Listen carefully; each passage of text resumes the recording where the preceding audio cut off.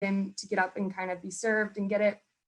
And I also placed some bar seating and a coffee station throughout. And then I created a patio where you can have overflow dining and people kind of sit outside and enjoy the nice weather. It's shaded because it's on the north side of the building, so they don't receive too much sunlight. Behind the welcome desk, I created a technology lounge, and I saw this as a way to kind of create a place downstairs that if people are going to the clinic upstairs, they could kind of sit and wait if they weren't necessarily sick and wanted to kind of enjoy the community space and be involved downstairs. But at the same time, this could be a place anyone in the community could come and use a computer or a printer or a tablet, kind of like going to the library and using a computer there. You could go here and have access to things online that you need. And then the community commercial kitchen, I have seating at all of the counters because it kind of becomes a teaching kitchen for cooking classes. I know one thing we talked about is that if people in the community have the ability to kind of share a recipe or a healthy lifestyle kind of idea with cooking, they could do a class like that. So I created a space for that, as well as a chef's office and walk-in cold storage and a large pantry with doors that access the back side of the building that heads to Head Start. That way there's easy access for people to bring in food.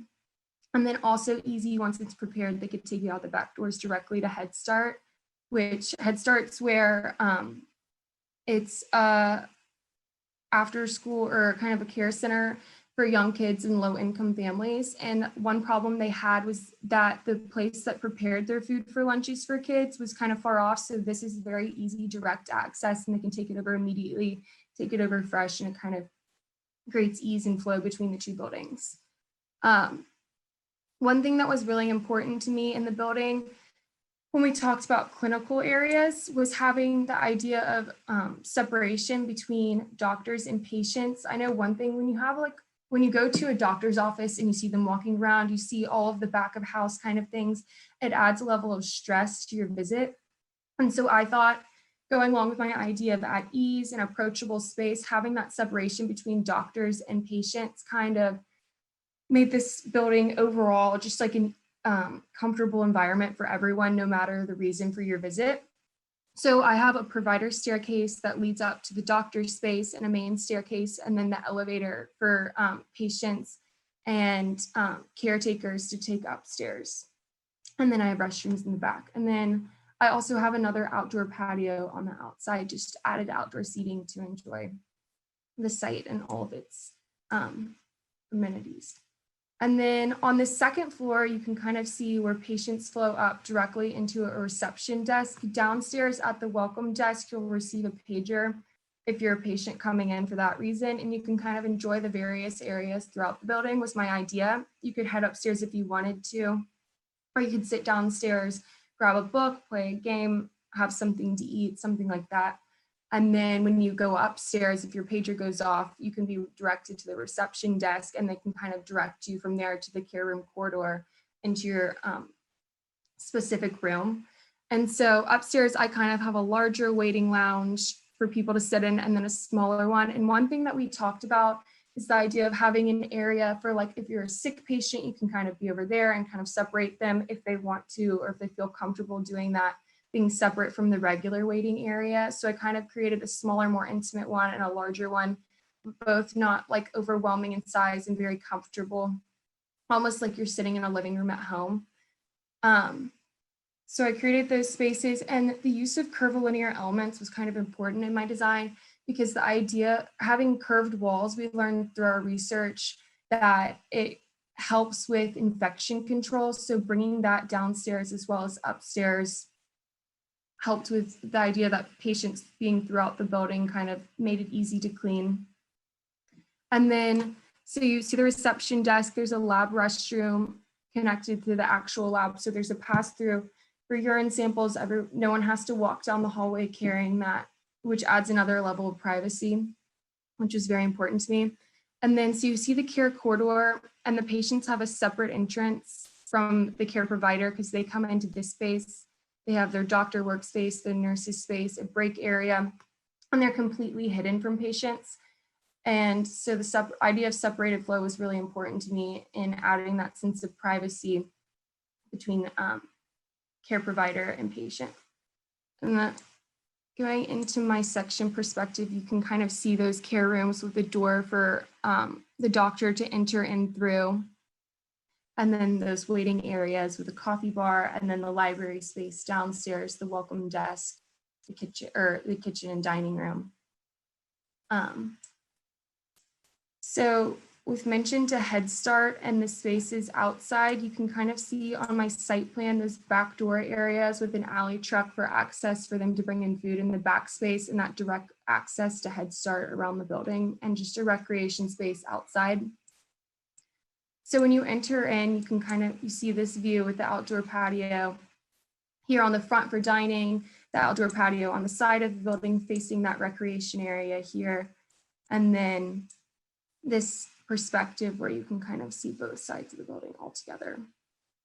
And then, so going into my first floor, there's just views throughout of the welcome desk. I liked the idea of having this curved paneling kind of wrapping around people, following that as flow throughout the space. And again, with the curvilinear elements, helping with infection control, but also the idea of just adding a modern touch while using very warm materials to kind of recognize the people of Taylor and what would be comfortable to them. I used limestone throughout, Texas limestone from San Antonio was the one that I used as inspiration to kind of acknowledge that as well.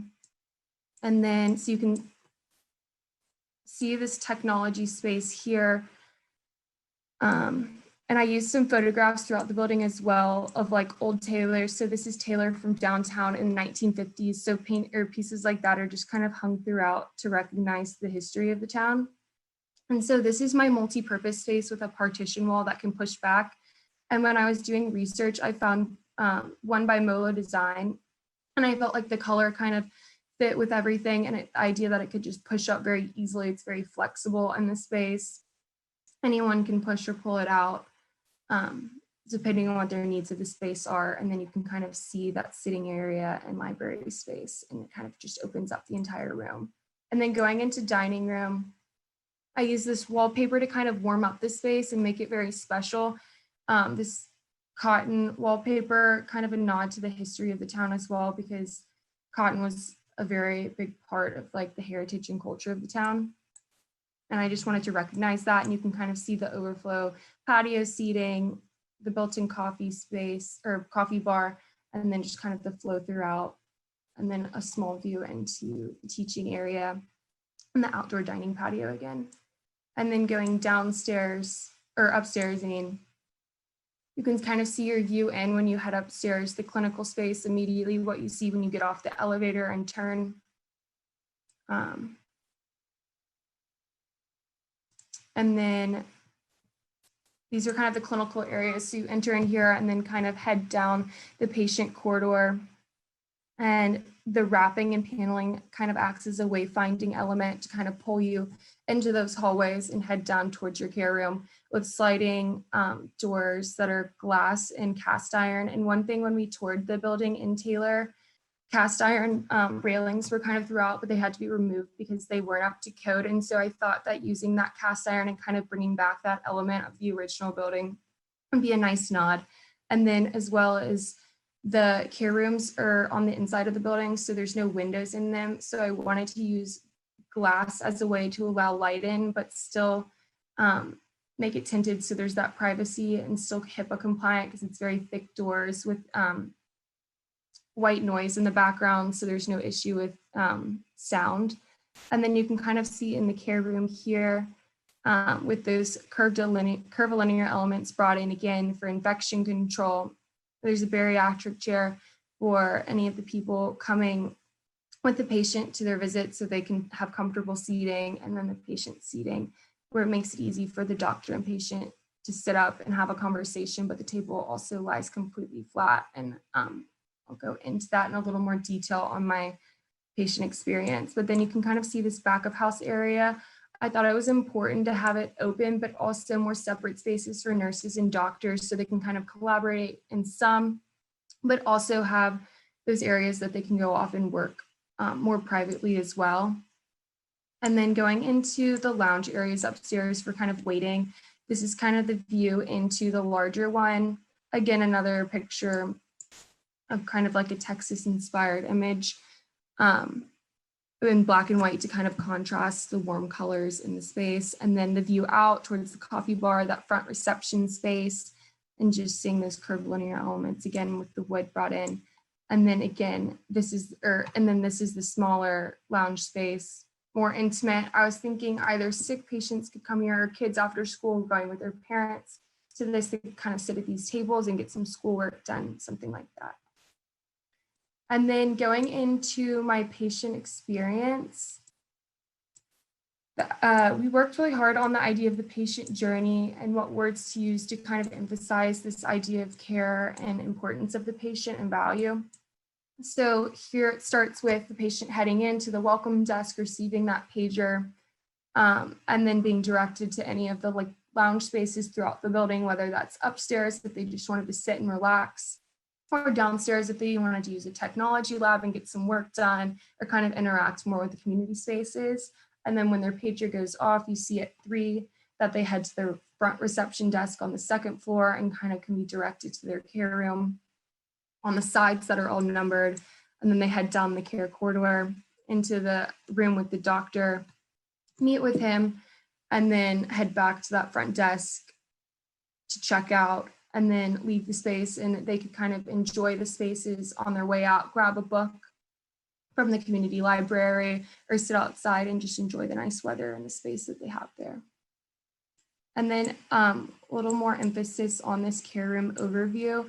I kind of pulled out important elements that I included. So one thing that we toured the Dell Medical Center. And so one thing that they did is they have monitors in all of the care rooms so that there's transparency between what the doctor is typing and what the patient's seeing. So having that placed on this cabinet area, the patient can see it, the caretaker of the patient can see it, the doctor can type, and everyone can kind of see what they're taking notes on and correct them if they're wrong.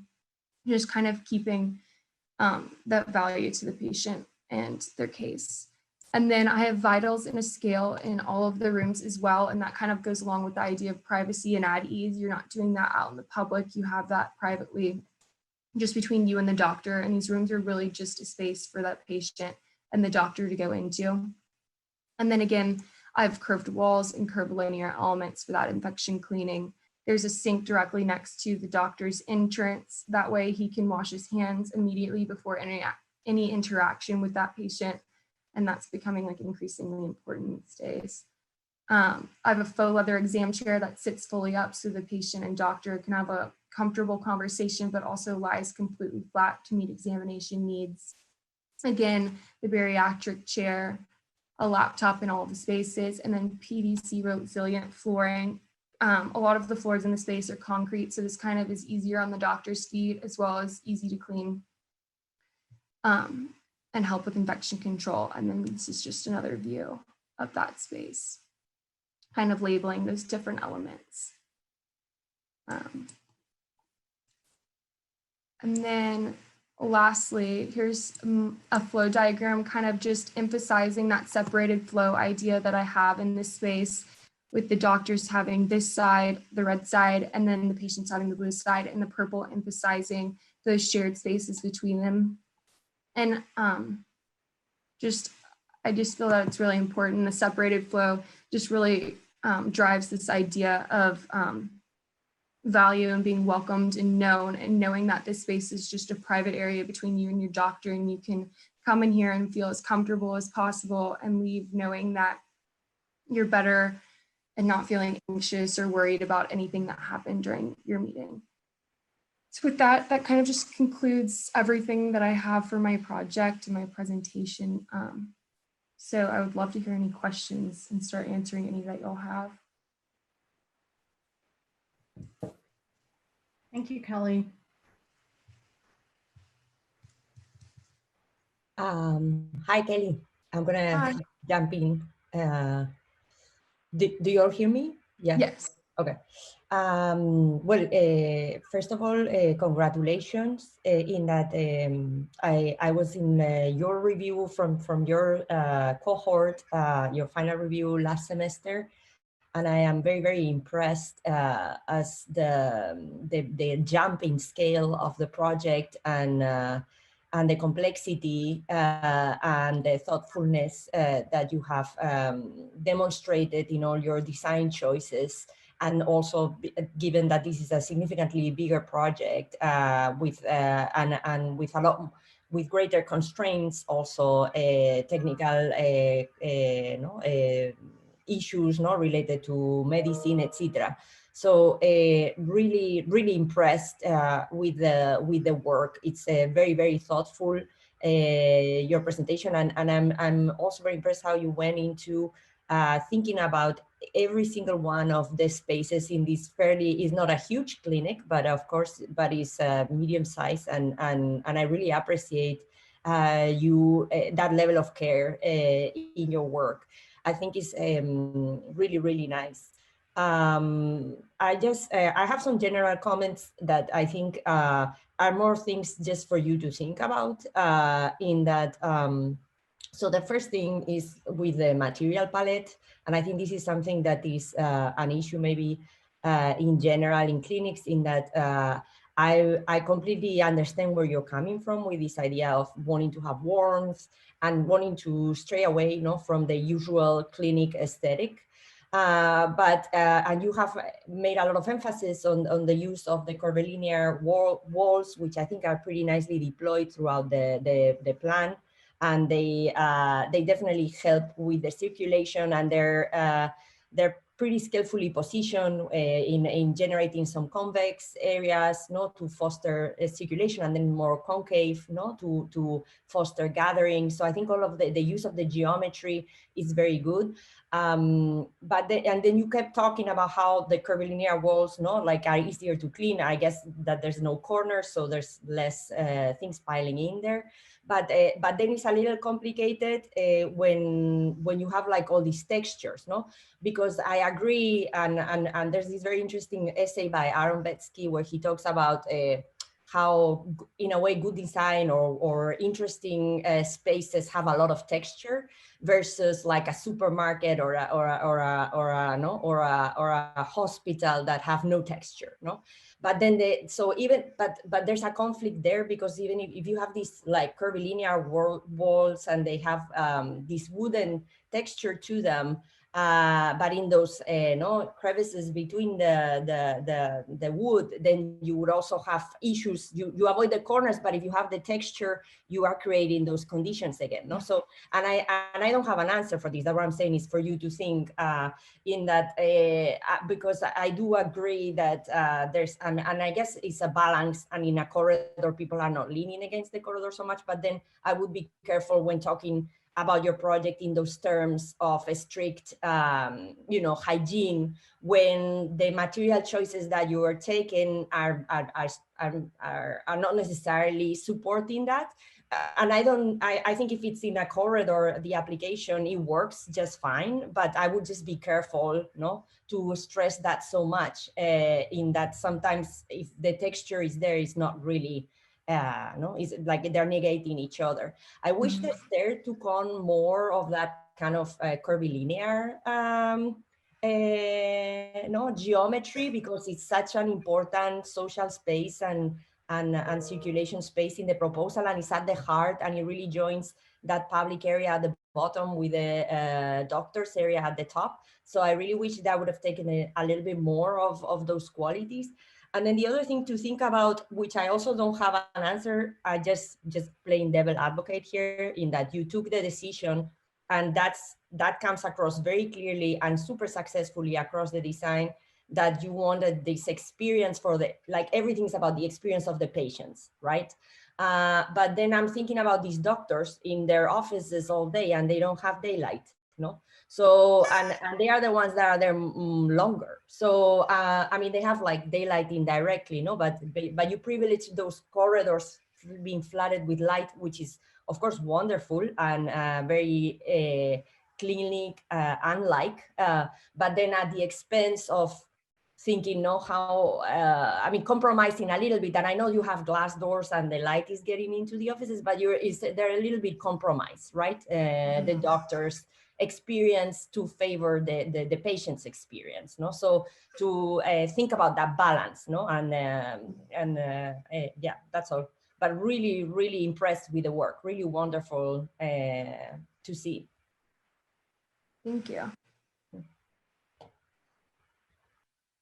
Yeah, I'll piggyback on that a little bit. I think I would echo all of Nureya's comments about the sort of breadth of your project and the depth in which you examined all the spaces.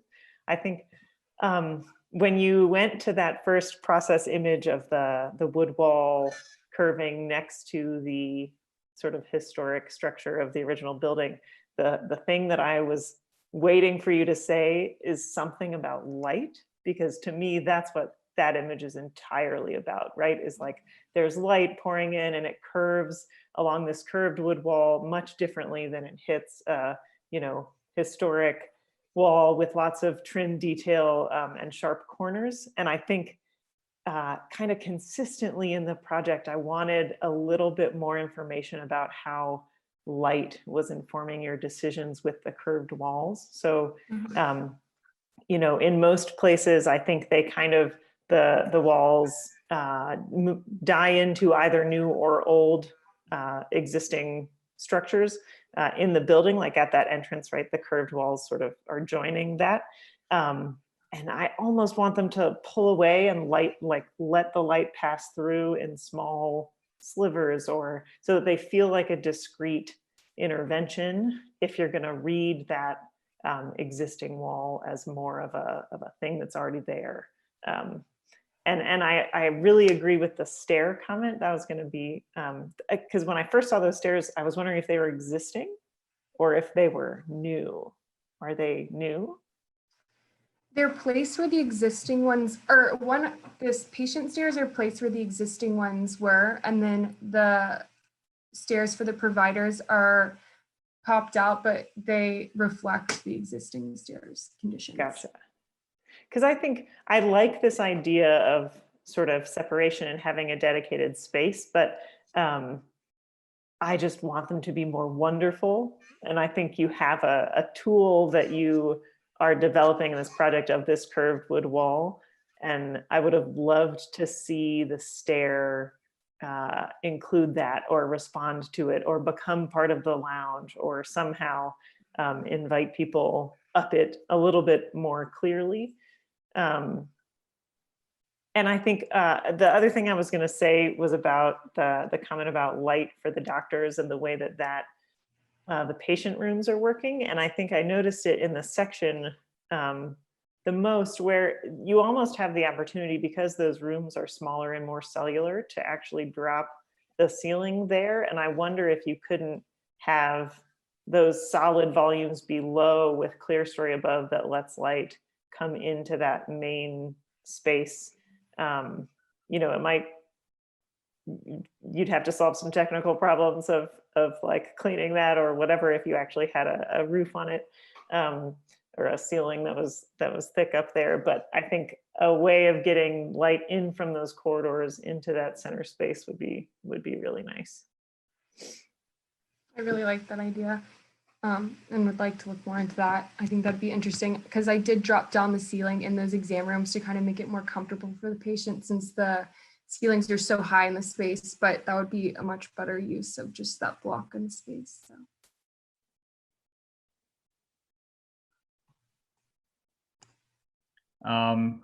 Kelly, first of all, very good job. I really don't know where to start. I was taking a lot of notes. There was just so much in this project that I have no idea how you guys started to get to this point. It's just, there's a lot of details in this, and I'm kind of surprised by how much time you put on this. It's obvious that you really put a lot of time into really detailing all these spaces.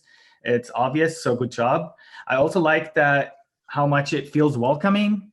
It really represented well with your perspectives. It feels welcoming because it feels warm, and I can get this a small town feel in it, and I really like it. So good job. I have a question though. How do you, so when people coming in this space, do you think they will be led, like is there someone telling them where to go, or do they have to find their way on their own? How do you see that happening? With the large front welcome desk, I kind of thought that would be kind of the first place that people enter into. And obviously the receptionist can kind of give the pager for the patient to use throughout the space, but that they can also kind of direct seniors throughout, direct people to the commercial kitchen or just wherever they're going. So I kind of thought whoever's at that front desk could kind of direct them throughout. Right. Yeah, that is a good idea. I just think that that could have been an aspect you could have hit on a little bit, which is wayfinding. I know you kind of mentioned a little bit with the geometries, but more about, you might get someone just going in on by their own and they want to find their way or go from one location to another. And I was trying to get that out from your perspectives, even, and I was a little bit not understanding it, how people will understand where to go, especially that all the spaces have the same feel to them. Which is good. I mean, that could have been intentional by you, because I mean, it's all the same concept at the end of the day. But I would have wanted a little bit to see how, if people would know if they're in the right place, how to get from one place to another, just the whole way finding thing, how, just to hit on, which could have been done with maybe a little bit of different materials or textures, a change of color, even the use of lighting, which I did not see much. I saw it in some places, but I didn't see much lighting applied inside the space, which could have been a very important part of your design too. And I'm curious about something. If, let's say I'm that client and I'm telling you, why are you using that many curves? You're wasting a lot of my spaces. I could have added more chairs. So, there's no wrong answer to this. I'm just, you're selling me this. Like, what would you tell me? How would you justify the use of all these curves?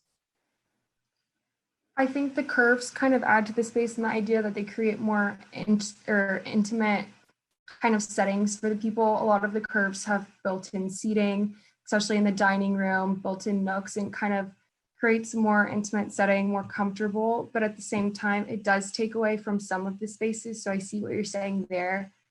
But I just felt that it was very intentional and where they were placed. And so it made sense to me, and the idea that it just kind of created it created seating at the same time as taking away spaces. So it added something to while still taking away something. But I felt like it was a balance in between the two. I personally like them a lot. And I loved how you used them, not just as, it doesn't really look like something you bought in place. It does really look like part of the space. So I like them, especially when there's seating attached to them.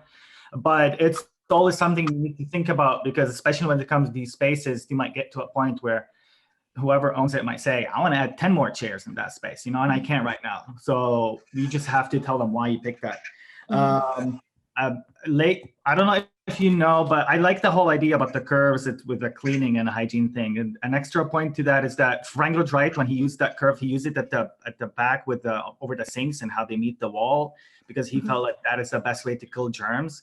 So when I was looking at your spaces, especially in the exam rooms, I would want to see that detail too, not just in the front of it, but how that counter meets the wall. That would be a beautiful detail to add along with that hygiene. At the end, I loved how you presented it. Good job. Your rendering, your graphic skills are beautiful, and congratulations. Thank you. Hey, Kelly, I have a couple quick comments. I think that you did a really nice job. And again, I agree with everything that's been said by the other reviewers. So I'll kind of just touch on a couple technical things. I think you did a really nice job too, pulling in some aspects of kind of being Texas and place-based without being, kind of overly kitschy Texas. I think I really appreciated that part as well. Kind of the two technical things to think about with your second story. So when you think about this idea of juxtapositioning old with new, and then also thinking about healthcare, a lot of times you'll see that there's an effort to give patients access to windows and what's called kind of positive distractions. And so specifically thinking in the upper left-hand corner of your waiting area where you have that nice kind of curved form that blocks the window view.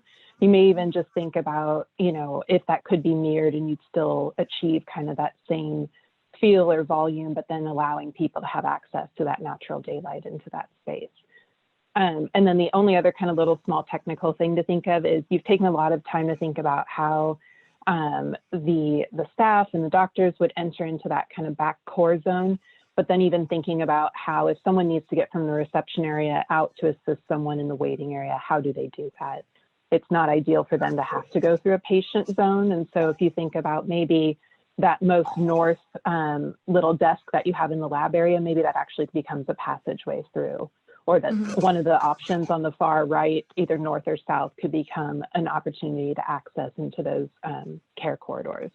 But other than that, I think, again, you did a really nice job. There's a lot of detail and cohesiveness in the way you developed the first floor to the second floor and presented it. So thank you. Thank you. Thank you, Kelly, and thank you to all of our reviewers for your very insightful comments. We're going to keep moving just for the sake of time.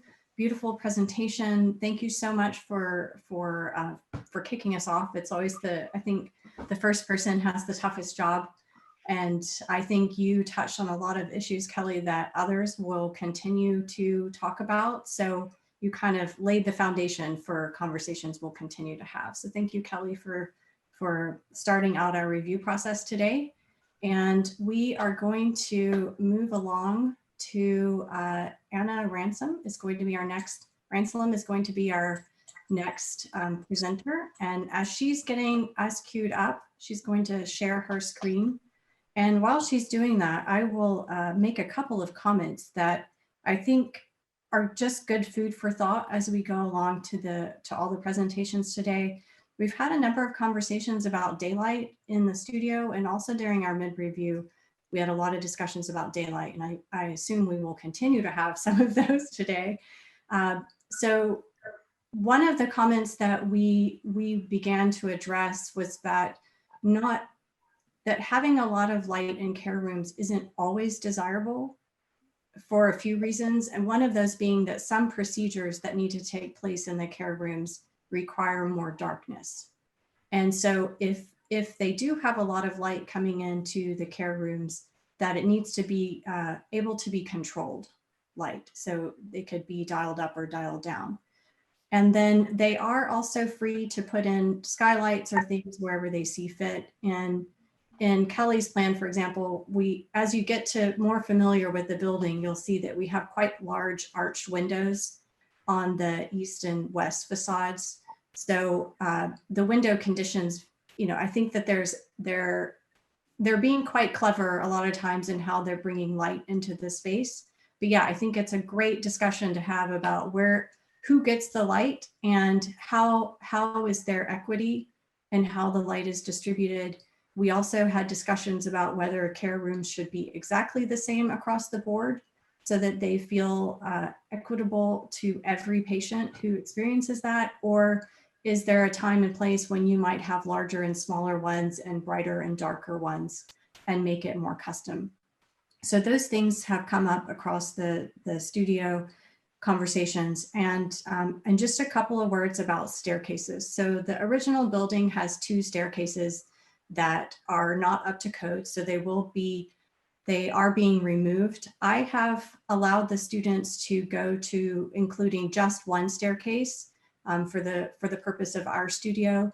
Code, we're sort of borderline on occupancy. Code would really require for occupancy to have 2 staircases. So, egress is certainly an issue. With this being a second-year studio, we're focusing on one staircase and 1 means of egress. So that might be something just to keep in mind. Kelly's had 2 stairs, but a lot of the others you'll see will have a single staircase. Okay, all right, Anna, we're gonna let you take it from here, and you're in presentation mode, I think, and we'll let you go from here. Okay, thank you. I'm Anna, and I was really excited for this project because going out and seeing Taylor, it was a very small town feel, and it seemed like they were a close-knit community, and we could kind of feel that when we went downtown. And I really wanted to pull in some of those aspects of like the surrounding country and make them feel very welcome.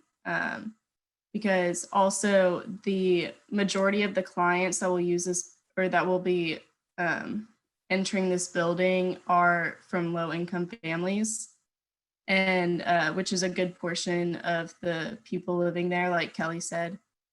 And so I really wanted to pull in a lot of colors and art that would make them feel comfortable and would seem familiar to them, so they don't feel like they're stepping into a completely foreign space, especially since a lot of the people going there are going there for healthcare, which is kind of scary at times anyway. So I wanted to make them feel as comfortable as possible. So I wanted to pull in a lot of imagery from their surrounding areas, like the lakes and animals and bluebonnets. And I tried not to be I didn't want to be too cheesy with it, but I wanted to use, my main color palette was kind of yellows, a little orange, and blues. And blues I felt like made people feel very calm. And so I wanted to bring the calm aspect, but also not make them feel sad. So I wanted to bring in a lot of yellows and happy tones as well. And so my first floor is a little warmer in terms of tones, and then my second floor is a little cooler because the second floor is the medical area. It's where the clinic is located. So I really wanted that calm aspect to be shown in the second floor. And so when you enter, you're on this kind of center corridor, which it's not closed off, but I wanted with wayfinding to make the material different. So I used Texas honed limestone on the second floor and the first floor for the corridors. And then I wanted to be a little warmer and bring in southern yellow pine for the two main rooms on the first floor, and then carpet on the second floor for the waiting areas. And so for my first floor, you enter here and you are immediately seeing this reception help desk, and it's circular and it's right in the center. So if you don't know where to go, you can go immediately to them. And if you're there to see a doctor, they will direct you up the stairs right here or to the elevator, which is also right next to each other. And I wanted to make wayfinding easy, like I said, with the materials and the changes of materials. And I also wanted to make it interesting when you first walked in. And so artwork was a big portion of my project, and I wanted some more interesting artwork to make people kind of think. So it's not just traditional like images on a wall in a frame. And so behind the center help desk on the first floor, there's this big glass wall, and it actually has a space behind it. So if you're trying to get from this room to somewhere over here and don't want to walk like right by the reception desk, you can walk behind it. You can see there's a person behind it. So it's a little transparent. And I also wanted it to have a lighting effect, and just, I wanted my artwork to be very interesting and make the people looking at it kind of think. And so you can see, and this is the dining area for the seniors that will be served meals from Meals on Wheels. And this, I made kind of a wallpaper with this yellow rose, which I wanted to incorporate the yellow rose of Texas, but make it a little more interesting when they look at it. And I also wanted to incorporate other bluebonnet aspects, but make it more abstract. And so down here is the community space. And I wanted it to feel kind of like a living room so that you feel very welcome. You can come in, sit down, grab a book, do some work. And you see this big gallery wall, which has a lot of imagery of Taylor and history, like the historic Taylor and some animals, and just make them feel at home. And but then right next to it is this big glass wall that has an abstract version of Bluebonnets printed on it. And you can see the staircase behind it, which is, it's a floating staircase.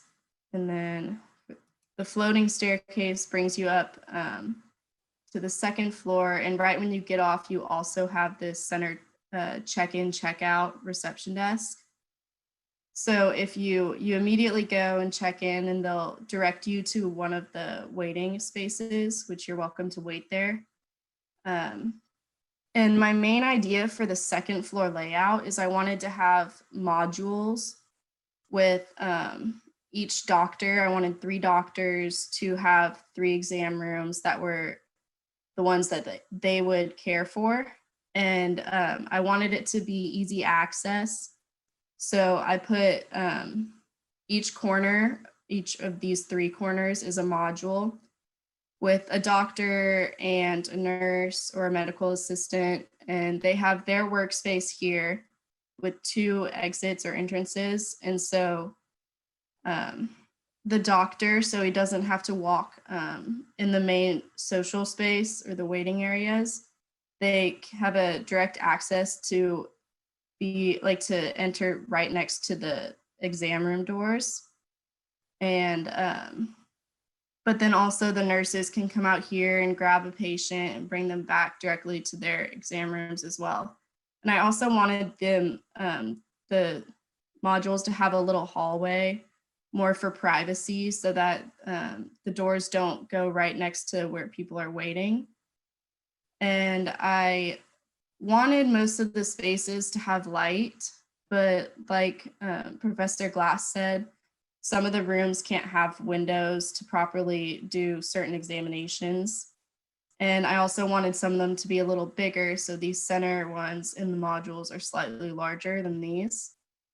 And I also wanted the doctor's spaces, like their offices, to have a lot of daylight, because they are working there all day long. And I think it's important that they can see outside, and I think it makes them happier. And so I also have a large staff lounge where they can eat lunch. There's a fridge and a coffee bar, and a space with a TV if they're on break. And so this is kind of the other module of the staff lounge. And then we also have the bathroom, which is right next to the lab. So I imagine there being some sort of box that they place their tests in, so that the doctors don't have to go out and into the bathroom and then come back out with the sample. And so I wanted that to be adjacent to each other. And then I have a little bit of additional seating over here as well. And I also really enjoyed the outdoor, on the original shell, there were these beautiful arches that were on either end of the building. And so I really wanted to incorporate that and tie that into my second floor. So I have where the existing columns were, this series of arches that mimic the shape of the outside arch. And so I really wanted to tie in that aspect to really respect the original building. And I wanted it to also help with the wayfinding of the center corridor. And so I have these. And then I also wanted to bring in some artwork of lakes that are around the area. And these are mostly in the Austin area. And I wanted them to act kind of like a wallpaper as well. So the image extends over the hallway where the exam room doors are.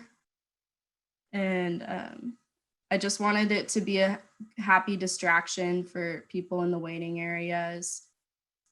And then this is a section view, so you can see how the art extends over. And then in the hallway, it's a drop ceiling. And then the floating stair is right behind this glass wall. And so I really just wanted there to be plenty of art throughout to really engage the people that are there. And then for my patient journey, I imagine that when they first walk in, they go to the first floor reception desk, and they can direct them to where they need to go if they're a senior and they're getting dinner, or if they're a patient, they need to go upstairs. And then if they do go upstairs for the patient, they check in here, which is the same place where they'll check out. And it's also right next to the stairs and the elevator. And then the waiting lounge, and then the nurse can come get you and bring you into your exam room, where I also wanted some happy distractions. So I imagined there being like kind of happy pictures of horses and maybe other animals, but I really like horses. And so they can look at that while they're waiting, or just think about it. And I wanted them to be kind of goofy pictures to lighten the mood in the room as well. And then if they, after they check out, they don't immediately want to leave, they're welcome to hang out in the community space. There is some books like on a bookshelf and different spaces for you to do work or just gather. And then most of my exam rooms are 10 by 10, but some of them are, I think 11 by 11. And I wanted there to be the least amount of medical equipment that is visual to the patient as possible. So I tried to, I'm not sure if this is enough storage, but I want these desks to have a lot of storage underneath them so that they can keep a lot of stuff down there. And so they only need to pull out what they need, and the patient doesn't have to view a lot of other medical equipment that would make them nervous. And then I also wanted the sink to be the first thing for the provider to interact with when they walked in. And I also tried to place it so that the doctor doesn't immediately have to turn their back to the patient right when they walk in. So they walk in and they can still turn their head and wash their hands and interact with the patient. And I chose vinyl flooring that is seamless for easy cleaning and sanitation, as well as faux leather for the patient chairs to also be able to easily wipe down. And these chairs fully recline to be flat, but they can also recline up to be like a normal chair so that it feels natural and easy between the patient and the doctor when they're conversing. And I also have a bariatric chair for their caretakers if they have anyone with them to sit in the room with them. Anna, I'm going to stop you there, because if we don't stop, we won't have time for the reviewers to comment. So thank you so much for sharing your project with us. And I'm going to open it up to comments now. Okay, thanks.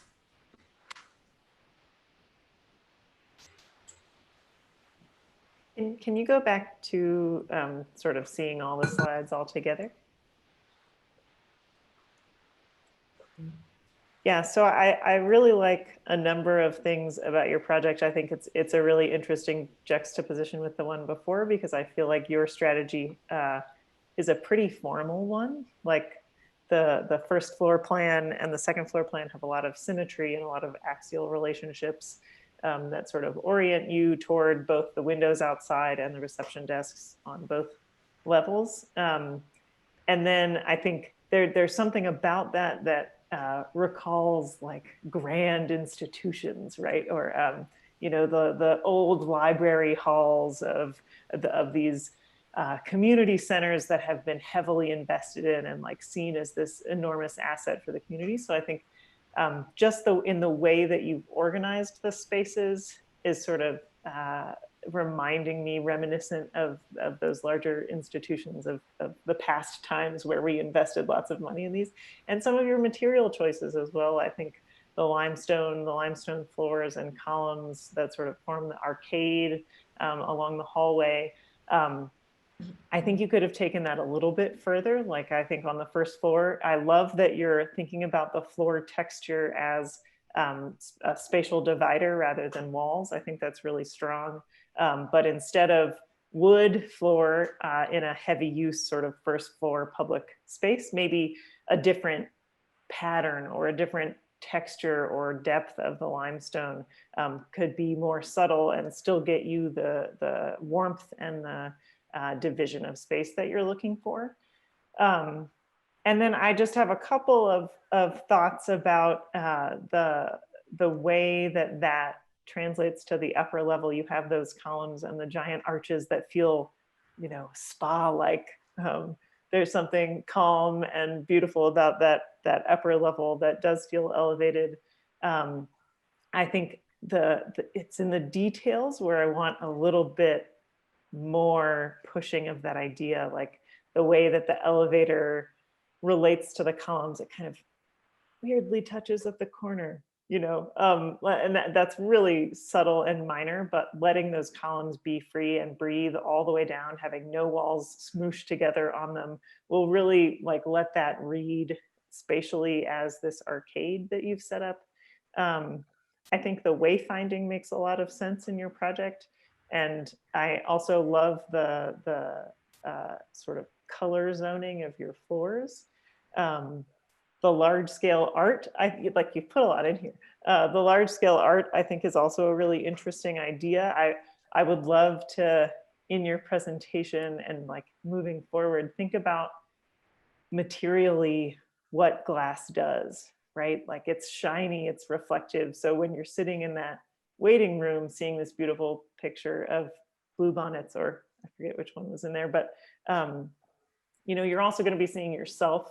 You're going to be seeing the light reflected from the window, which I really appreciate that your rendering shows. But glass has a tendency to layer images on top of each other. And I think that could be a strong thing to think about and talk about materially, if that's something that you're interested in. All right, thank you. I totally agree to Claire's comments. I think in some repeat some of the things in that I think when she was saying, well, first of all, I think the organization is really, I think it works really well in plan. I think the way that you have distributed all these programs is very, very thoughtful and is working programmatically, is working really well. Also in terms of orienting yourselves within the building, etc. It's really clear. And it really works. Also the spaces for the doctors, etc. I think that's all really good. And then also, I really appreciate how you've tried to think about all these different treatments of the surfaces in the building. But I think at some point, I think a little bit of editing maybe would have reinforced some of those design decisions that I feel right now in some cases can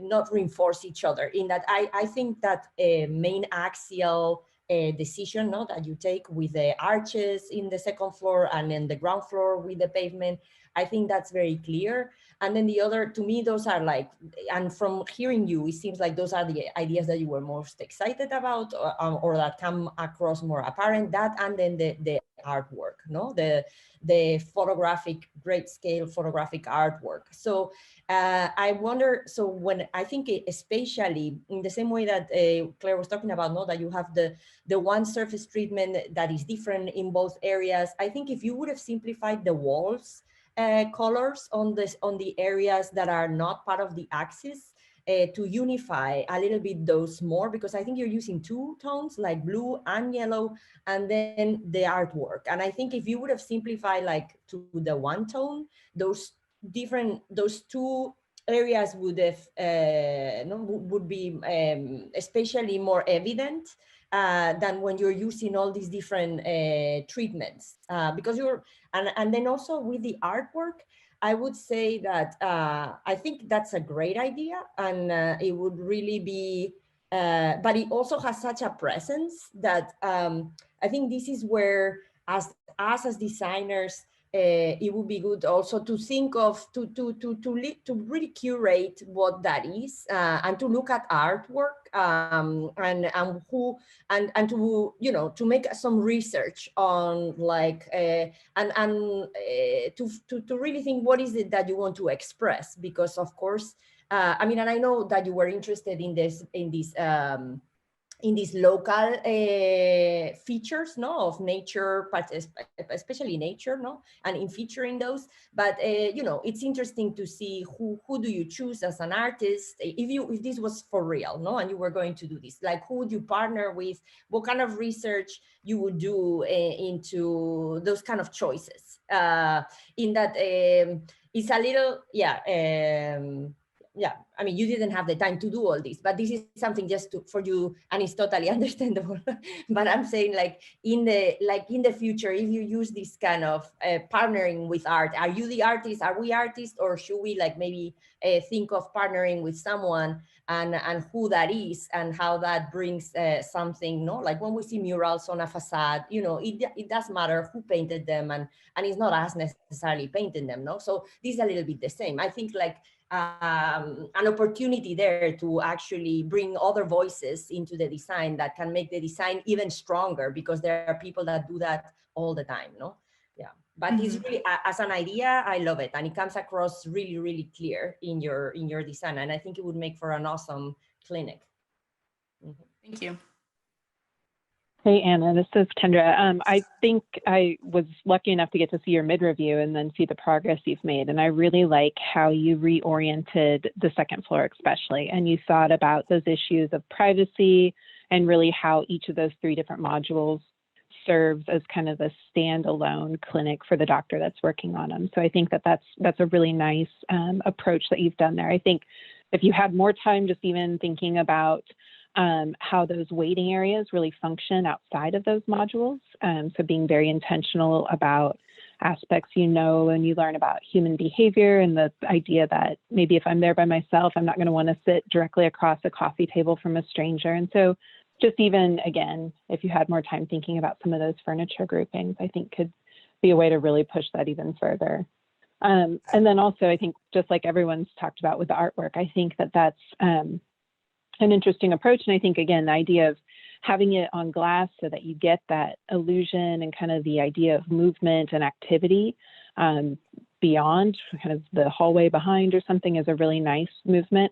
The other thing you might think about that is the scalability of, like, the graphics or the images, and that might also come in if you have more time to do research on maybe local or regional artists. So again, I'm looking at, like, your first floor renderings, and you know, yes, you might experience the full image when you're standing back kind of at the entry, but oftentimes you're going to be up closer to it, or you're only walking by part of it when you're going up the stairs. So even thinking about kind of what is that image made up of? Is it smaller little pixels that play off that idea of fun, like you had the horses in the exam room, you know, just even pushing that further so that it's not just maybe kind of static photographs that are printed onto art, but it becomes something a little bit more interactive or engaging as people are moving around it. But I think you did a really nice job again, and pushed a lot of the comments and a lot of effort from the mid-review. So well done. Thank you so much. Anna, I won't take long. I think we have to move forward, but it's quite obvious all the dedication you really spent on this. I like how you know, you started with your mood board, and the amount of, you know, time and details you put into your material selection, and then how you apply them. It's very clear for me when I look at them, even from distance like this. I can tell, you know, that this is a different floor, and you're trying to do a different mood in it, and it works really well. I really like how clear and open the space is. I think there's something calming about it when someone enters that space, and they're not really in hallways, but everything is very clear. They have, you know, a reception desk right in front of them. They won't feel lost, even though they might be lost, yet they don't feel lost. You know, that it just give them that sense of safety in a way in such a big open space. So I like that. Good job with that. Couple of things. I think you guys had the option of putting the elevator in whatever you want, right? Or was that the place? Yeah. So I think there's two areas. I don't think he spent a lot of time on them, which is fine, which is the staircase and the elevator. I just think that the stairs, I think you, like, as good as you did that reception desk, I think that stairs could have been a very nice monumental thing inside that space, rather than just you know, something in the behind us that people just don't notice that much. I think could have been a nice, beautiful staircase, as beautiful as all these murals you have and all these colors. That could have been a nice element inside that space. At the same time, I think the elevator, that might have been the last minute decision. You just placed it there because it kind of works on the first floor. On the second floor, I'm looking at it and I'm feeling, you know, there's a lot of wasted space and just sitting there like a tiny room in the middle there that could have been worked better. Maybe at the beginning, maybe just the way you started with this project, could have probably started thinking really about that elevator. Couple things to end this. I'm not going to talk about the murals or the artwork on the walls, but I want to talk about the horses or whatever in the exam rooms. Not everyone feels comfortable looking at animals, feel maybe, you know, like feel better looking at horses or whatever. What I would have done, maybe put a screen and let people choose. If they want to turn it off, they can. If they want to change animal, they can. Some people like cats, some people like fields, some people like sunsets, you know, so maybe that could have been something, especially if you have a kid, that could have been something that works better than picking what they have to look at. You know, it's just an idea. And finally, no one knows the project better than you. So whenever you're talking about something, don't say, I think. Just be precise about it and say, this is what's going to happen. And I know this is what this space does. And just advice, not just for you, for everyone. Other than that, good job and congratulations. Thank you so much. Great. All right. Thank you, Anna. Lots and lots of work went into this over the semester. And I know that this has been a very challenging semester for you, especially. So thank you for working so hard and for taking all of your reviewer comments from mid-review on board. And yeah, I think the art came a little late in the sort of evolution of your project, but even in that short period of time, I think it came a long way. So thank you for all of that. We are going to move on to, I believe we have Olivia next. So I'm going to let Olivia jump in here. Okay, give me one moment while I share my screen.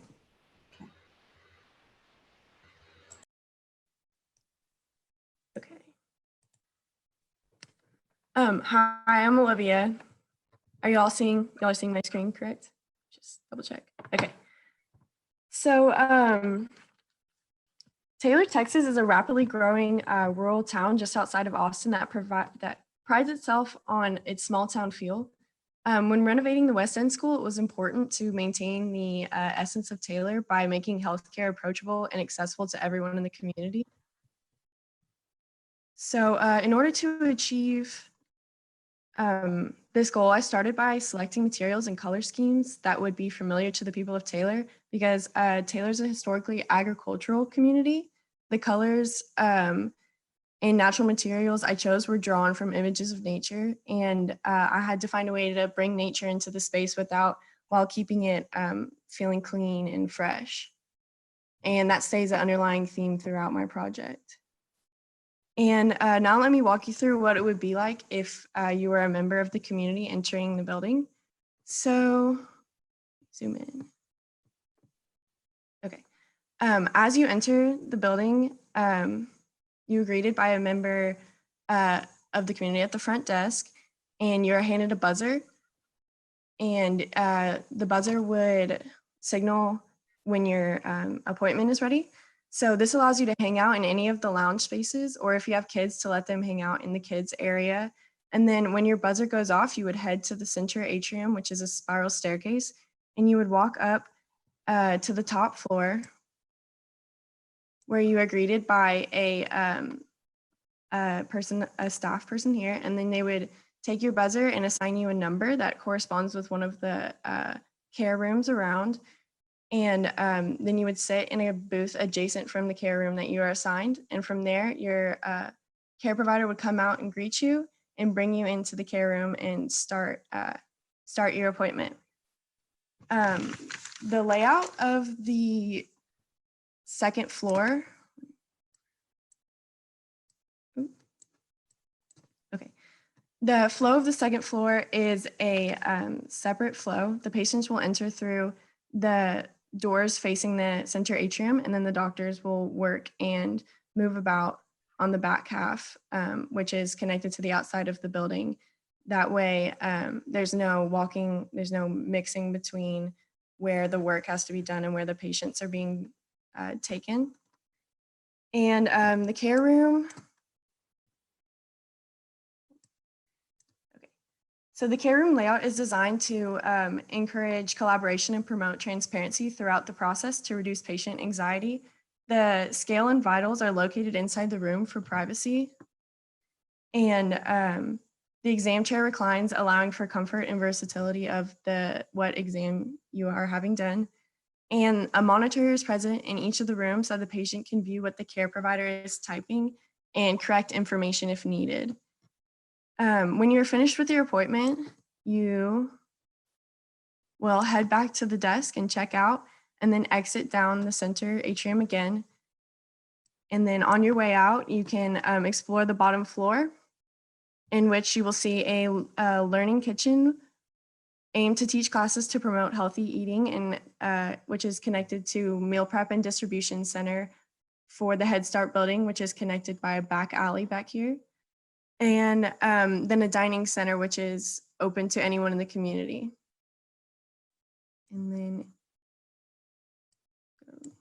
so here's some views of the rooms that I was describing. So this would be the entrance. As you enter here, here's the desk.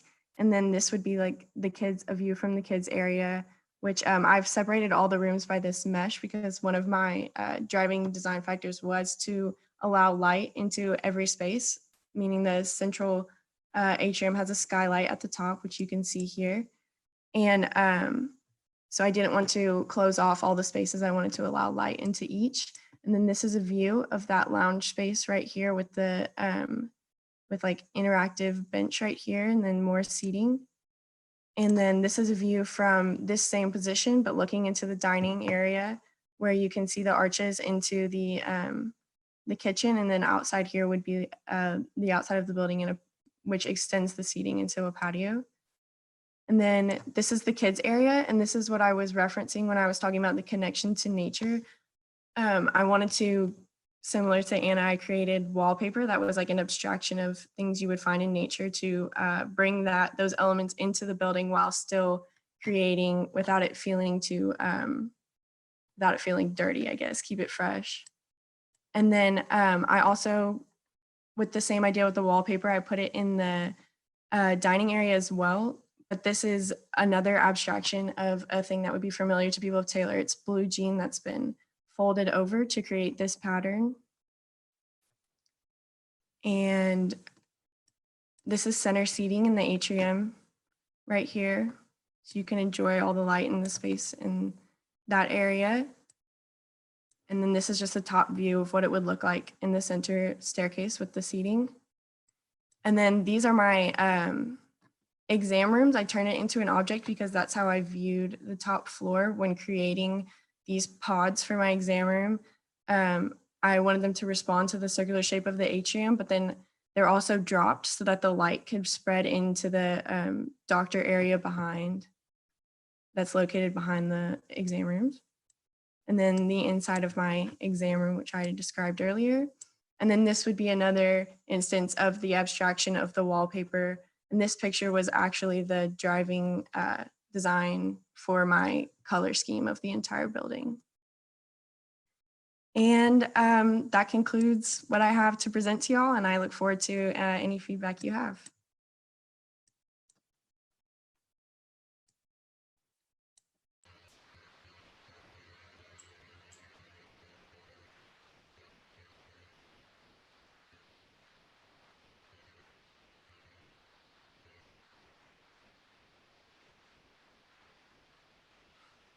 I think, I mean, I can start. I think, again, it's very resolved, the project, no? And it works very well. I think this one seems that, I don't know, as a first impression, of course, we are only seeing this project for the first time in 10 minutes, but the aesthetically, I feel like if it's quite harmonic. It's like and it seems like you have reduced the palette of choices to a point where things are blending into each other and working quite well together.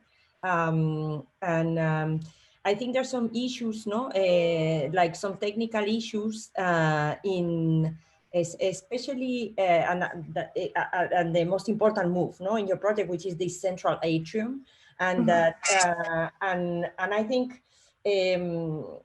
And I think that's a great spatial feature, that this double height space that joins the two worlds, the very public floor, first floor, and the clinic at the top, and that helps also orient yourselves and anchors the intervention. But then you need to really flesh it out in that staircase, no, is a little too narrow. Two people would really not be able to circulate, and this is a public building, so you cannot have a stair that only, what is the width of the stair? It looks really narrow. I think you're right. I think I made it to be one person. Yeah, but it's a public building, so people, but all of this is to say, great idea, but then like flesh out the resolution, no? Like, so you need to make it work. It's so important that it's such a, and it is such a great design proposition, no? It works really well. And I do think you have the space. You're a bit tight, but we can see in the upper floor, I mean, definitely in the ground floor you have it, you can squeeze things a little bit more. And then in the upper floor, it seems like you also actually have it, that you have the space to grow that staircase. So some massaging, no, of these features. And then because also at some point you have the column, no, like crashing in the stair. And then if it was already challenging for one person, then it becomes almost impossible, no? So this thing, I mean, then this is something very easy for you to fix before even you submit. And then when your portfolio, when people look at it, that's not distracting, because I think it's super accomplished project and it's looking really great. Congratulations. Thank you. Yeah, I would agree with Nerea on that. I think, most public staircases that you'll find in public community buildings get wider as they go down. They almost never get narrower, and that's for code reasons, but also just for generosity of kind of funneling people up into the upper levels. But I think it does a really good job. It's fascinating to see, the first three projects have such different sort of plan organization strategies, and this one is very much what I would call the avocado or the egg diagram, right? Where you have a center nucleus that anchors most of your program. It's the yolk or the pit, and then you've got the meat of the avocado and the skin around it that are organizing other programmatic elements. And I think diagrammatically that's clearest on the second floor, like it sort of radiates out from there.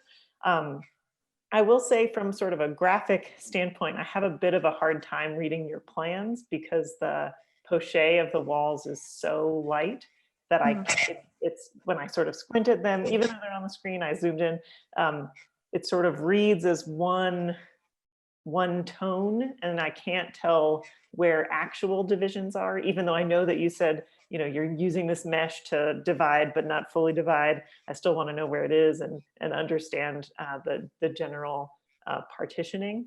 But when I got in there and kind of looked through it, I think there are opportunities on that lower level to use more of that radial organization that you have on that second floor that feels really strong, where there's a perimeter of enclosure around the staircase, and then you're using the edges that are formed between the enclosed space and the edge of the building as a place to occupy. And I think that's really strong on the second floor, and I would have loved to see a little bit more of it on the first level. I also have a graphic comment that applies to all three that we've seen so far, and I think I love the thumbnail renderings that everybody has shown, but I think I struggle a little bit with hierarchy. Like, what is your favorite space? And then make that image or rendering the biggest so that I know, what did you spend the most time thinking about? Was it the nature wallpaper, or was it this central stair? I I want to look at your graphics and understand what you care the most about. And even if the thumbnails are there as the supporting sort of storytelling element, I think it's really useful to have, you know, 1 or 2 renderings that let us see in a much bigger way. Like I'm imagining this physically on the wall, right? And I'm sitting back and I'm squinting at it. Like, what do you care most about? Because that helps me as a reviewer figure out kind of what to touch on in response. Thank you. Yeah, I think there's a lot of great graphics in here. And I think, again, I had to go to your mural page just to kind of dive in deeper. And so I think even helping us, and as you're thinking about putting this in your portfolio, maybe you do some sort of diagram that talks about kind of these levels of hierarchy and how you came up with kind of the zoning of how all these objects that sometimes seem a little competing are working within this space. So again, you have a strong existing building grid, and you've inserted a circle. So and then there's radial aspects. So I think even just kind of going back through and looking at the logic of how that all kind of hashed out as far as placement could be useful for inserting into your portfolio. And then one question I have, and I may have just missed your explanation for this, but on the second floor in your little, in the actual exam rooms, it looks like you have this kind of undulating wall against the kind of the patient back. What's that material?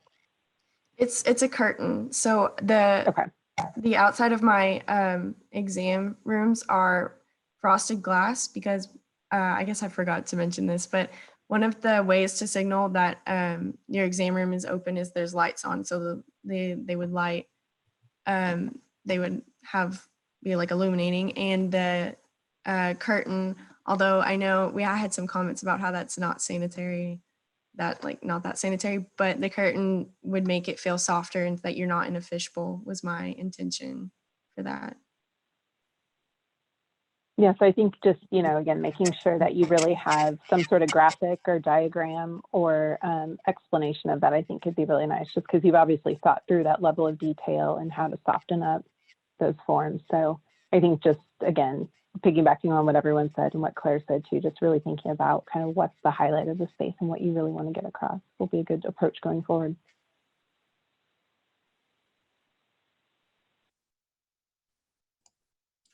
Olivia, I really enjoyed looking at these spaces. I think you from the beginning you had a specific idea what you wanted to do, and you did it. I think because looking at these perspectives, I think you already from the beginning you knew exactly how you want things to look like from the entrance, how you wanted things to look like when you're sitting there, and you did a good job doing these things.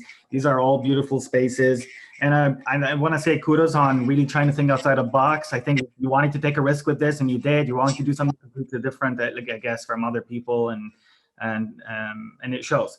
One thing that I just want to talk about, and I want you to be just careful with these things, is that this space gives me the feeling of an exhibition kind of a thing. It's just when I'm looking at these perspectives, I just want to remove everything, installation arts and stuff on it, and just enjoy it. Which kind of, I don't know how much that could work with that community feel of a space that you want to do in small town. So when you're thinking about spaces like that, as much as beautiful they can be, I would go back and think who's visiting that space, who's using that space, because you don't want to get at the end people who are coming in and looking at it like, can I sit? Am I allowed to touch this? They're just they don't feel that comfortable. It's beautiful, but you want it to work. You want it to be used. So at the end, just think back, who's using my space? Just to get what they're paying you for that space. I'm confused about something. Why is it all white, that ceiling in the second floor? I'm like in the one right above the exam room, the perspective. Yeah, that one. It's because I made like the exam rooms in the center, like detached it from the building and made it like an object, because that's how I was like viewing my approach to the second floor. So okay. It's not. It's clip. I told her to do that, George. I thought it's all backlit. I was like, whoa, this is too much light in that space. No, it's okay. Yeah, I was just confused about that. Anyways, that's all I have to say. Good job. Thank you. Thank you, everyone, for all of your comments. Olivia, you committed pretty early on to this scheme, and you fought the battle all the way till the end. So I appreciate you taking on a bold approach and just, and just sticking with it and doing your best to work out all of the different issues, because it's definitely a more challenging concept to flesh out than some of the other layouts. So I appreciate you sort of staying dedicated and staying the course. Okay, so we're gonna keep going, and I think Colin Wiles is next, waiting in the wings. So I'm gonna let Colin take over. Okay, great. Can y'all hear me and see my screen? Okay. So during this process of the Weston Elementary School remodel, I was touched by our visit to the site in Taylor. The location of the existing building reminded me of home and how I grew up right around the corner from my own elementary school. Memories of playing on the playground or playing soccer with family and friends led me to want to create a comfortable space for the community of Taylor.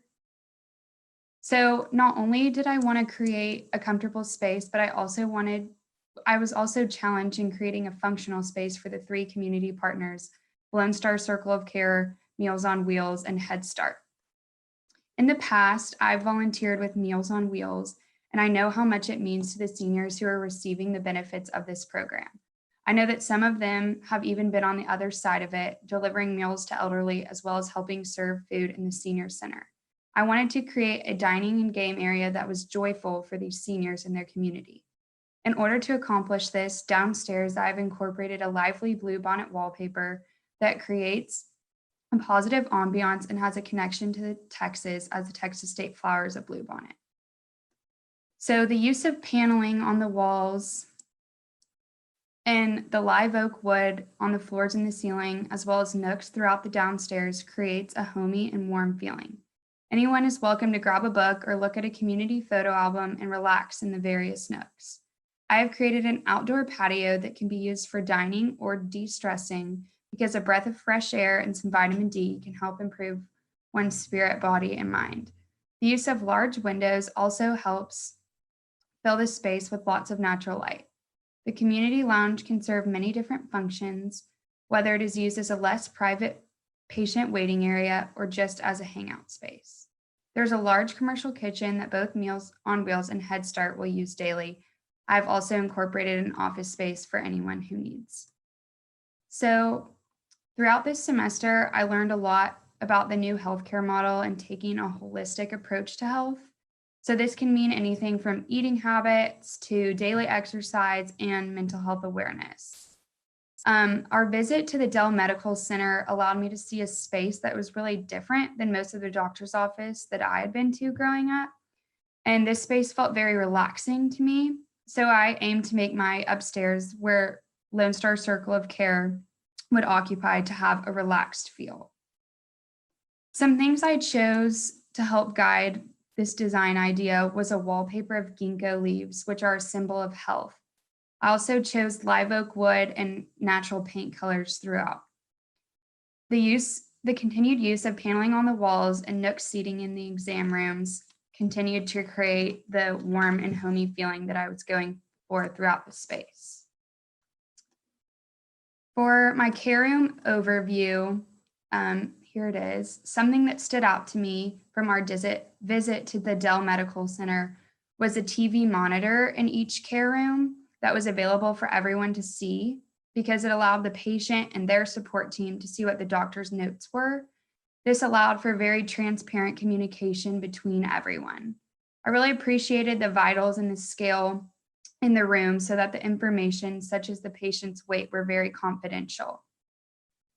This helps make the patient experience more personal.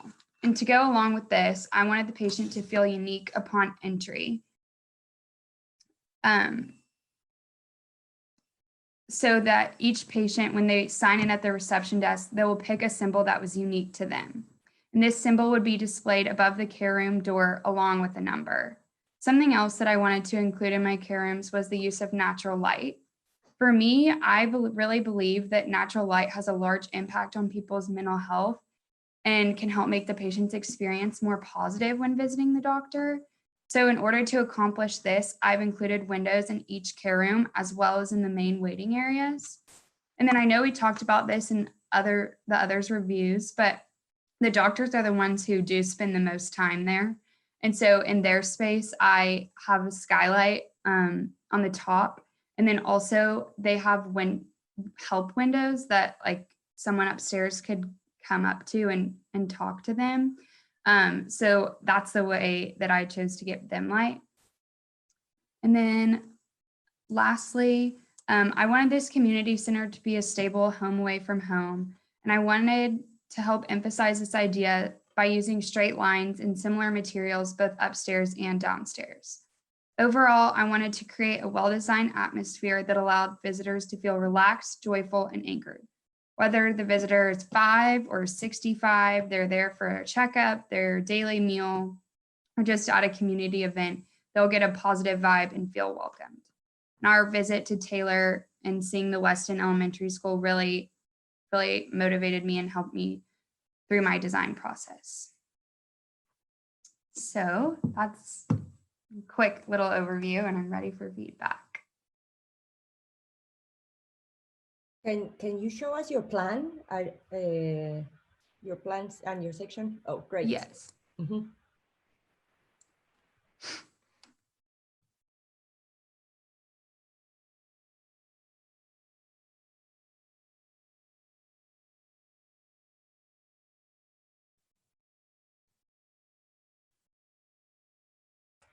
Do you want to walk us through it really quick? Like, so yes. Okay, so on the first floor, this is the reception desk. And in my patient journey, I can go to that in a second, but the patient would receive a buzzer here, and also they would pick a symbol that would be displayed above their door. And then I have the community lounge that can also be used as just kind of a larger waiting area for patients, or it can be used for meetings or whatever the community might need. And then I have in the dining space, I have a coffee counter, main serving line, and then doors that go to the outdoor patio. And then the commercial kitchen that also provides an entrance for the food delivery that can be taken to and from Head Start, or for the people that deliver Meals on Wheels to elderly people's homes. And restrooms and office space. And then upstairs, the stair and the elevator get out at the same place so that everyone has the same experience, no matter how they're traveling to the upstairs. And then I've created each exam room to be the same size. They're 10 by 11.5 feet. And they each have half of the outdoor window. And then I've created 3 waiting lounges, and then the doctor's office in the middle. And then the help desk that I was talking about on either corner of the doctor's offices, so that if a patient were to be upstairs and to get lost, that they could see a doctor and the doctor could help them through that. And then in the 4 corners, I have 3 private labs or phone booths for nurses and doctors, and then a restroom that can be used by anyone upstairs.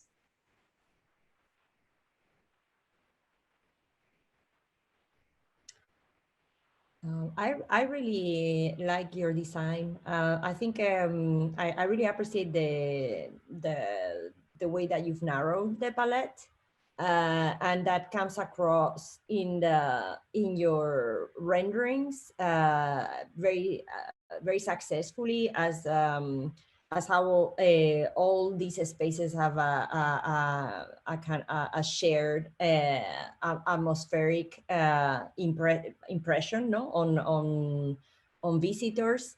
I think the project is modest in the use of geometry, etc. In like it's modest, but is effective. It's very effective. So I think that's work. You've made it work in a very nice way without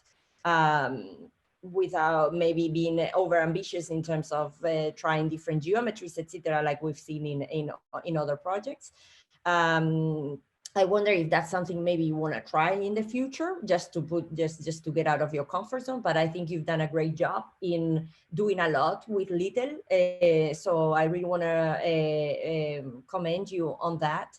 And I really like how you and the previous and in the previous project, you guys are thinking about incorporating technology in the as part of the experience, no, with the buzzers, etc. And I think where the project really succeeds is again in providing these very different, in borrowing a lot of aesthetic elements from other kind of spaces, no more. I wouldn't even. It looks like a series of very nice lounges, no, using the wallpaper, etc. So. And I think you explained, how in going to Dell that was like changing for you, and to think of how one can adopt the register from a different kind of spaces, no, and apply it into a clinic, and that and I think you really succeeded in making the space feel as this public indoor collective space for the community that is unpretentious but very comfort. Like it does feel very nice, very, very nice. So congratulations on that. Mm-hmm. Thank you. Mm-hmm. And I definitely agree with your comment about being more ambitious. Like at the beginning, I kind of was all in with the straight lines and like normal square exam rooms, but then seeing all of my like all the other students' curves and all that kind of stuff, I definitely want to explore that in the next projects and all. Yeah, exactly. Like I don't mean that like you have to do that. It's just right. something to try out sometime, no? But I think if you can do a lot with less, that's awesome too. I don't think things need to be complicated for the sake of it, no? So right. Yeah. Thank you. Come across wrong. Yeah.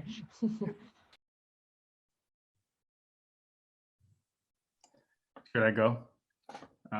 Because I can't see everyone. I'm not sure who might.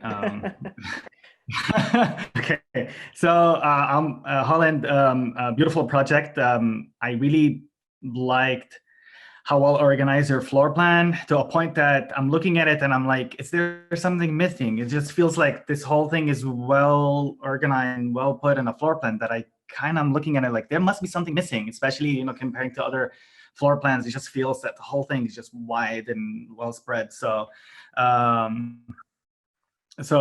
yeah, I like it, and I like the minimum use of colors and materials. It's just on point. It's a nice, comfortable space. Just a couple comments.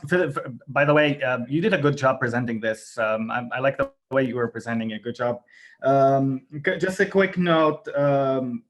So I'm looking at that space, and can you take me to the exam room? There's a perspective for the exam room. Yes. So here, this one? Yeah, that one. There's one from the other side, I think. Yes, here, I'll There's take one you to showing- this, the care room overview. Yeah, there's something really nice about these. I think when you're working on these exam rooms, you really thought about the ceiling and the walls and the floors, and the whole thing feels like it's just one element. I would have wanted to see that more in the other spaces too. When you look at that section perspective that you have, I'm not getting that same amount of thoughts that you put in this one. There's something really interesting about it. I would just have put a little bit more time in applying the same way to the rest of the space, just to bringing the whole ceiling of floors and walls, which you kind of, I can see you working on it. It just, I would have wanted to see a little bit more of it. I don't know if that's because of time or something, but it just looks really nice. Other than that, that staircase, I guess I would have wanted that staircase to be the whole thing is open to the top, rather than having that one chair and that one table in the back. It's weird. Someone's like, I don't want to sit anywhere. I just want to sit all by myself over there. And then look at people when they're going up the stairs and stuff. It just these kind of things. It will make a little bit of difference when in such a big floor plan. I would just open it and make that staircase a nice thing. That's all I have to say. Good job. Thank you. Yeah, I was going to say actually that your renderings, I think, tell a really beautiful story about your project. And it was interesting to me that you didn't really walk us through your plans at all. until we asked, which is fine. But I think it's because the plans don't tell the story of your project nearly as well. I think they're really hard to read because the dark blue becomes black. Like I thought that the lounge next to the elevator was poché. Okay. So I would focus on, like, even just get rid of the shadows and see how it feels. It feels like there's some mysterious glowing light coming from a mysterious source in a few of those rooms, and then it makes a lot of them like too dark to see. Okay. But that being said, in your rendering of the stair, for example, it's showing it as open, right? Like it goes up and it's open above. And then when I went to the plan, I saw that it was closed. Like the other reviewer was just talking about, where there was the little chair at the end. Right. And I think your rendering shows the space as I want it to be. And the plan does not. So I would go through your renderings and kind of identify the things that are spatially working super well and try to make that legible in the plan as well, because I think the renderings really tell a beautiful story. Like I love that you designed the stair carefully and thoughtfully, and you really emphasized it as a moment in your project. Like I can imagine kids being there and waiting and hanging out and like wanting to curl up in there. I also really appreciate your thoughtfulness about the ceiling. I think that ceilings are an overlooked opportunity, and I don't know exactly what's happening with this wood, angled wood striation, but I recognize what it's doing as a tool for you, which is emphasizing and sort of encapsulating the more important hierarchically more important spaces in your project. And I think that's working really well. Yeah, I think there are some really beautiful, beautiful moments in your project. It's very interesting to me because it feels fancy in some ways. And I'm trying to figure out how that makes me feel. Like we talked a little bit about it on the last project, like how would you feel as a community member walking into a place like this? And I think some of it might just be the choices of furniture, which I find always fascinating in renderings, because I think, you know, I know how much some of it costs. And so it's the fine line, right? You want to put in things that look beautiful and that are going to elevate the spaces that you've made, but then how far do you go? And what else do you put in if not that? So I don't have a good answer for you there, but I think even just the way the receptionists are dressed, right? It's like, I'm walking into a nice hotel, or like, you know, and that's all subtle, subtle kind of entourage comments, but I think overall it sort of lends that atmosphere to your project, which is not necessarily a bad thing. Thank you. Yeah, I agree. I think it has a very refined and hospitality feel, which again isn't bad, but I think about, you know, if this is meant to appeal to the whole community, how would I feel bringing my now 2-year-old in there and not wanting her to touch anything for fear she might break it or spill something on the nice wishbone chair. So I think just, again, being very cognizant of your user group is important, but again, you have a beautifully executed project from materiality and interiors choices and thinking through lighting and application and everything like that. And then I also really enjoyed that you presented very much through kind of the user experience. So talking about picking up the pager and the choosing an image, and it was very easy to follow along.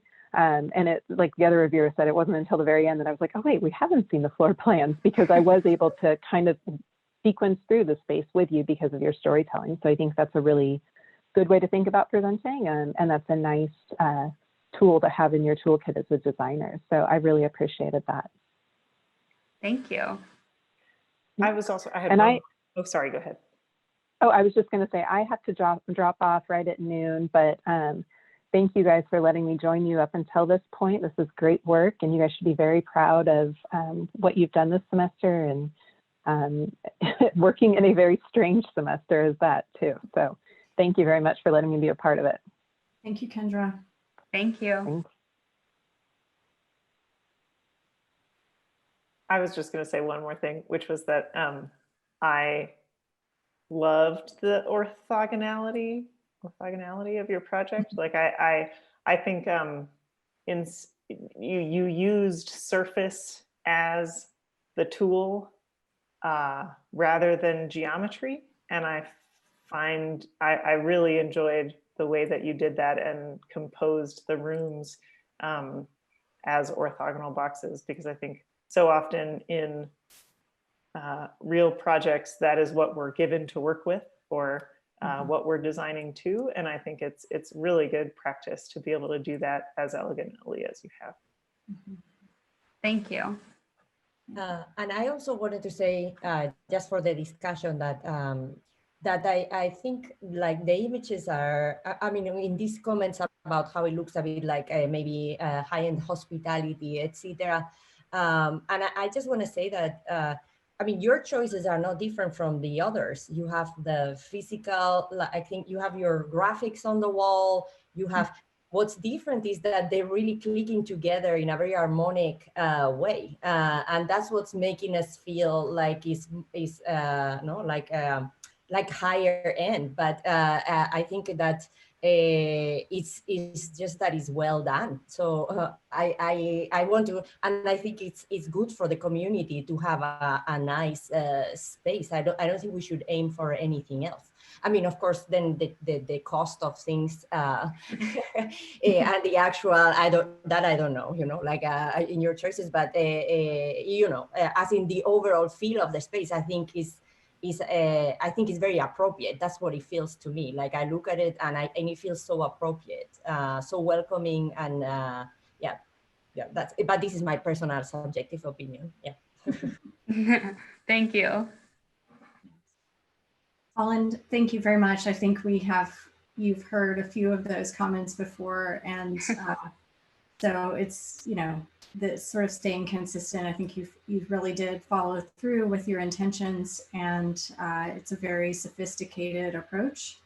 And so I think that, you know, great job. Everybody has worked really, really hard. I want to thank everyone in this first group. Paige, take a deep breath. We're going to bump you to the next group of for the review so that we can let our reviewers go and have lunch. I'd like to just say thank you so much, Claire, George, and Nerea, and also Kendra, who had to drop off, for joining us this morning and sharing all of your thoughts and feedback. Very, very helpful and constructive comments. Thank you so much for your time this morning. Thank you for the opportunity. Yeah, thank you, Yeah, and nice beautiful. to see everybody. Yeah. Nice to see you too. Yeah. Thank you. Yeah. Thank you, guys. Congratulations, everyone. Yeah. Yeah. Good job. All right, and I'll see everyone in the studio. I'll see you back here at 12:30. Thank you.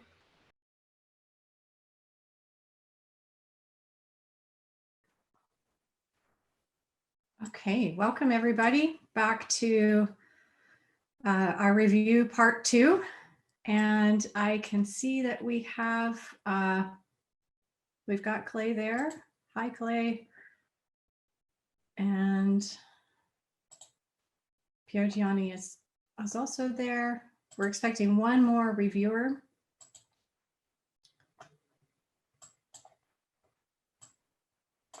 And he is very familiar with the project. So what I might do, instead of going over logistics for how we're going to run the review, I'll just give a very brief introduction. And then as our third reviewer comes on, I can introduce everyone.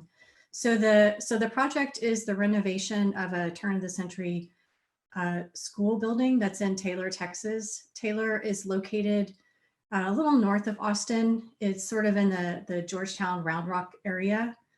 Just to give you a little bit of context, it is a fairly small rural town that has been undergoing a lot of efforts to sort of revive the town and to get new businesses to move in. And, you know, like many of the rural towns, you know, revitalizing their downtown areas and those sorts of things. So it's a very active group of citizens, a very active mayor. And one of the kind of very dedicated and active participants in the community is the Lone Star Circle of Care. And they are a federally funded primary care provider. They're already located in Taylor, Texas, but they have been actually have been given the West End School building by the city of Taylor to renovate. So it's the building is pretty dilapidated.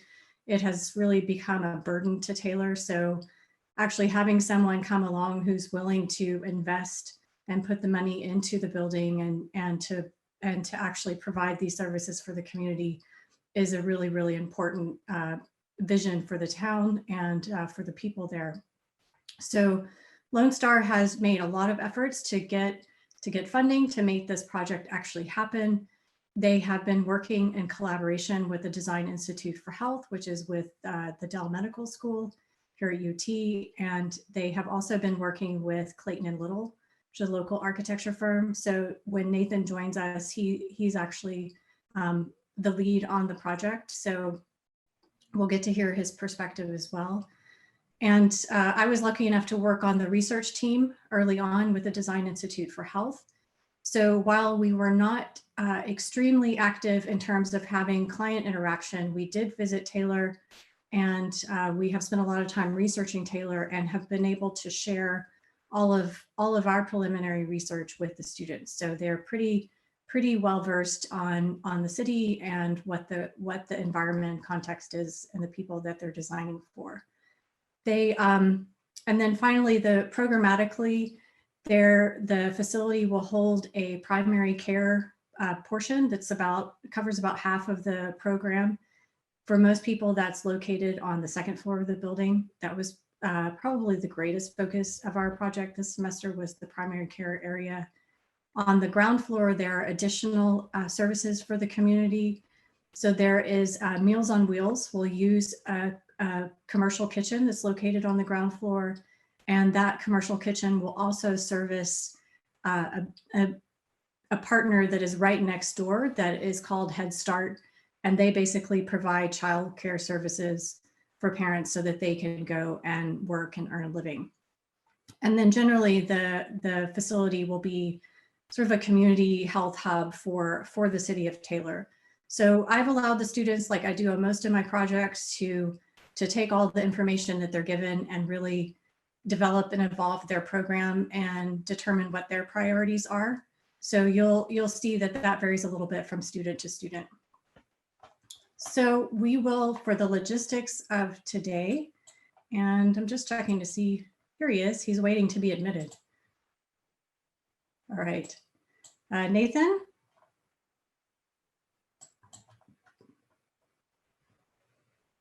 There we go. We'll give him a moment to connect.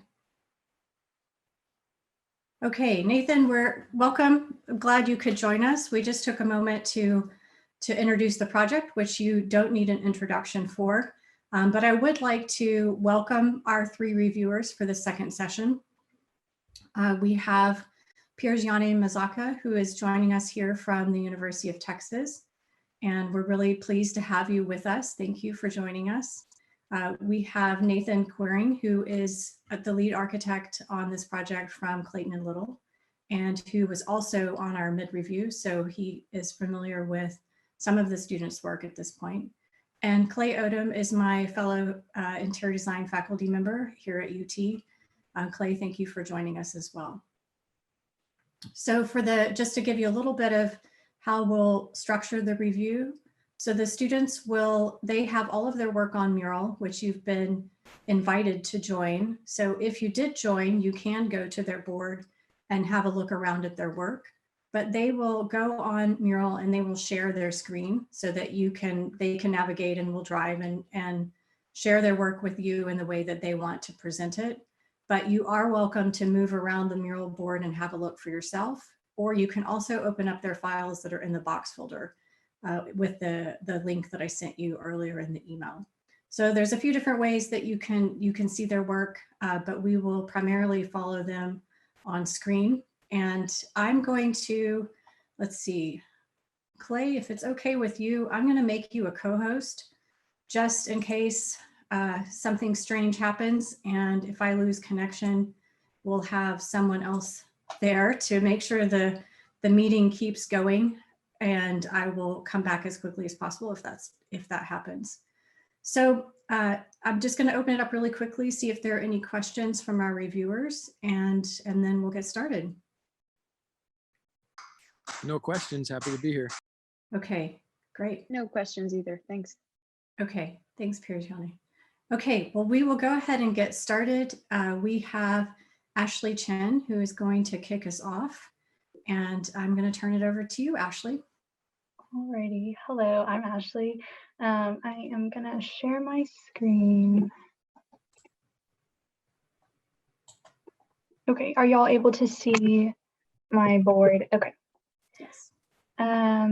Yeah, so like Professor Glass was saying, our project was to kind of renovate and repurpose the West End Elementary School to accommodate for 3 community partners, Meals on Wheels, Head Start, and Lone Star Circle of Care.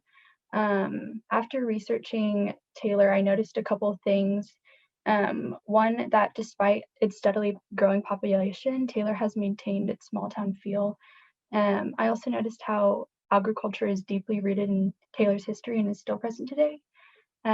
Because of these things, I wanted my approach to the revitalization of Taylor to be centered around comfort, community, and nature. So on the first floor, when you walk in, this lighting element points you to this community dining space.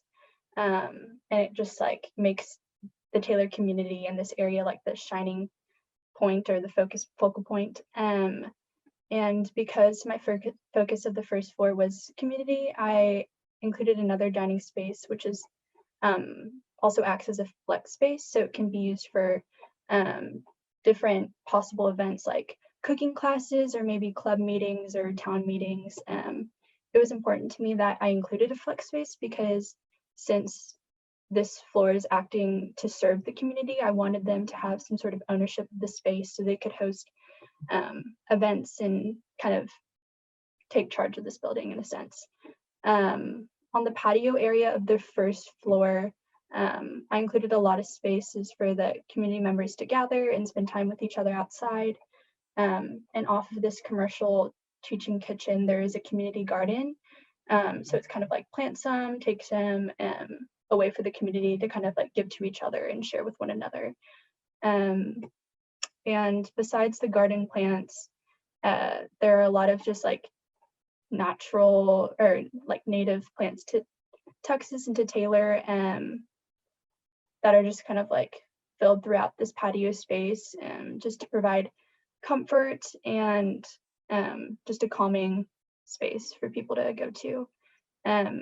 And with that kind of idea of comfort and calm, I included a lot of curves throughout the interior and exterior because of just the welcoming effect that they have. On the first floor, the curved walls of the community area kind of act as like this warm embrace that you're kind of like welcomed into this community dining area with these kind of like walls. And on the second floor, the main kind of corridor area has these kind of undulating curved walls that create pockets of space for patients to wait in. There's also a waiting area on the first floor by the vertical circulation.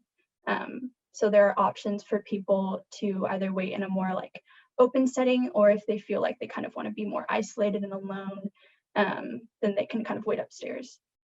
So when a patient kind of comes in, they'll be greeted by someone at a reception desk, and this is where they will be able to check in, and they will receive a pager that will alert them when they can like enter their room.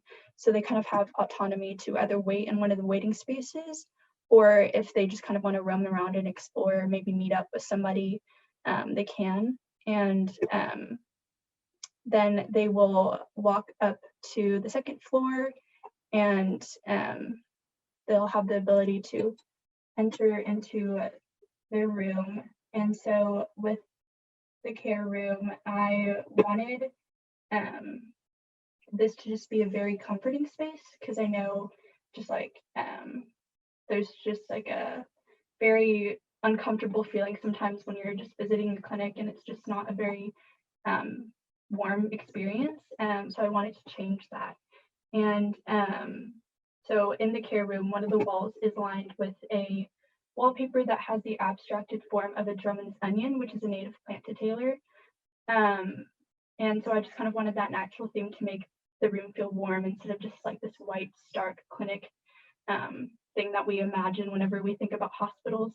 And I wanted there to be a lot of light, so I included a clear story window to add natural light without sacrificing privacy, and then also a luminous ceiling to kind of act as a fake skylight, and just really diffuse a lot of light into the space, as well as a linear wall element to provide additional lighting.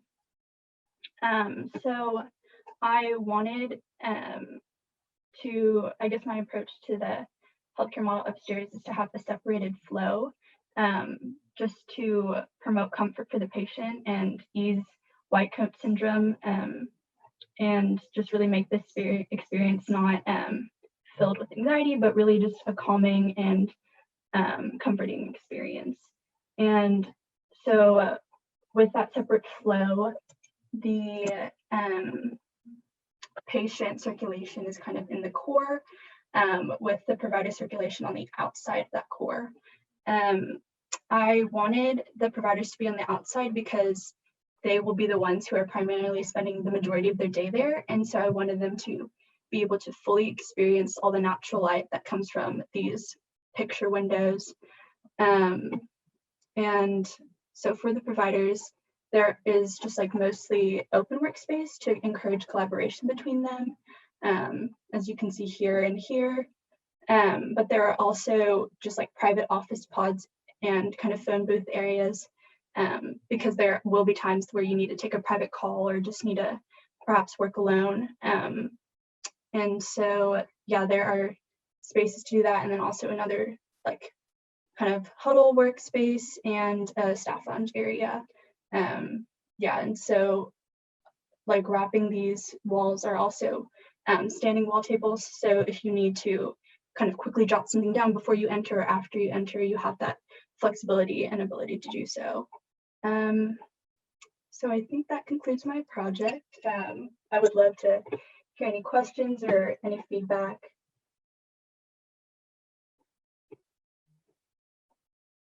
Can you zoom into the section? Yes.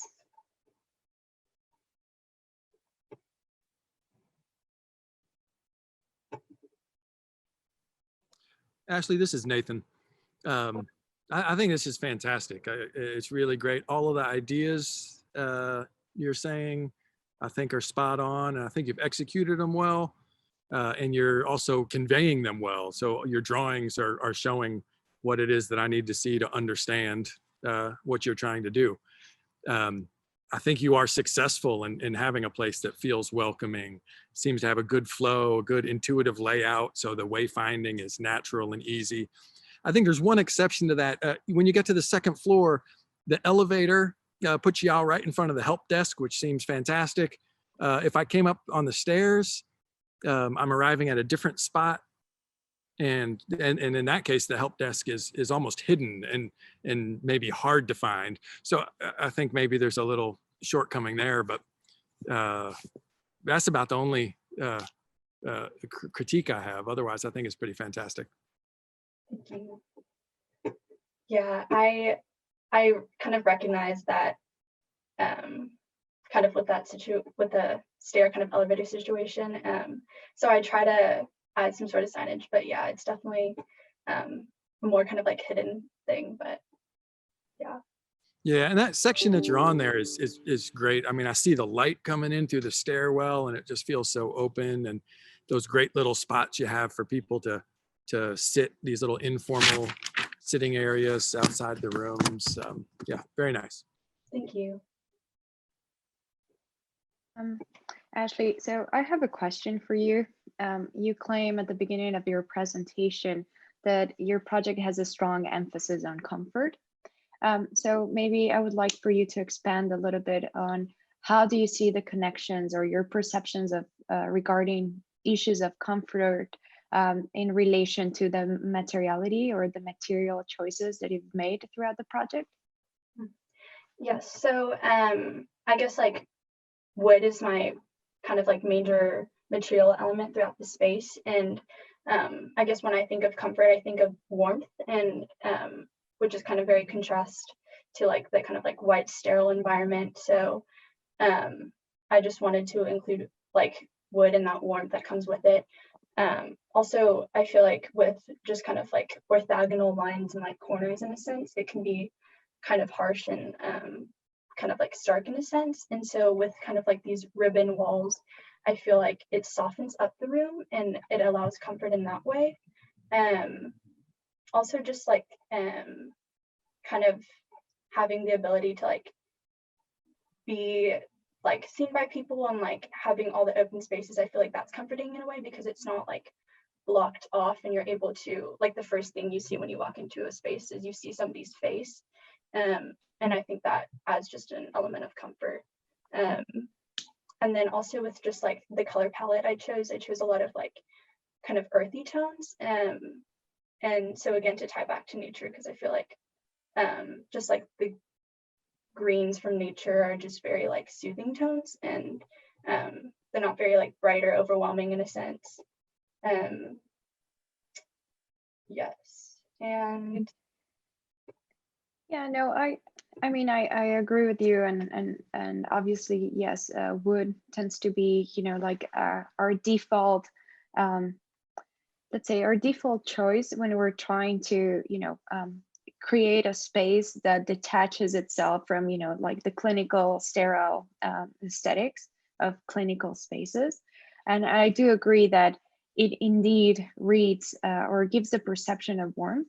But then, you know, like I like the project. I think it's fascinating. I like how, you know, like there are many aspects, not just in your material choices, but also in, you know, how this idea of comfort scales from, you know, from the niches for the waiting areas to, you know, the incorporation of light or artificial light in the consultation rooms. Like all of those things scale and are different degrees by which you start thinking about comfort, which I find very interesting and fascinating.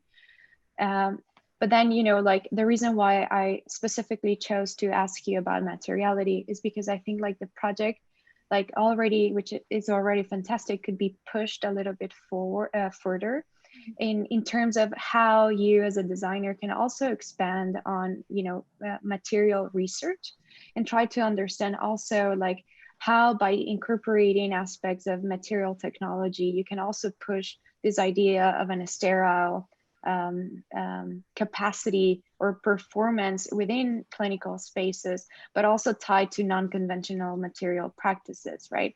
So what I'm trying to say is like, well, we tend to think about plastics today in a very, you know, kind of a no-no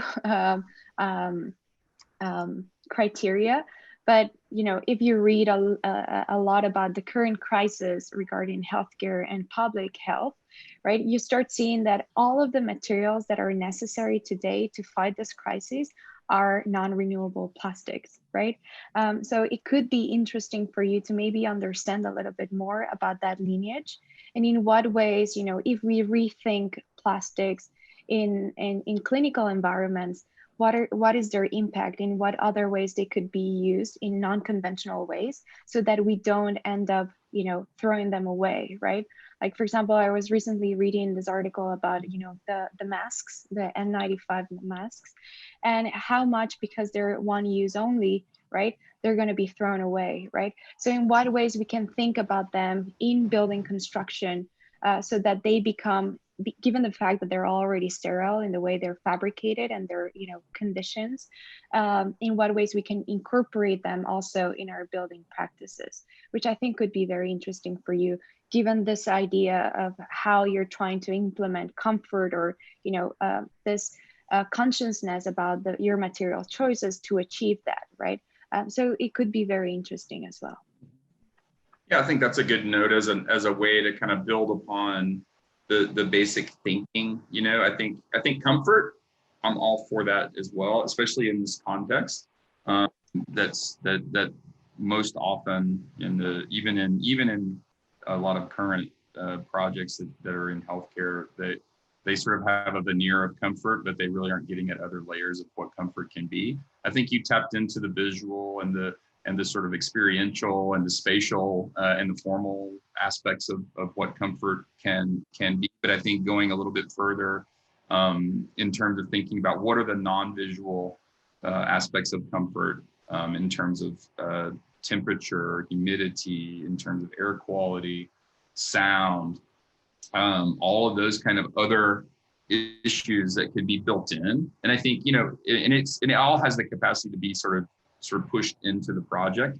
I think that would just help clarify. I mean, for me, I feel like the second floor is what I'm most interested in. I think it's the least sort of conventional response to the problem. The first floor is kind of, I think, is sort of well planned and makes sense, but it's not.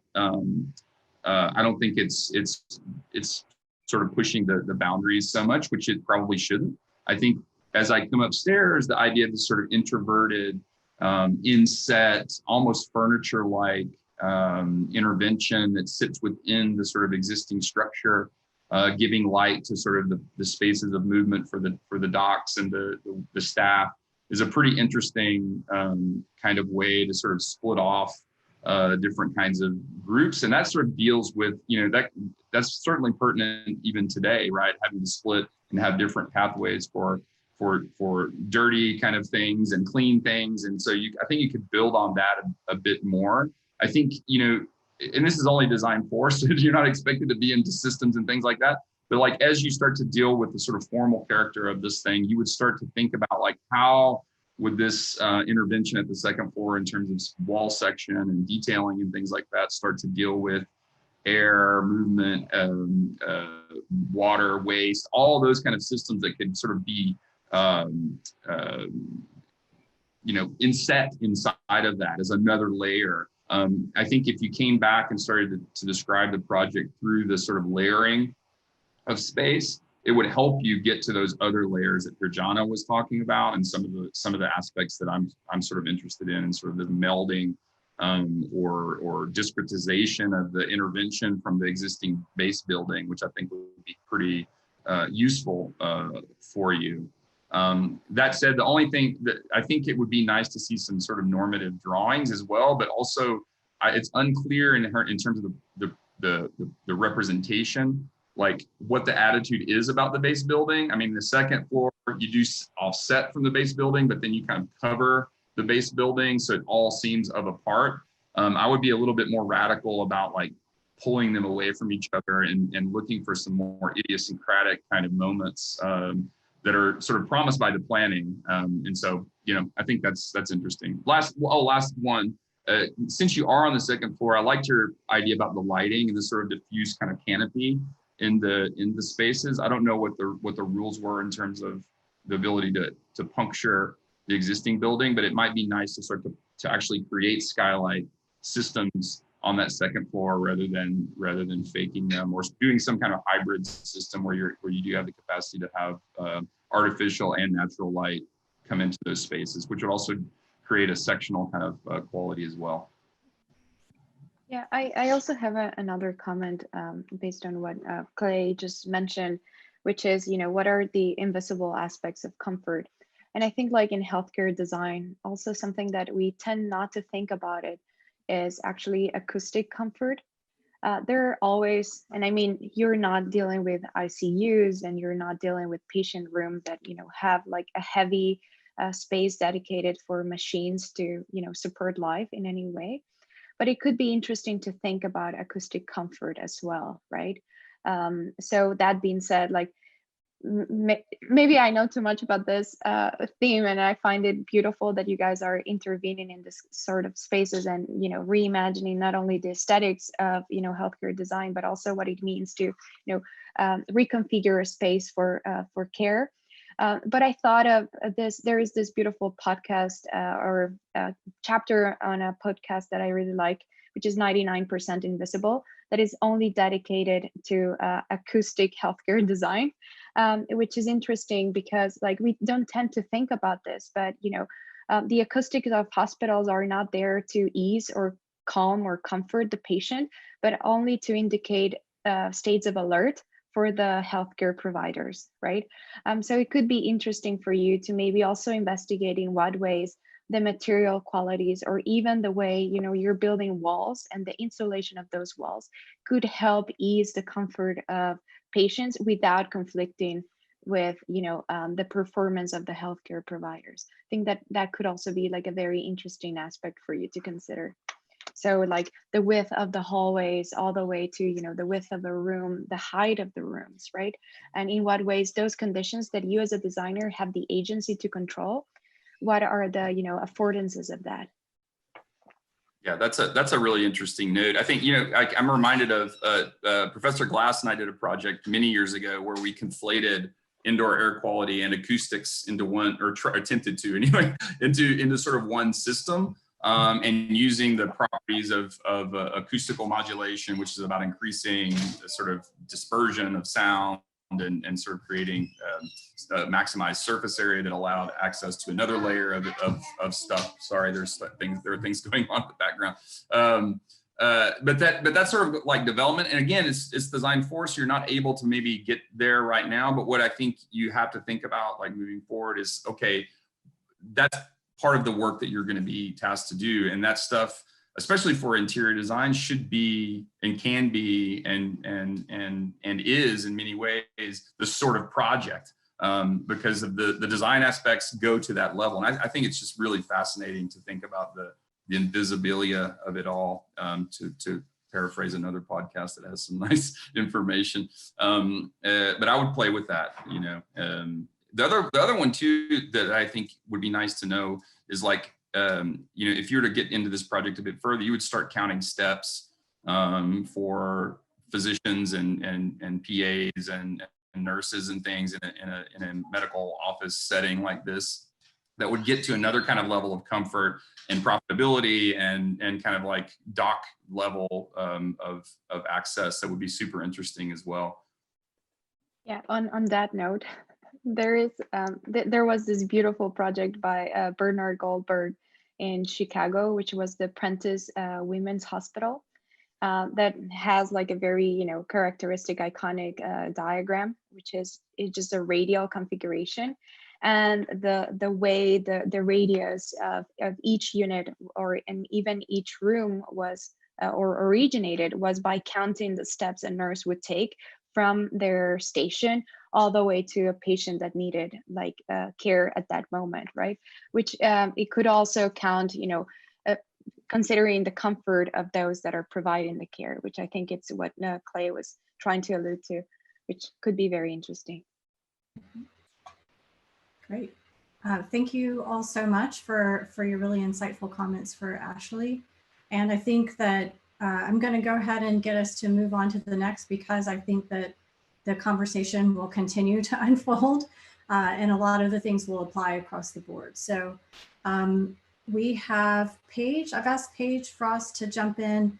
We didn't quite make it to her presentation in the first group, and so she's going to slot in here, and I'm going to turn it over to you, Paige.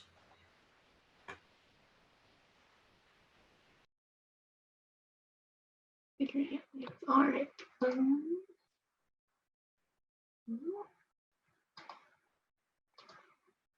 All right, can everybody see my board?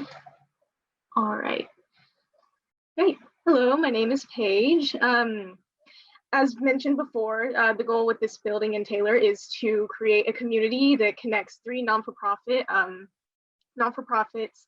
And one of my approaches to this project was to really create a space that makes people comfortable and feel in control, more so that they have autonomy in the space. So the words that I chose were growth and self-discovery, or more than that, but growth and self-discovery were my main focuses within this project. Some of the concept images that I chose were empty frames that kind of have this idea of anticipated discovery of something or an identity. I also took inspiration from museum lighting and uplighting for growth or having an upward view and elevation, and then as well as plants and the color green, because that's something I associate with plants and nature to really have that incorporation between interior and exterior. So I'm going to walk through the patient journey first because this inspired a lot of my design throughout the building. Whenever the patient would go to the front desk, they would get a pager that lets them wander around the building. And this is where my idea of self-discovery takes place firsthand, in that there's multiple places throughout the building for people to like lounge or relax.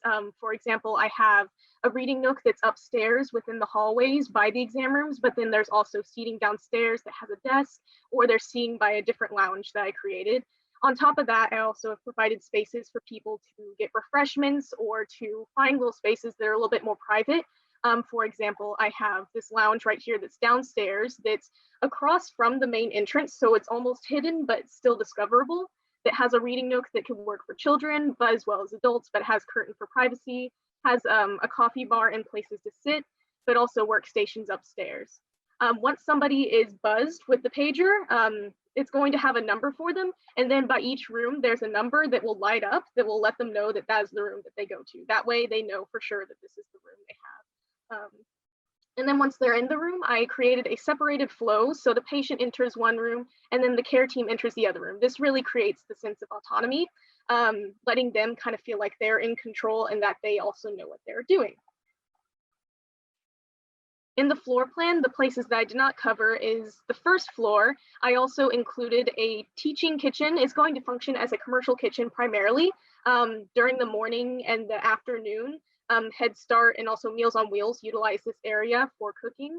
But in the evening, it is free reign. So I thought it'd be a great idea to have cooking classes for the community at night. So then for people who, once they get off work, they can come in and take a cooking class, but they also have an opportunity to learn how to cook for themselves or to cook healthily otherwise, because there's lots of fast food out there. So it helps them kind of get that sense of learning and growth and discovery. As well as that, I have the dining area over here. It's in the space that's closed by a curtain wall that can be used as a multi-purpose area. So this space is also discoverable in itself, that it has this wall that's able to move aside and reveal the dining area, but also it's very adjustable. So if they need to move the benches out of the way, they can do that and store them away. So then this opens up the area and then it closes for privacy. On my second floor, the way each of the room flows out is that you go up the stairs here and then there's the elevator, and the first thing you have is the study table, but as well as another coffee bar and lounge. And it goes around in a circular pattern all the way, but there's discoverable spaces within each pocket. Like there's benches in the corner that also cater to children. They have like a little space for cubbies and toys, but also the parents can sit next to them so they aren't away from their kids. There's phone booths for privacy if somebody needs to make a phone call. And then a reading nook over here that caters towards people who want to sit and lounge and read. I have some rendering perspectives up here.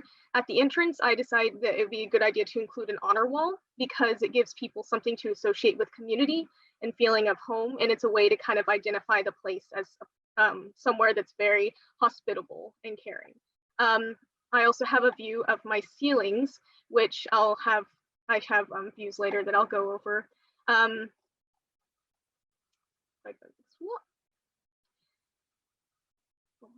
have my ceiling views here, which go along with my self-discovery and growth because I decided to have almost like a really busy ceiling. I differentiated between the first and the second floor.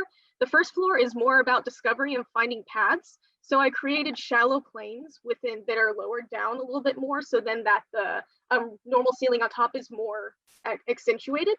And it almost creates a path throughout the building that lets you be guided in directions almost subconsciously. On the second floor, I made it more dramatic since the ceilings are a lot taller. Instead of using it as a way of finding your way through a space, since it's a circular path, I decided that I would have more dramatic spaces and create alcoves and like ways that people would feel like comfortable in a small sitting area. So it's low enough that it feels not too intimidating, but you want to stop there, and it makes it more discoverable for people. And then in my care rooms themselves, throughout my project, I've used the color green, but this really stemmed from the idea of my care room. I wanted to color coordinate in order to have people have that sense of familiarity throughout the entire building, that they associate the color green with something that they can interact with. So throughout the building, I put green in various areas that people could associate, like I can touch this, I can interact with this. like in the bookshelves or in seating or anywhere else. So I have this in the exam room. Whenever they walk in, there's patient shelves for them to put their things. There's the care table as well as the bench. And I wanted to also create a circular flow throughout the room. So whenever they walk in, it feels really inclusive and not too intimidating. As well, that's why I have the doors positioned like this. So whenever the care team comes in, they're immediately facing them, and it's not something that they feel like they're separated from the physician from.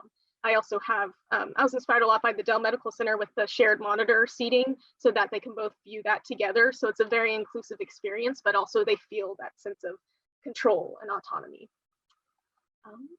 And I believe that covers everything, and I look forward to hearing your critique.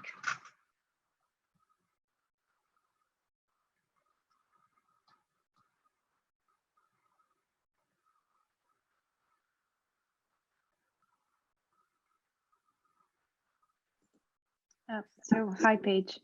I have a few comments for you. I mean, I think it's a nice presentation, very clear. I was just curious to know, like, maybe something that I thought was missing, which could be also interesting for you to expand on if you were to continue exploring this project and, you know, pushing it forward. It could be interesting to understand what are the kind of design choices that you made that you can build up upon when you talk about autonomy and choice when it comes to design, right?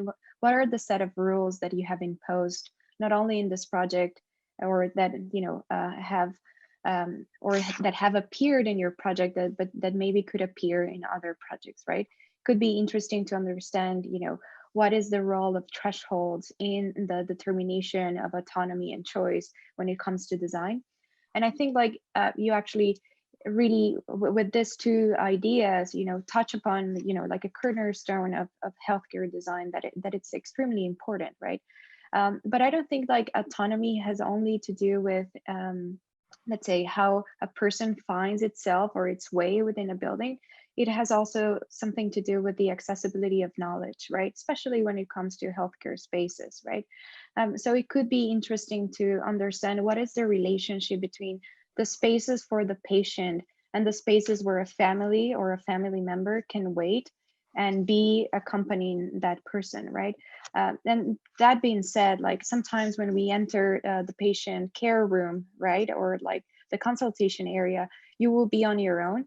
Could be interesting to know if there is like a parallel space where the family might be connected, right, using technology to also hear and be present, and maybe, you know, be part of a conversation when accessibility to that space becomes restricted, right? In that way, you know, I mean, I think about, you know, my grandpa, right? Like if that person would be in this patient room, maybe, you know, they wouldn't understand what, you know, the healthcare provider is telling them, like what are, you know, the medical jargon is very complicated sometimes. So it could be interesting to also understand in what is the agency of design in those very complicated exchanges, right? Because in the end, like it is a power relation, right? Like it is an expert talking with a non-expert audience, right? So in what ways can design help, you know, connect or make that interaction less less one way, if that makes any sense, right? So I think like in the case, or what you're trying to say is like the patient becomes less passive and more active, right? But it also has to then be reflected in how the information is promoted or showcased in that exchange between the expert and the non-expert, which could be interesting. It's just like you have these niches, these moments of for waiting for a family, for kids, but in what ways could those be more connected in terms of the information that is given to us when we are inside the patient rooms? Yeah, I would take in a slightly different direction, but maybe building upon that slightly. But I think one question I had, I think the presentation, you know, I think it goes without saying, but like the presentation is very clear. The scheme is understandable, and so, you know, I think you're starting from a good position to hear these things. But like, I think one thing I have, and maybe it's relative to information, but I think it's more spatial for me, is how do I prioritize certain things over others relative to expertise, right? Like, and I think you've done the inverted scheme from the previous one where you've tucked in the experts into the center of the Tootsie Pop, and you've pushed the public to the exterior to access light in a slightly different way. And so I think you've done a little bit of that. But I think in terms of wayfinding, I mean, I think you're relying on this sort of circular kind of path to be the clarifying kind of like operation or the clarifying device. And I think it does do that. But I think you have to think about, like, if I'm moving through this sort of picturesque kind of landscape that you've set up. In other words, I can't see it. It's not orthogonal. It's not like based on a singular axis and the clarity of that. How can I use materiality? How can I use this device of the ceiling to sort of create priorities in terms of understanding where I am? As I move through, one thing I have is what's interesting and hard about a medical office space to me is that there's so much stuff that you have to deal with. And I think even downstairs where you have kitchens and things like this, like, I think one thing that I would start to go through is start to say, in terms of priorities, like, how do and where do things need to go away in terms of what I'm seeing? Like, do I need to see the refrigerator as a freestanding element in the kitchen that I've designed downstairs, or should that go away because I want to prioritize other things? Or if I'm in the room, what pieces of equipment should I make evident to the person that's there, and what things could I start to sort of like subsume into the sort of millwork or the sort of architectural kind of like aspects of this. And I think then you can start to create a set of priorities that then feed into sort of the experience of the people that are going through this, and the docs and how they sort of access different tools or different pieces of equipment. And then the interface of those, it really happens primarily in the sort of the room, the review room itself. And so, like, those kind of things, I think the project could use another kind of pass in terms of that. I think you've identified those things, but I think there's still a little bit of, to me, a little bit of busyness and almost, I don't want to use this word because it's not the appropriate one, but like clutter a little bit. But I think you could use some of the elements to kind of reduce a little bit, and then let your big moves like the ceiling or like this sort of extensive kind of like floor material to sort of be that thing that kind of is, okay, it's the thing that sets the stage, and now I have little points of importance or hierarchy inside of this bigger field of stuff.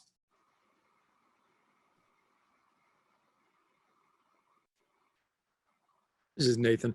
I want to commend you on a really nice, easy to understand presentation. And I love where you started with this consideration of the patient journey. You know, so often people make decisions, designers make decisions on, you know, oh, I think, you know, this looks nice or this is cool.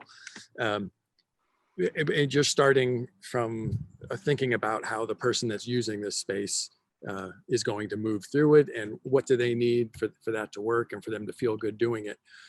And so then that drives some of your other decisions, right? So your ceiling pattern is not just arbitrary.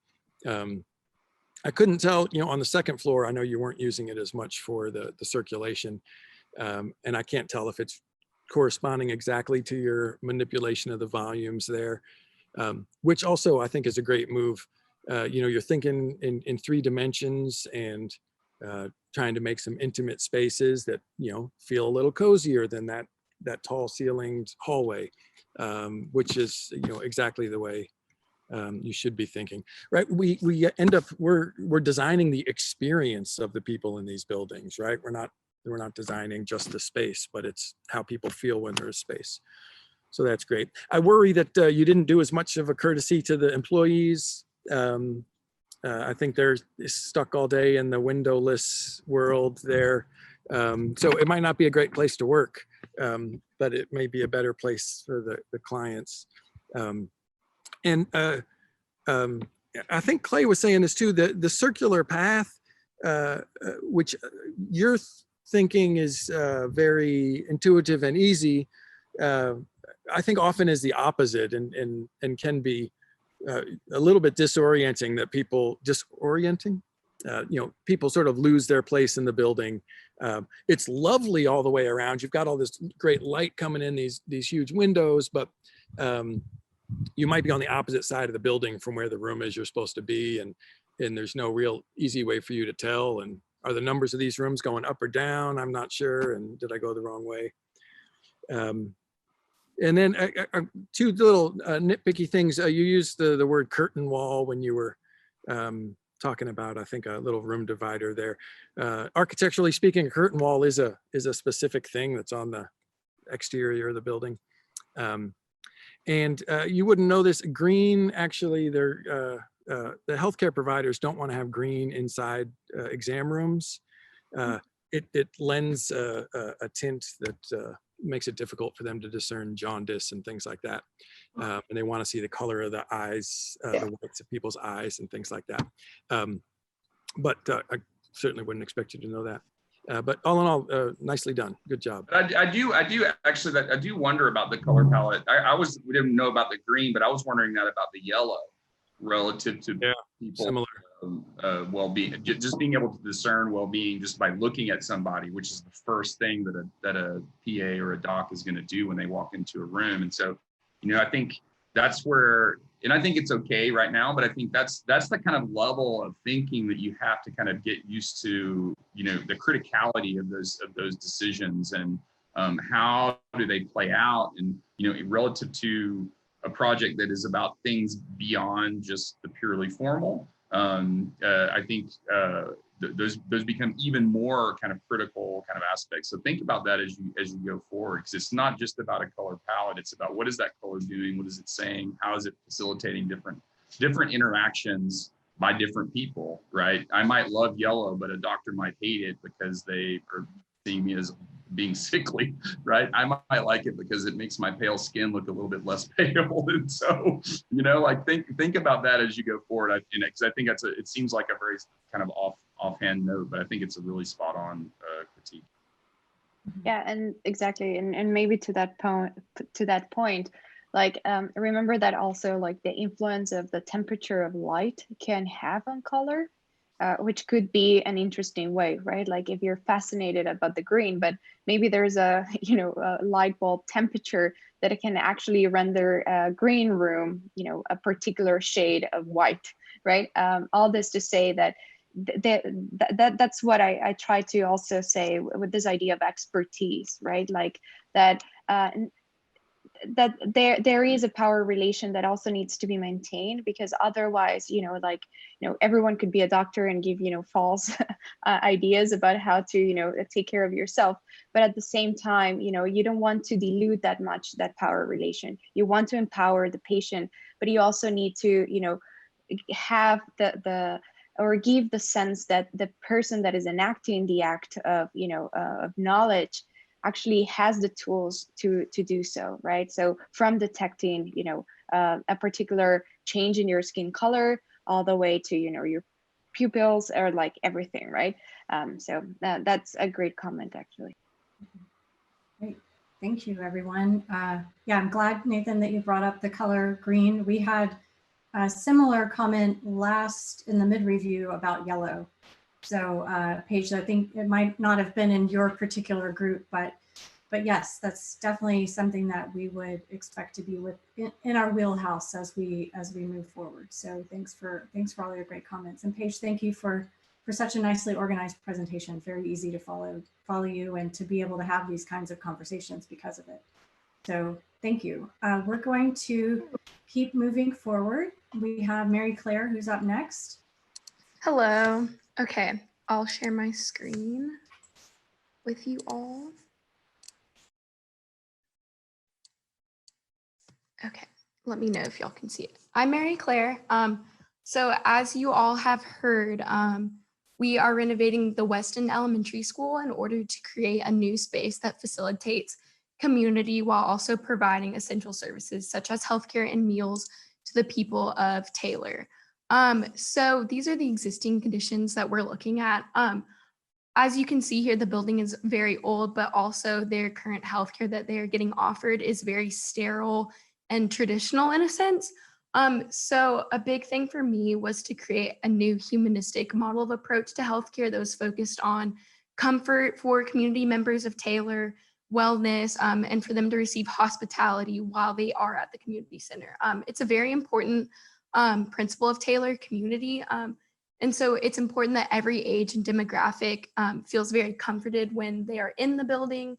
And also healthcare is not necessarily a priority for some people living within Taylor.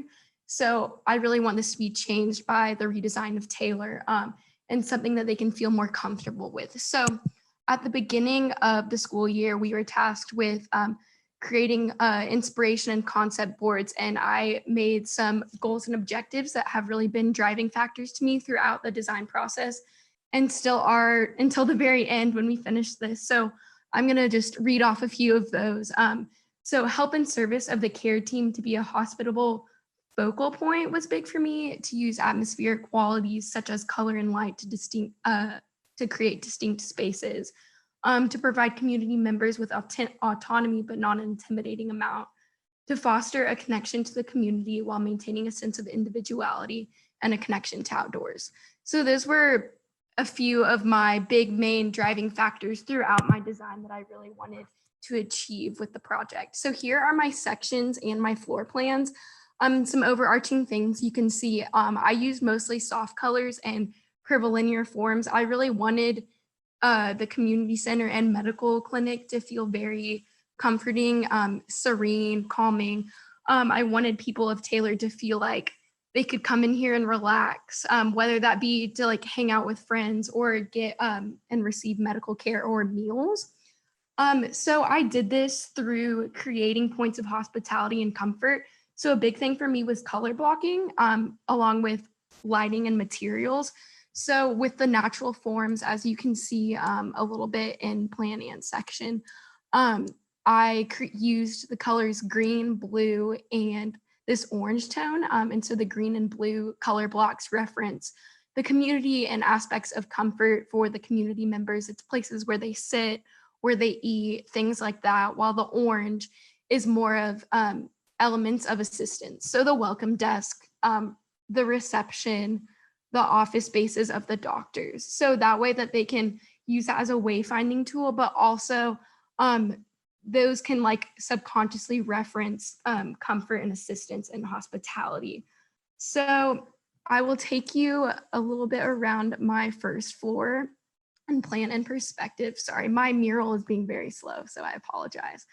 But pretty much the first thing you see when you walk in is the welcome desk.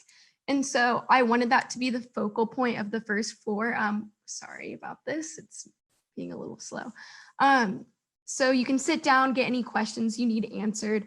And then I have a main dining area that can also function as a flexible space for the community center. So if they needed to host other gatherings there, they could. With access to the patio, both on the front side and on this side, where there's also communal areas, multi-purpose space. And that can just be areas where people are lounging, hanging out, having a cup of coffee, anything like that, along with a commercial kitchen and access to Head Start in the back, and then private reading spaces and seating nooks in the back corner. So in my perspectives, you can see all of that a little bit better. So this is the main reception desk right when you come in. So you're warmly greeted right away. In the dining room, I also used a wallpaper with a local plant within Taylor, just so that there's that reference to outside in the local community, along with like signage such as in this community area in the middle left. There's also a kid zone because I felt like it was important that children would have a place to be if mothers or families came and they wanted to kind of like let their children go off and play while still watching them and lounging on a couch or something of that sort. And then here is a view of another communal area along with the private nook spaces if people want a little bit more privacy. So that was the main points of my first floor. And then with my second floor, I'll take you back to the plan of that. So right when you circulate into the space, you are greeted by this huge atmospheric wooden slat area. if it will let me move. And so pretty much the same color blocking technique is used. And then I also incorporated gradient lights on this like corridor, which also functions as wayfinding, but also gives you the same colors and reference points. And so if you will look at my, sorry, my mural is really, okay, let's see if it will let me go.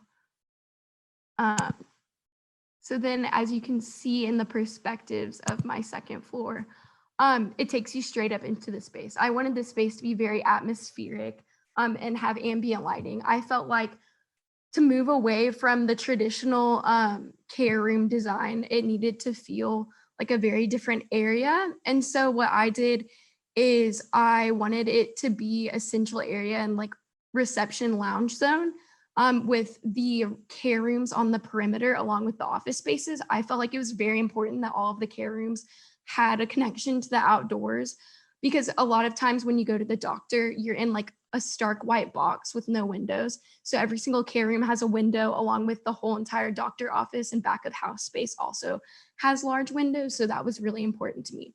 So pretty much you'll check in at this main reception desk on the second floor, and the care team will guide you through to a light and a room number within the corridor and take you to your room. So this is what the inside of a care room looks like with similar color blocking elements. And you can also see that more in my care room overview and patient journey. So pretty much I wanted to make it very humanistic and personal through the use of a reclining exam chair for a more familiar position, a couch for, say, family members or anyone accompanying you on your appointment to come with you, a shared monitor so that there's complete transparency, a large window. All vitals in the integrated diagnostic system are also included in the exam room, just for added comfort and privacy, because sometimes it can be awkward when you are going to get an exam and you're in the middle of a public hallway getting all of that taken. So I just wanted it to feel very personal and comforting and familiar to someone of Taylor. So here you can see kind of how someone would circulate through the building from the first floor up to the second, with the degree of autonomy through different seating areas, personal shelving spaces in the exam rooms, the ability to lounge before or after your care appointment, whether that be with family or friends in the kitchen or dining area or outside on the patio. And so those are my main overarching points of my first and second floor. And then from the exterior and site plan, you can also see how I wanted that connection to the outdoors. I have 2 sliding doors on the front and side for community members to be able to go from the inside to the outside very easily. Lots of patio space, and then also that connection to Head Start. Okay, I think that's all I have to say. So I'd love to hear y'all's feedback and any questions you may have.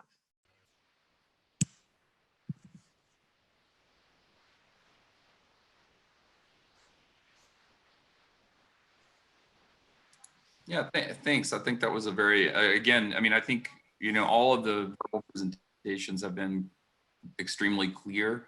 I think, you know, just in terms of presentation, you know, when you start to talk about experience, the personal kind of like movement through the space, use the word journey, which makes me cringe a little bit, but like I understand where you're going there. But like, I think you could use the idea of like, how can you use the medium that you're being asked to kind of like leverage here to help like explore that story, because the images are pretty, you know, compelling. I think they're seductive. I think they're showing some spatial qualities and this sort of atmospheric kind of like idea in a pretty nice way.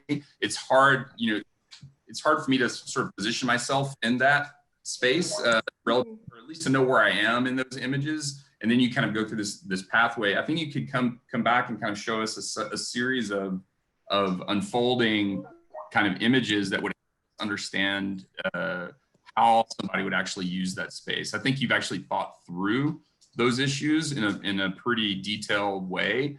I think in general, the project is quite, you know, quite detailed and quite well thought through. I think you could start to question a little bit some of the small things, but for me right now, like I'm more interested in like, you show a facility with image making, how can you use them for another kind of like layer of story to the project.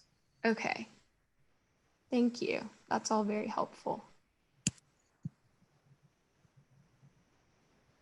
So Mary Claire, I just wanted to, like, I agree with Clay's comments, but what I would like to maybe say, like, is like you start your presentation with this sort of a critical approach to traditional healthcare design, which comes from, you know, early 20th century humanistic ideas, by the way, about how to approach the spaces for, you know, for health.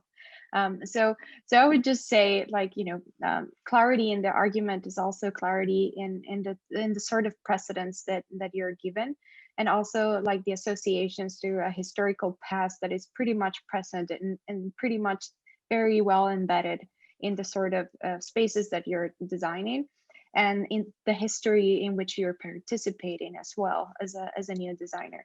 So I would just be, you know, more careful about that, because like the Paimio Sanatorium by Alvarado in Finland, right? It's like a very interesting precedent of how modernistic ideas had like a humanistic approach, and how all of those ideas are translated from the perspective of the designer, from how, you know, a closet is designed all the way to, you know, the wash basin for a patient to wash their hands, right? So I would just be careful about that. But to Clay's point about, you know, how you can use representation to actually understand who your subjects are could be very interesting. And by this, I mean that, you know, like all of your images are extremely alluring and very, very interesting, right? But besides the person that is on a wheelchair, it seems to like the rest of your patients are fully abled, right? Like their bodies are fully abled. So it could be interesting to also maybe, since you are, you know, not just using the representation to sell a project, but maybe to understand how, if you put yourself in the perspective of another person who is not fully body able, right? How that spatial condition changes, right? How the perception of that space could also change, right? So you have kids in your renderings. It could be interesting to also see how a kid sees, right? And in what ways the creation of an image can help you and be more productive in your design and when you're designing, right? So in your design decision making, which could be very interesting, right? You have like a very, you know, interesting and, you know, and a fascinating selection of materials and how those materials can interact, right? But it could be interesting to also understand what the tactile function of those materials could have depending on different subjects, right? So from the perspective of, you know, of a kid, what are the things that are, you know, cushioned, you know, so for them to lie down, versus what are the surfaces that are, you know, better suited for someone who is, you know, going around with a, you know, cane, or even a blind person, right? So it could be interesting to understand also how material, light, and even, you know, your perspective, your point of perspective can change your understanding of the spaces that you're designing, right? All of the images are extremely alluring, and, you know, like you have like a very, you have a mastery, or you have mastered the medium. It could be interesting to understand in what ways you use that medium to make you a better designer. Yes, I agree. Thank you.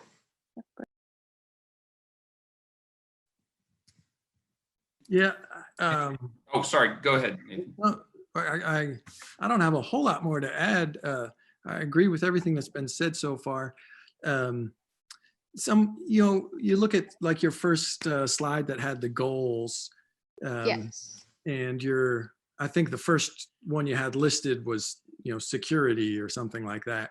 It might have been worth going back to that once you'd really focused on what you wanted to do with this project and started to make those goals really reflect what you were trying to do. The security really wasn't your number one goal in the project. No. So that was the first one listed. And you made that this bold claim that you were creating a new approach. And bold claims are good, but I don't know that you're really creating a new approach.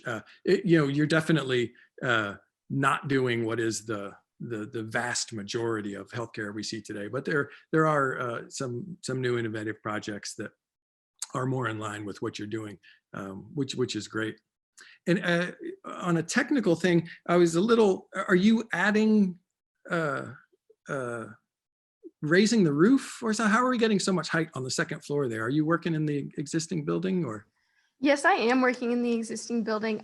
We kept the ceilings at around 17 to 18 feet. So I kept it tallest in the middle, and then I lowered them all down to 10 feet in the care rooms. Yeah, we don't have 17 feet, but it looks fantastic with the 17 feet. I love it. Yeah, and sorry, one other little thing. There was a reading nook in the back of the first floor.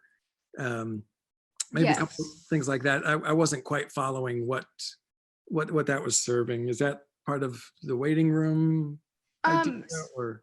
So pretty much, since my first floor is mostly like community space that has a lot of like social interaction and public, I guess, qualities, you could say, I still wanted to have a little bit of a small nook in the back where people could go if they did want a little bit more privacy.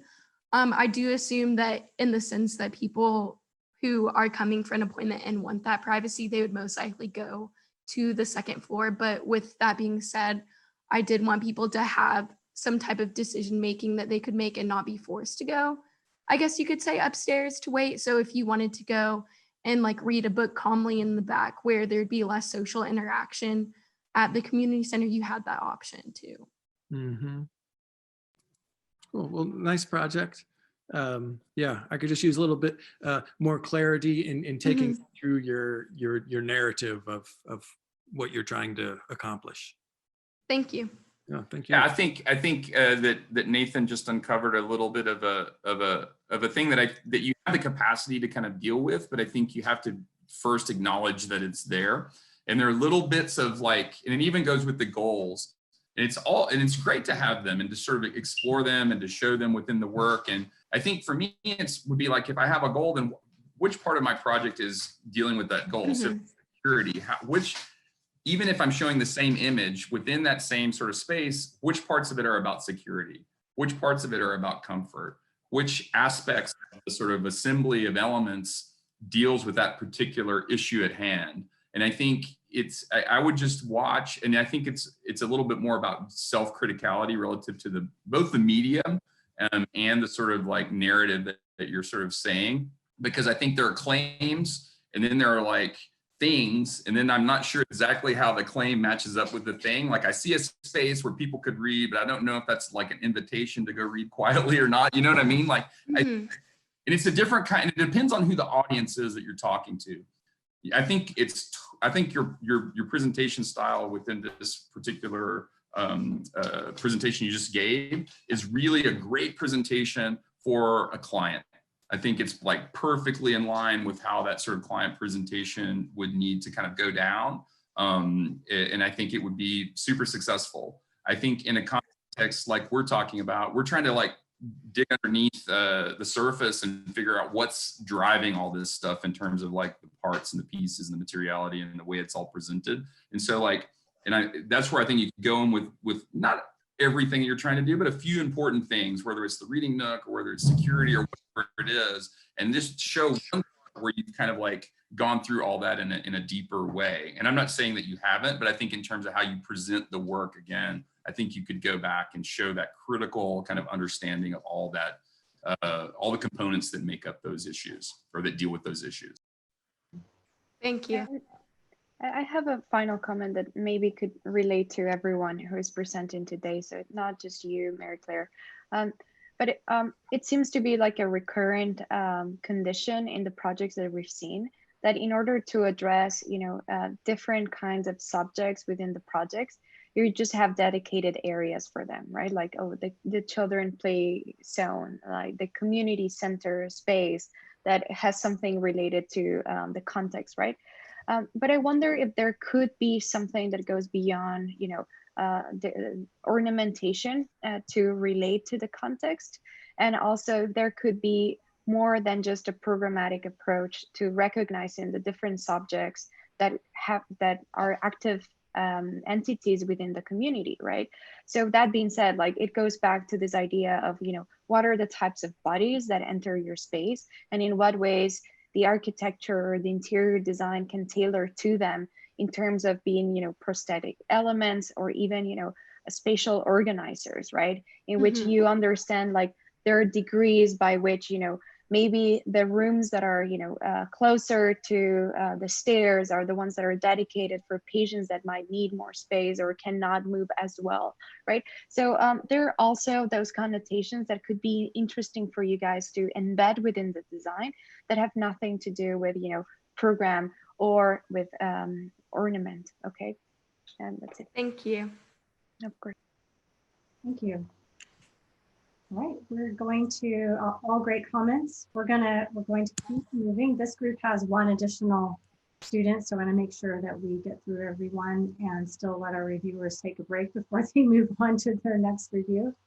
Camden McBride is going to take us into the next project, next proposal.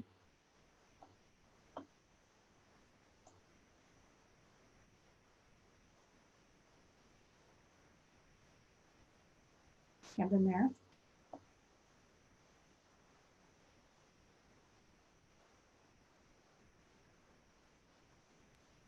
You're muted, Camden. Hi, sorry. Okay, so I'm just allowing my assistant to screen record, but it says it will not be able to record unless I quit Zoom and log back in. So that's kind of a problem. I just got a new machine because mine crashed, so I'm trying to still figure this one out. Do you want the next person to go while I figure this out on my end and allow the access? Because I didn't know I had to do that in order to get to that mural. Okay, sure. We can. Madison could jump in here, and I'll log back in real quick. Yeah, that sounds good. Thank you so much. All right.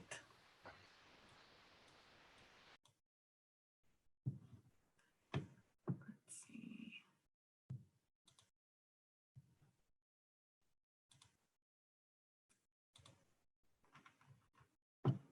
Sorry. Okay.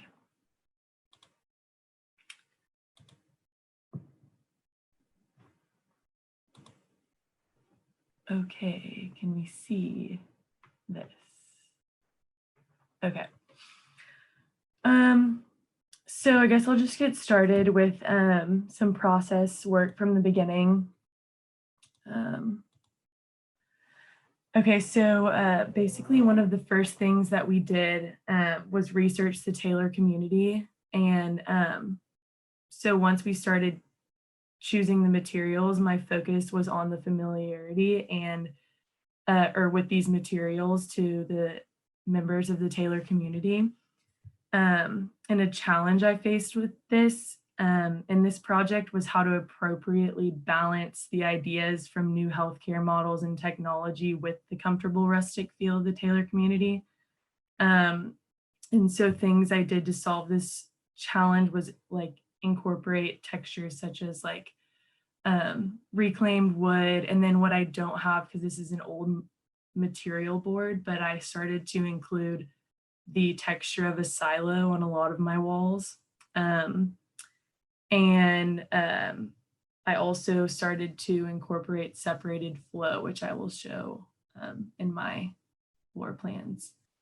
But in my sections, you can start to see my materials. And I also took this mini sections because of how it framed my care rooms as well as the circulation. And I feel like you could also see all four corners of my building, because that's kind of how it's laid out for the most part. So like on this side is the dining, and it has this sliding glass door into the kitchen with this serving area. And then up here is one side of the waiting room. And then on here, you can see that other side. And this is the front of the building. And I included this like Taylor, Texas logo signage. It's supposed to be like a neon sign that lights up. And this is also this green, and then where you see these blues are that matte aluminum that is supposed to kind of mimic a silo. And then also, like I said, it shows the shape of my care rooms because I went with this pod idea from some case studies that we had researched before starting this project. And so on the first floor, this is basically what it looks like right when you walk in. This is this like entry paneled wall, and behind there is the staff lounge. And so I included like a kitchenette area right there.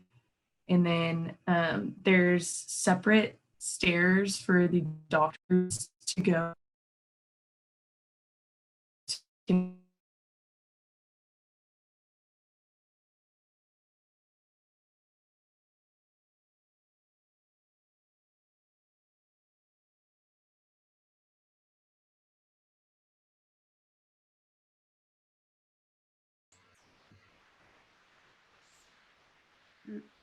Is it just me or Madison froze? I think we froze for a minute. Okay. Yeah, she froze on my end. Okay, Madison, can you hear us?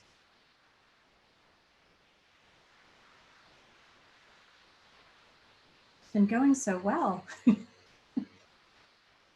Okay, did we lose her? Maybe she's logging out, coming back. Give her just a moment.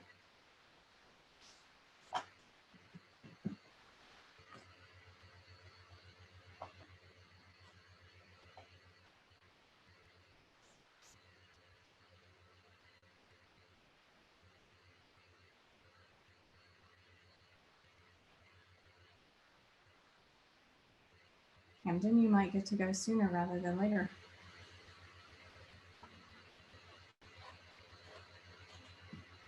Able to change my settings, as I was saying. Can someone text? I did, yeah. And just check in with her. Yeah, Wait, I see y'all.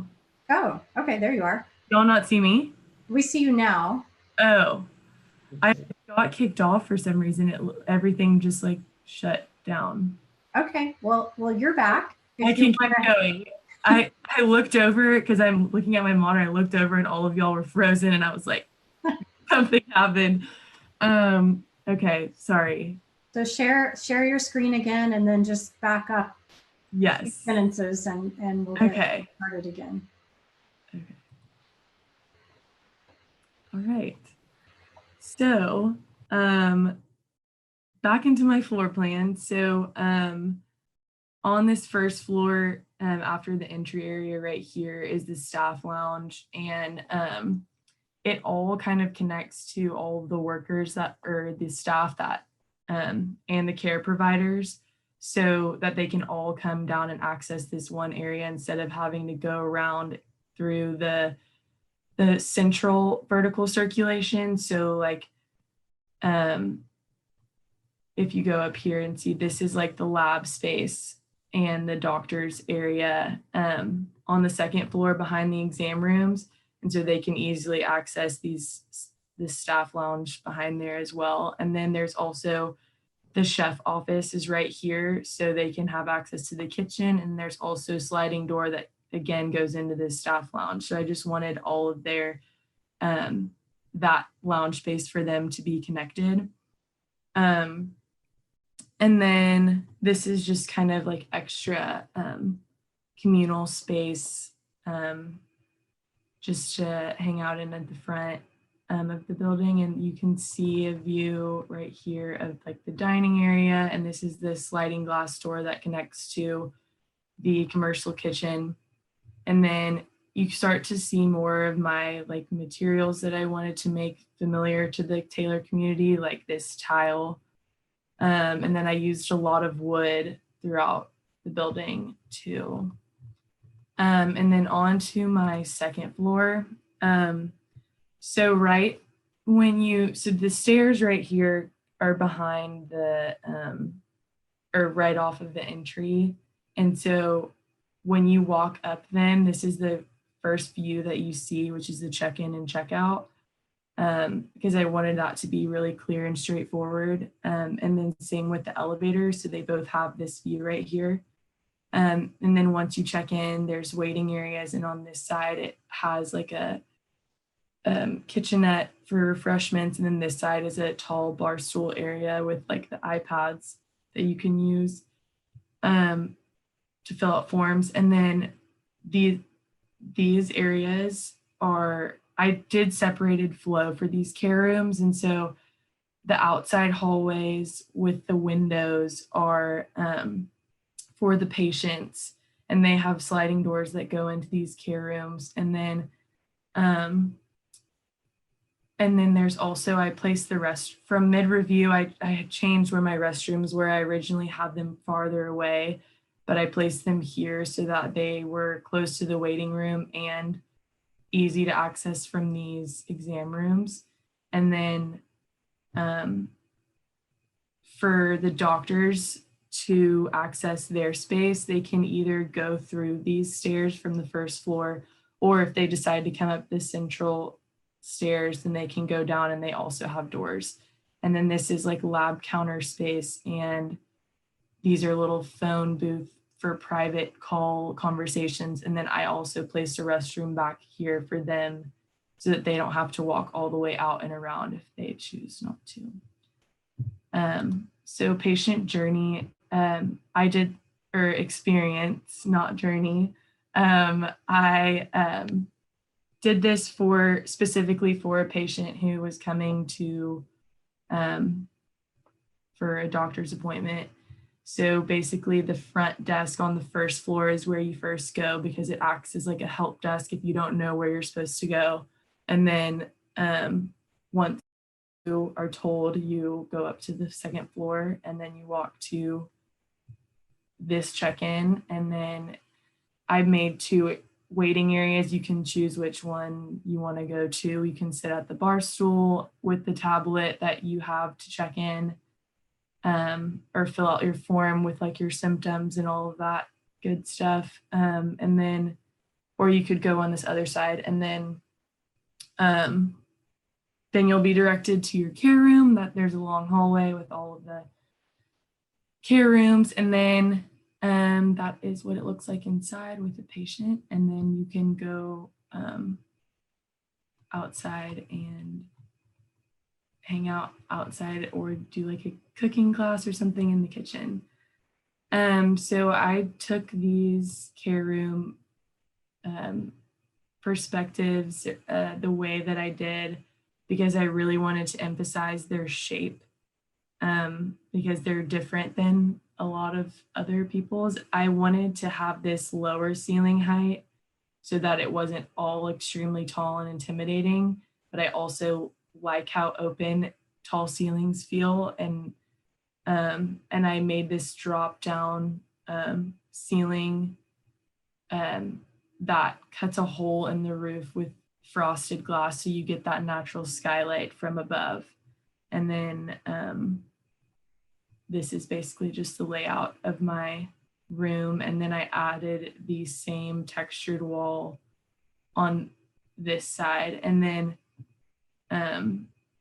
this is where the patient enters, and this is the doctor's side. And immediately when that doctor walks in, they use this sink, and they are not turning their back towards the patient, which I found was really important. And then also whenever they're using this computer to type things, the patient can easily see, and there's like a sense of transparency between the two. But those are some of my main points for the care room. And then this is just showing that separated flow.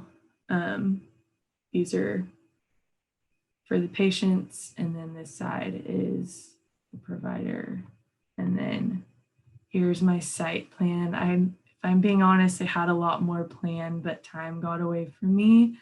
I was going to do a lot more on this side with like a garden, because it's off of the kitchen. But right here, this connects to the kitchen, and there's a sliding door, and the counter expands to the outside.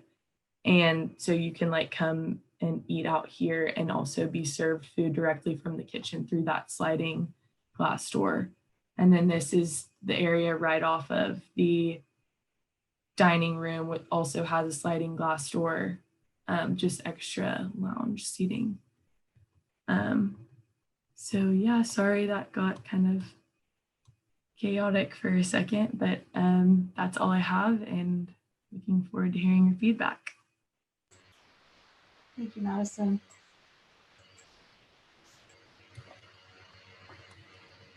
Madison, I think this is, all of you have done wonderful, good looking presentations, and you're no exception. I like the idea you started off with of having these, the familiarity of materials. In concept, I think that's great.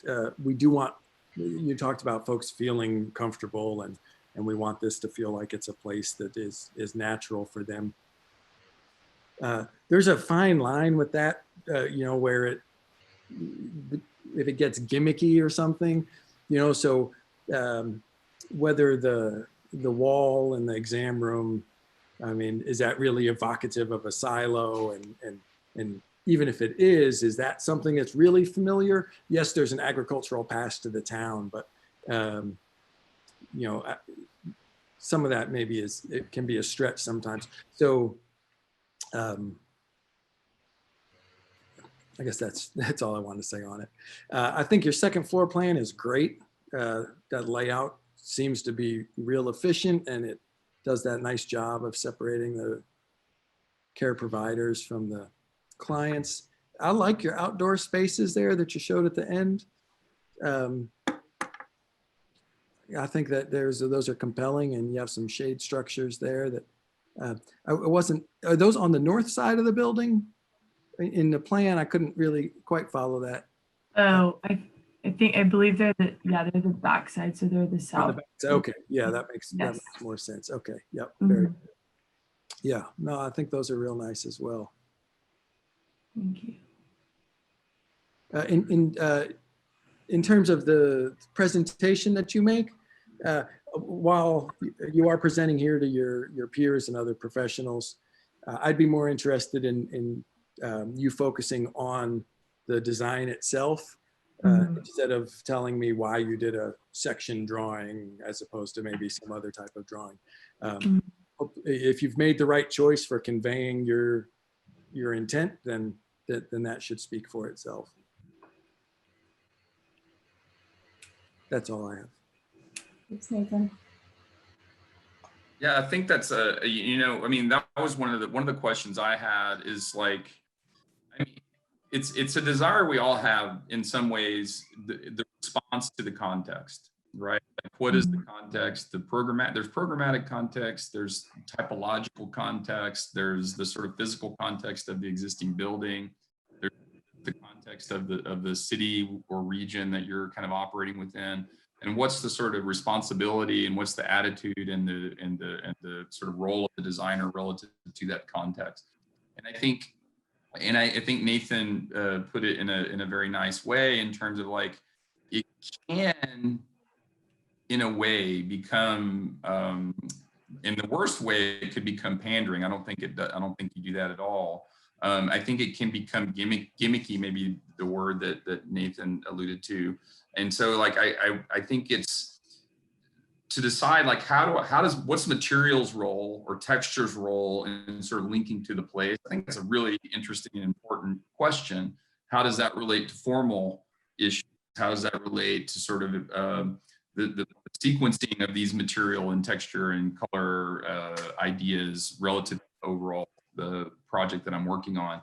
And so like, I don't know what the answer or even if there is an answer relative to what you're proposing, but I think it's just something that you should ask yourself as you move forward, because for me, I don't want it to devolve, or I would say devolve into thematization of a project relative to its regional context or local context. Because as somebody from a very, very small town myself, like not everybody likes barnwood that lives in small towns, you know what I mean? And so I think it can be done with a deft hand. I think you're moving towards that. I think you're striving for that, but I would be really careful about those applications of things relative to the overall like ethos of the project. And I'm not questioning your motives or even questioning what came out of it, but I would start to think about it a little bit more as I move forward, you know. I wish I included my mid-review iteration on here, because everywhere where it had this metal was wood panels. But I changed it, and I hate to say this, but I just looked at everybody else's model and I felt like it was getting really similar, or there was a lot of paneling in everybody's models. And so I wanted to think of something different to make these textured pieces. And yeah, no, it makes sense. I think it's just more of a question. I mean, it makes sense in a lot of ways. I think it's not just the material though, it's the application of that. It's application and detailing, you know, what is that little thing? It's often intangible in a project that makes it move from, you know, into a different kind of level of work. And I think, and I'm not saying that it's not that, but like it is that sort of, it's not just the material, it's not just its location, but it's its detailing, it's its quality relative to the other stuff that's going on, all of that stuff.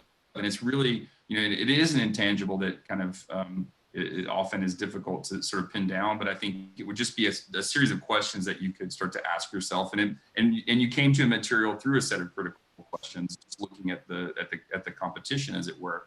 And so I think in some ways you're starting down that path, but I would just be, you know, relentless about it to the point as I move forward within my, you know, trajectory. Thank you. Yeah, I would like to add, like, you start to your presentation with ideas of familiarity and how, you know, the context, as both Nathan and Clay are alluding to in their comments, as being like a very important driver. And I wonder, like, in what ways maybe the building itself that you were given to play with and to create this, you know, adaptive reuse project, in what ways the building then could have played a bigger role as well, right? Because maybe some of the textures that you alluded or encounter as being, you know, characteristics of the place could have been already be present in the building if you were to take the project or take on the design as a adaptive reuse project, but also as a historic preservation project, right? Like if you were to, you know, take up the layers of paint that has accrued over time and to reveal those layers as a way of incorporating like the character of the building or maybe the history of the building as a component of your design, right? In many of the cases of both you and your classmates, there are layers and layers of new materials and, you know, new applications into the building that necessarily that, you know, I might question if those were necessary in the first place, right? If maybe the way you address the context is to address the building, which is your project most immediate context, if that makes sense, right? So maybe, you know, also understanding how I read the brief of the studio, and I know that it used to be a public school, right, Tamie? So I'm also curious to understand like how a bigger understanding of, you know, the type itself could bring into the configuration of a new reinterpretation of that type when it clashes with the typical arrangements of healthcare design, right? Actually, like, and maybe I'm gonna go like historically geeky here, but like public schools, hospitals, asylums, and even sanatoriums start in the same historical period, like late 18th century. And they all have a baggage, like a spatial organization that ties them together to a similar root. So it could be interesting to explore those variations and to understand in what ways you also reinterpret those, right? So again, like trying to, you know, maybe talk about this conversation that both Nathan and Clay started. How do you relate to a context? Not only in terms of, you know, its contemporary present, but also about its past, right? And then that being said, I think that a way of also dealing with that is to understand the built matter that you're engaging with, right? The things that are already there that have nothing to do with, you know, just the arts and craft, or, you know, like the material fabric of the things that you encounter, or objects that are iconic of the place, or as Clay mentioned, like they're thematic of the place. But even, you know, like its architectural past, right? Its stylistic past as well, in the same way as what are the forces that maybe brought this school here in the first place, right? Which could be interesting. Maybe it is not just, you know, materials that are currently present, but also materials that might have played a bigger role in the interior spaces of that school, right? And how they could be reinterpreted, reappropriated in a way that makes sense for the contemporary needs. That could be interesting. And, you know, like, but if we were to then just look at your project, what you have created, I still think like there are very interesting and valuable aspects of your design. I think like the way you have respected certain characteristics of the pre-existing building are very interesting to me, and you know, and I commend you on doing that. And I think like in your case, actually, you're privileging both the healthcare providers and the patients in the same way. So it is very democratic in that sense, and I like that a lot about the project, because, you know, if you think also historically about labor in healthcare environments,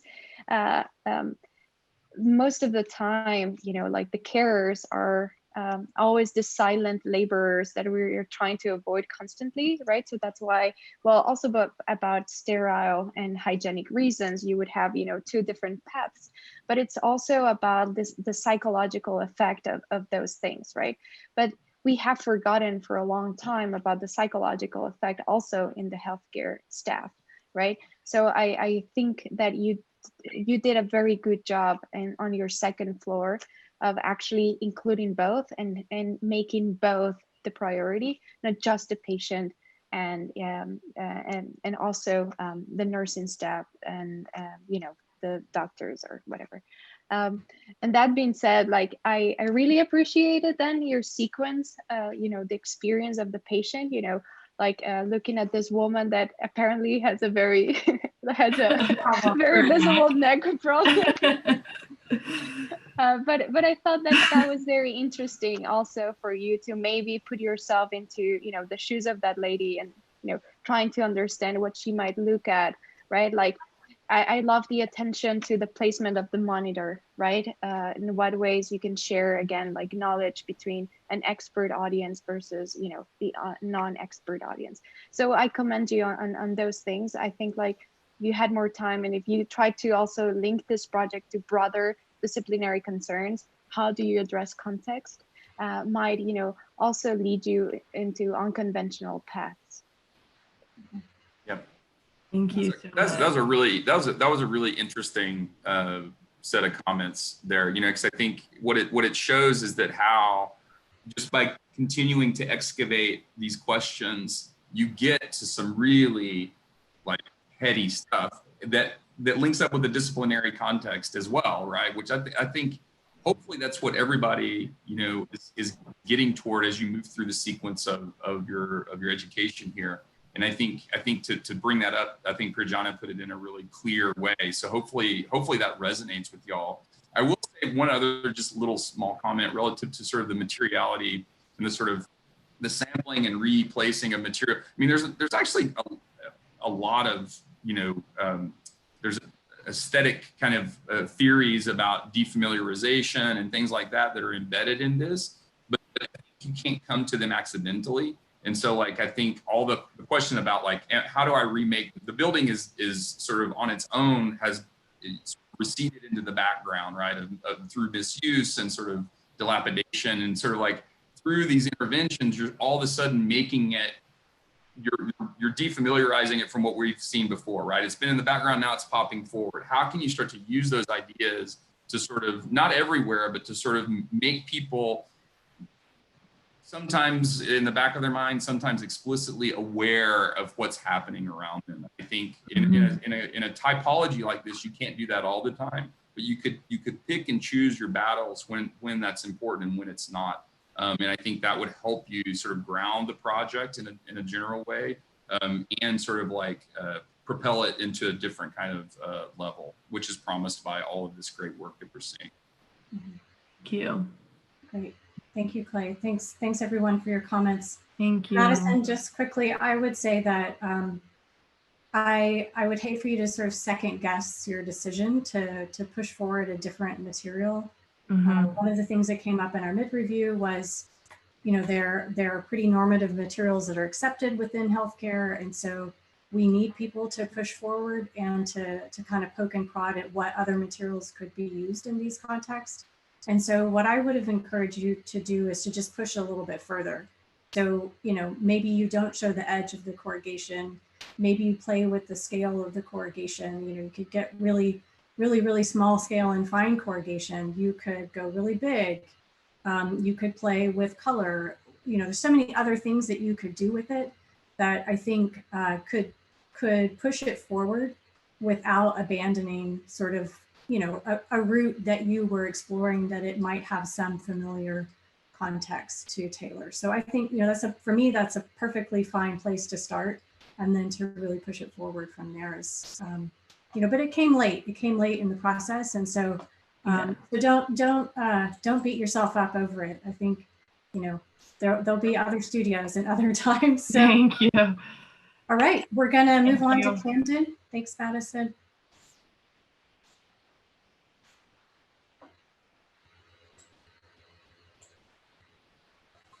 Can y'all see it now? Yes. Okay, great. Alrighty. Okay, so I'm going to start out with my process work. This will make like a speed round so that I don't keep y'all past the time. But yeah, to start out with my process work, this is actually from mid-review, in which I had a completely different design. And so what I did was, these are both my concept boards on the left and right, and I divided them by level. And so I originally was going to do something bluish teal on top with a blush on the bottom, and vice versa, with the central core inserted. But as some of us know, my computer crashed and I lost it. So I started over, and I used that as an opportunity to completely revise and change my design for what I think is the better. So moving over, I did say journey map. I mean, that's what we've just been calling it. So we'll just say it's my experience. That's just me. You don't have to change everything because I made a snarky comment. It's okay. That's what I was about to say. That's Clay's opinion. Yeah, okay. Well, he's also my professor too. So, okay. So basically, to start out, the first point of contact that the guest has is at the primary check-in. And if you look towards the diagram where my cursor is, it's the middle blue circle. So that's the first point of contact when the guest or patient enters the building. And so at that point, they can receive their room assignment, check-in, and then from that point on, they can take a seat at the guest and patient lounge, which is adjacent to the left, near the vertical circulation, the stairs, and the elevator, which, if you notice, I did move towards the outside of the building to make space inside the building for other programs and things. After that, while they're downstairs, they could grab a bite. So over to the right side, I'd have the dining and cafeteria area. And that's across this central corridor of the meal prep space. And so basically at that point, food is prepared on the left side, transferred to the right for prep. And from that point on, it can go out towards the east side of the building, actually the west, if I'm that correctly, to go towards the other facilities for Meals on Wheels and things like that. And behind that central check-in, I do have some restrooms as well. And behind that, I have some chef's offices. And basically, these are just outlined by who's occupying the space. I do have the floor plans below, and I'll get to those in a second. But after that, the patient can travel upstairs, where there's another smaller patient waiting area outside of the care rooms. And essentially, you can kind of see that on the top where this pink bubble is. One thing that we did discuss in mid-review that I took away that was important was to have like a type of partition that divided that care area from the actual care room. And so that way, when you walk out of a room, you're not just walking into a room full of people staring at you, because that would be very intimidating.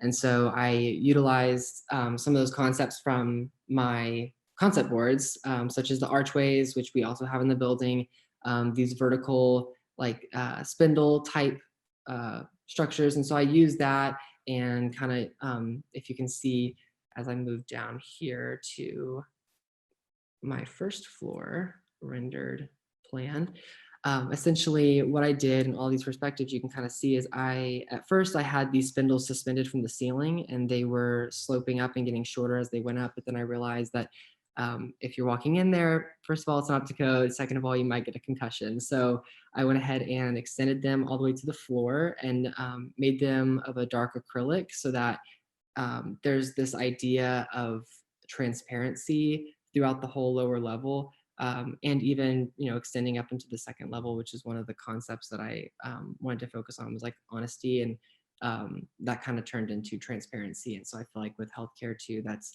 what we're trying to create, is a sense of transparency, whether you're seeing, the same thing on the screen, or whether you're downstairs and you can see what's happening across the room, but still feel like you're not on that side of the room because it is partitioned.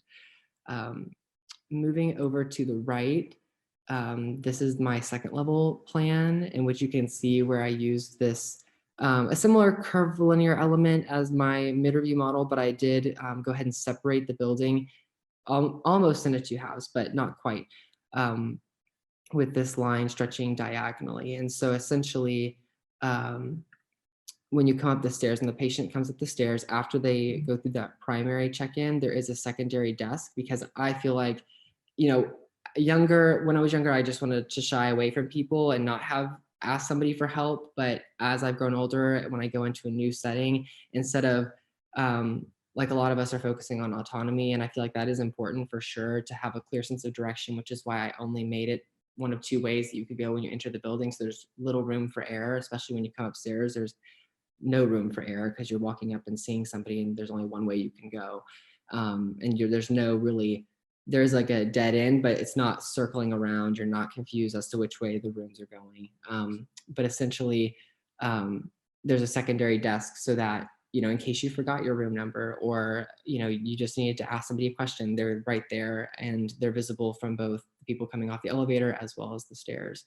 And over to the left, you can kind of see a view of what that kind of looks like coming up. And there is an access door there. So essentially I have two access for the back of house, one from the front, one from the back. So if a physician or any other employee or volunteer needs to access the stairs quickly, they can do so without having to walk around this entire curvilinear object. Back in this space, I also have number 2 here. That's the physician restroom, and I flank that diagonally from the patient or guest restroom, which is adjacent to a lab, so there's access there. And then I have some individual workspace for physicians, 2 private offices. In the middle is a break area. And then on the other side of that, I have a collaboration room, basically like a conference room.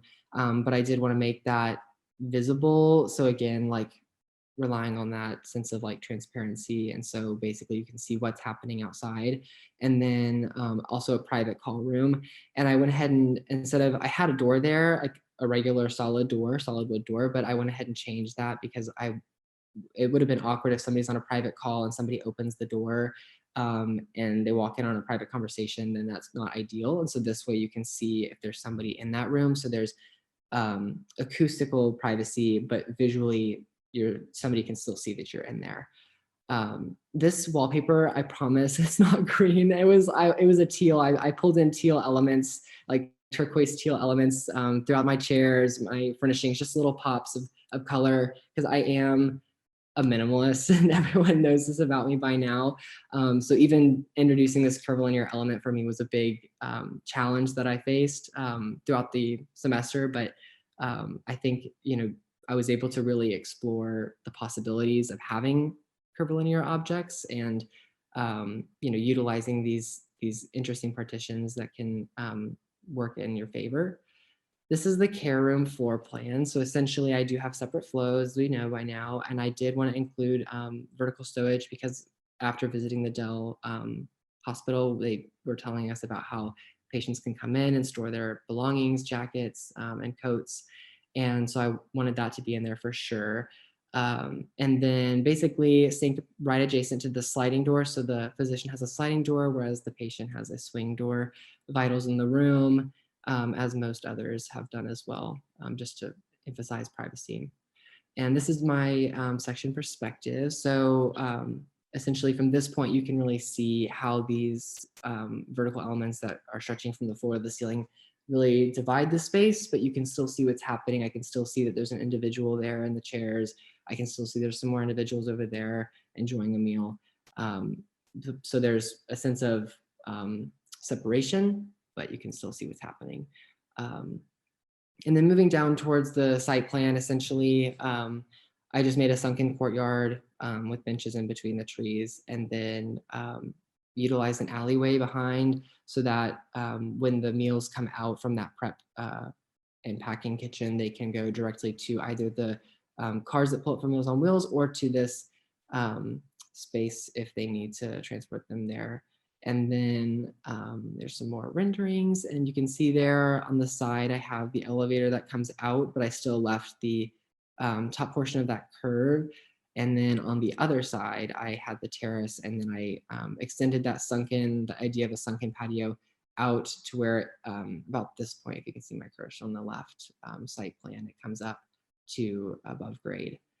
And on the right, I had some additional perspectives. These are images that I liked and I wanted to go ahead and include.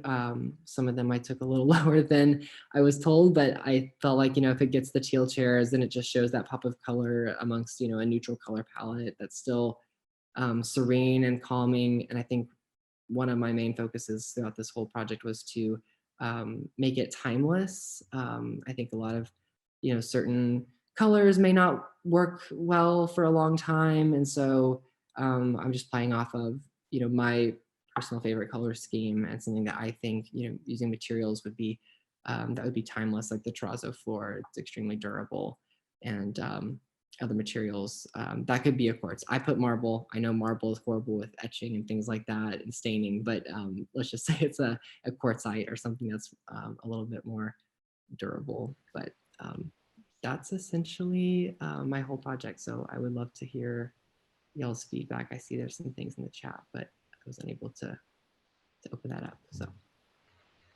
Thank you, Camden. thank you. I know it's a lot. I'm just like steamrolling so that I don't keep y'all too late. I think it's great. In reverse order, you just mentioned the eye level of a couple of your perspectives. I would argue in that conference room, taking an eye level from a seated person actually makes the most sense. Right? What we're trying to convey in those perspectives is how it feels to someone that's in the space. So I think you have a good argument you could use there. And they're all compelling images. You have beautiful images there. To me, the section was the most useful in me understanding the space and what you were doing. Yeah, that was real compelling and easy to see these veils that you have around like the stairs and that seating area there.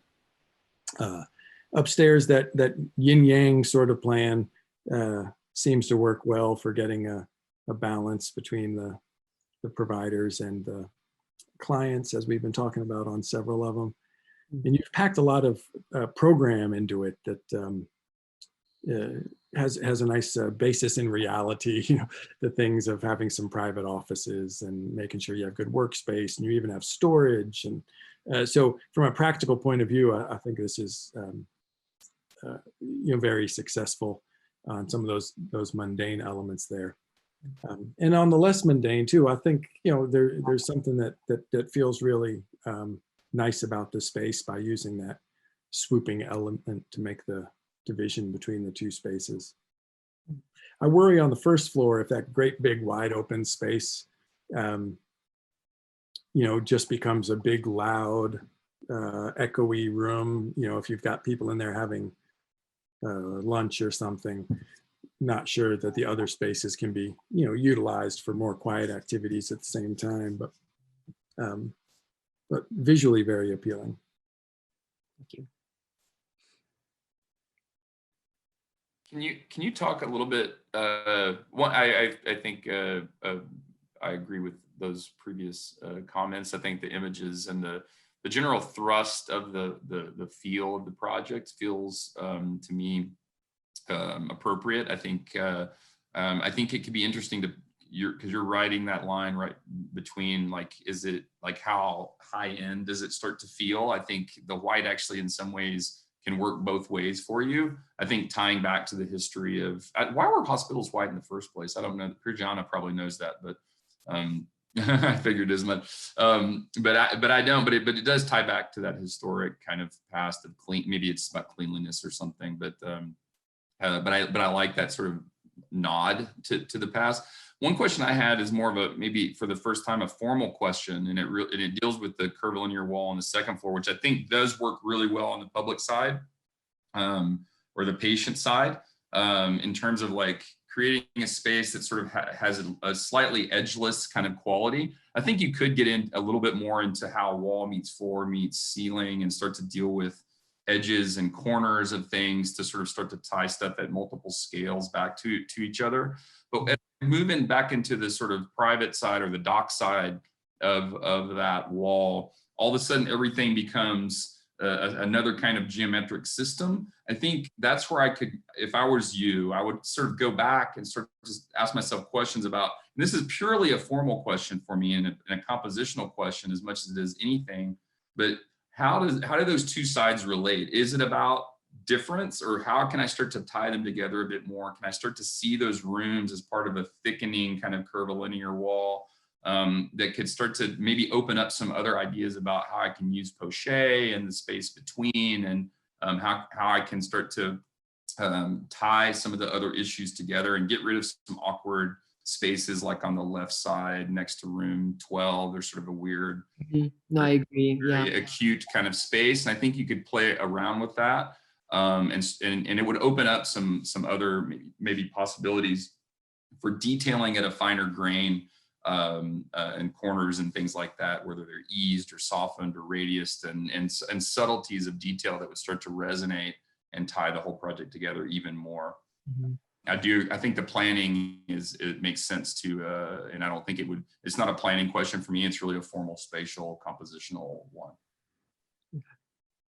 Yeah, as of now, this semester I got this far and I didn't know how to pan in Rhino. And so I just found out that you have to hold down 2 buttons at once to pan in Rhino. So I'm definitely learning every day, and, filleting curves and things like that. I'm definitely trying to find tricks, tips and tricks to kind of work the edges. And that's something that I thought about consistently, is because last review we did a stair, and one of the reviewers were, speaking about the way the ground meets the floor, or the way the wall meets the ceiling, and what do we do there to finish that. And so it's definitely something to consider for sure. But yeah, definitely I'll keep that in mind for next semester as well. So yeah, Kendam, thanks for your presentation. This is gonna come across like the most odd comment I could make today, but for years, like the one project that I would like you to stay on budget, or to maybe consider having a budget, because I think like the kind of moves that you've made, or the kinds of materiality that you have chosen, could be interested. I would be very interested in knowing in what ways you could have reinterpreted them based on other materials that can be more banal, or that could be more ordinary in a way, but continue to have the same clear aesthetic values that you have achieved throughout your entire presentation, right? And the reason why I'm saying this is because, like, maybe to address Clay's question about like the wideness of healthcare environments, is like most of the things that we value today as being of high aesthetic value. If you think about a chrome-legged chair, right? It comes from healthcare design at the beginning of the 20th century, right? And today is one of those extreme commodities that we see in high-end design, right, or furniture design. So I'm just curious to know, like, in what ways, because our health standards and sanitary standards have raised so much in the span of the last century and so on, that, you know, very modest materials that are very cheap have, you know, very good sanitary and hygienic value. So I would be interested in maybe also introduce you to the world of, you know, material research, and in what ways, right, like you can achieve the same level of aesthetic appeal by, you know, introducing, you know, other more mundane and maybe more ordinary materials, right? And that being said, I think like it could be very interesting to you to also observe the history of also of cleanliness, right? And to understand like where those sanitary ideas come from, right? Because you're the one that most strongly draw from them, right? So there's that question, or like that, you know, comment, or maybe, you know, pushing you to, you know, maybe also go beyond your own, let's say, proclivities when it comes to, you know, design. Like it seems you were designing this for yourself, but then maybe it could be interesting for you to then think about who is your audience more specifically, right? Because I think like, even though I love the clarity of the plan, both in the first floor and the second floor, still it feels very alienating, at least on the first floor, right? Like you enter to this, you know, spatial, you know, spacecraft kind of environment that I'm still curious to know in what ways it could be toned down to also understand or address an audience that might not, you know, find comfort in a space such as that.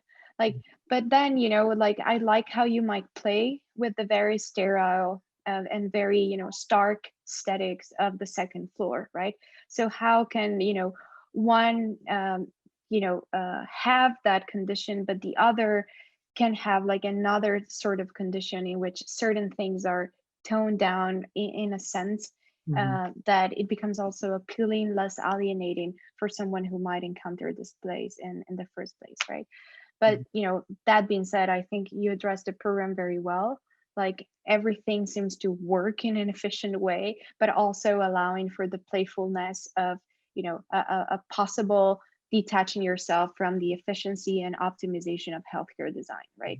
Which I think it's very interesting because it changes a little bit what that experiential quality could mean and might mean. And I think like you've done it, the moment that for me you're at your best is when we come up the stairs and we find that secondary desk in which you just change the lighting just to make that space look less alienating, right? So that being said, like if you continue to use the black and white, right, maybe it is also a play with light, also a play with the temperature of your light bulbs, in what ways that can help you, right, make those spaces less alienating when you need them to be more inviting and less, you know, prescriptive, right? Yeah. So that would be very interesting. Yeah. It's a super interesting point because one question I actually had relative to my previous one was with the curve relative to the sort of, you know, rectilinear, more quote unquote functional and technical back of house, was that it does start to have in some ways at a totally different scale, but it does have an industrial design kind of quality in terms of creating, you know, a interface around some technical bits that make it accessible to the layperson, right, or the non-expert. And so, you know, that curvilinear wall to me is like the iPhone cover that hides and creates a different kind of relationship to the highly technical, complex workings that are hiding inside of it. So that maybe is another take on the previous comment, but I think it does open up how you can start to think about what is that thing that I'm doing in between the sort of workaday or the technical and the sort of layperson or the person that's coming to this place. What is that interface like, and how do I use materiality and form and light color and sequence and all those things to sort of accommodate and facilitate and make better those interfaces that might be scary or off-putting or pandering or boring, right? And so like, I think those are some really interesting things to kind of build on. And maybe that's a general comment as well. Yeah, that's definitely helpful. I think one thing that I've been, conscious of, but also struggling with perhaps is, this idea of, designing for myself, as in, designing something like a project that, I could, really believe in and, be happy and proud of for my portfolio, but then also keeping in the back of my mind, okay, where is this space? We're talking about Taylor, Texas. So I totally understand this idea of, walking into this might be like, a spaceship. I totally get that. And so I guess, I don't know if, there's any specific way that I could, maybe try and better understand how to bridge that divide between, designing a project that I'm confident in and proud of. That's why I changed it from mid-review from that form, because I just wasn't happy with it. And it was literally, our mid-review was late in the game. And I just said, you know what, I'm going to scratch it and start over, because I believed in this form more than I did that one. So, and I don't know if that one would have been as alienating. Perhaps it wouldn't have been. But I guess I'm trying to figure out the best way to kind of bridge that divide of not alienating somebody who isn't familiar with this type of design or architecture, but also making a project that I'm proud of. Yeah, no, but like that's why I think like the way you're playing out, like the familiarity with healthcare spaces that are already alienating, right, by nature, like they need to be, right? Like the reason why everything is white is because it's easier to note difference, right? That's why, like, if you have white bed sheets, in the moment there is like a weird bodily secretion, you might be able to notice it, right? So anyways, like that's why, like maybe also understanding even more like the materials, like why, the chrome was embedded into the design of healthcare furniture. It's because they were easier to clean, right? But the problem is that we have fetishized those elements, that they have become of high value today, right? So maybe that's why, like if you were to also consider aspects of everyday objects that are, massively produced and that are not as precious, right? Embedded within the type of spaces that you're designing, it is a way of addressing a less alienating aesthetic, right? So that's maybe what I was trying to say with that. And I think like another comment is like you keep referring to your midterm project, and I am glad that you didn't go for that one, to be honest. I think like there's your second iteration, it's clear, and actually, it is good that you then, went for that hunch and that you continued exploring this new path. So I would say, like, for in the future, just scrap that and start with what you ended up doing, right? Because I think like, it is more interesting to observe what you've done rather than what it could have been, right? Yeah, I agree. Absolutely.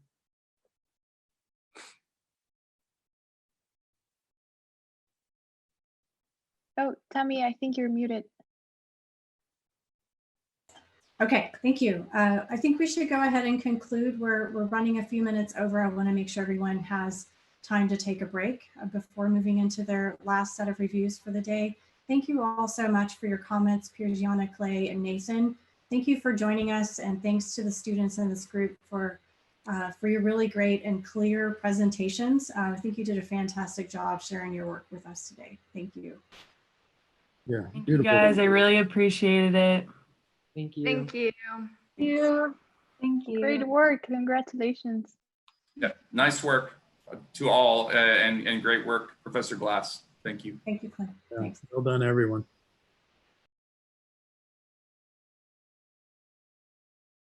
Okay.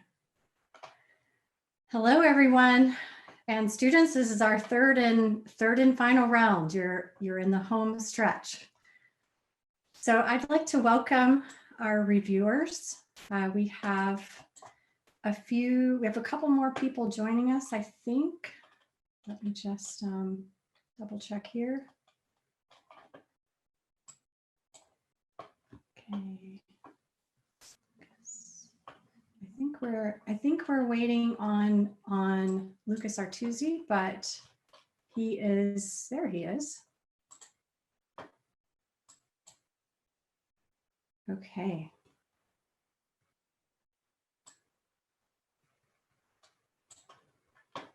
All right, Lucas, are you there?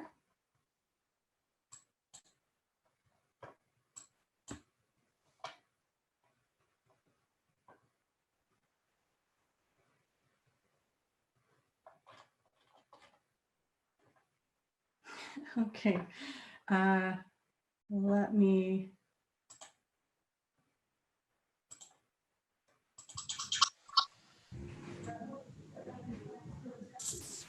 Now I'm here. Okay, you're here, but now everyone is unmuted. So hold on a second. Sorry. Okay. Right, let's mute everyone and then figure out what's going on here. Can anyone else, Allison, can you unmute yourself?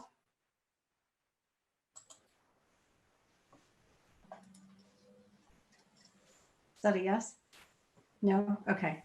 All right, so there's a setting that we changed to make this happen.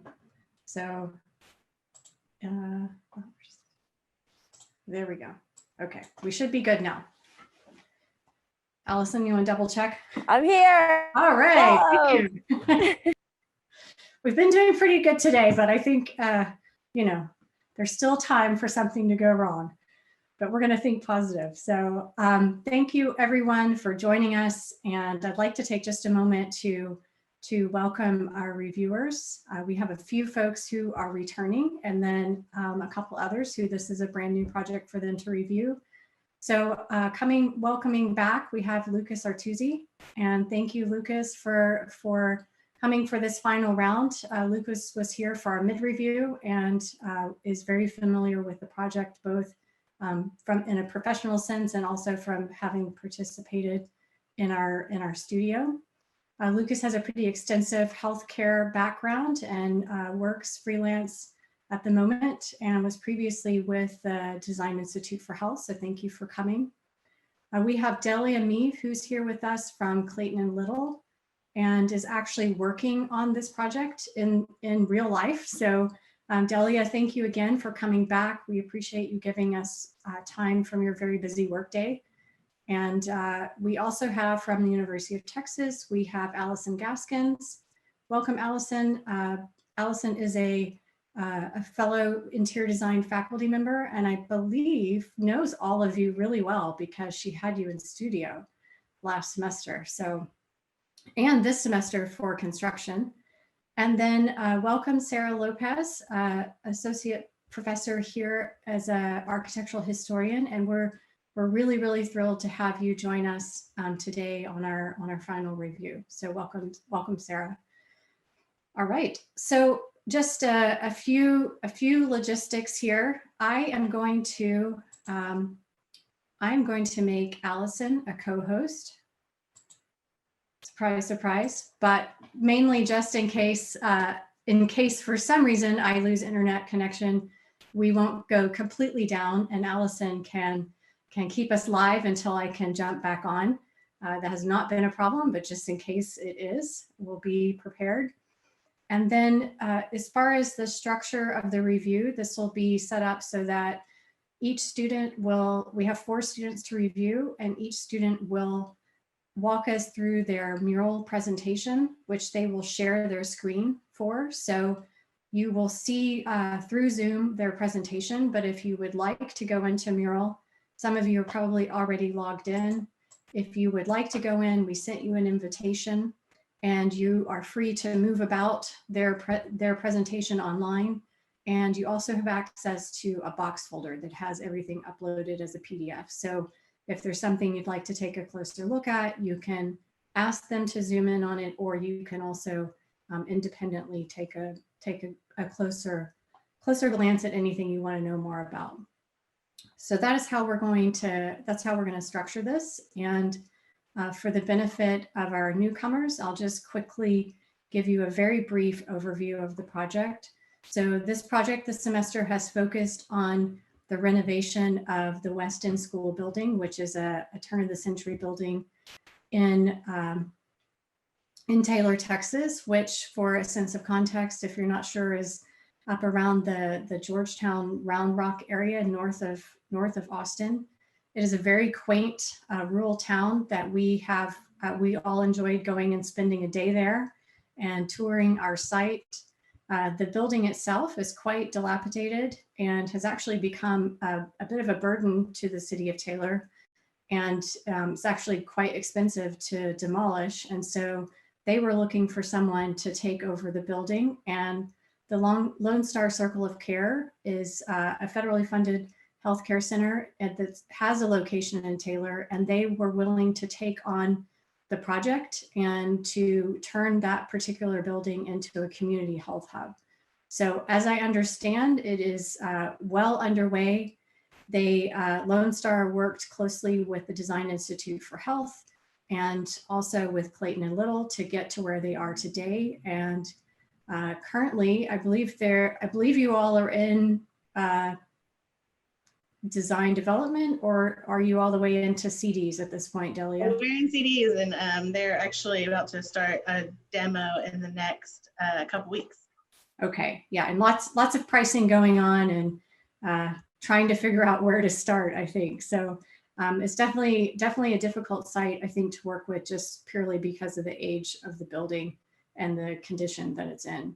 So there's a very active community in Taylor, very, very active mayor and group of citizens who have really spent a lot of time trying to kind of breathe life into this town and to make it a desirable place for people to come to bring their businesses to, and also to take care of their residents who've been there for many years. So that's just a really quick overview. Programmatically, the building, it serves several different functions. So it is a primary care center, which is pretty much half of the building, half of the program. And then secondarily, it has a commercial kitchen, which will serve food to a couple different groups.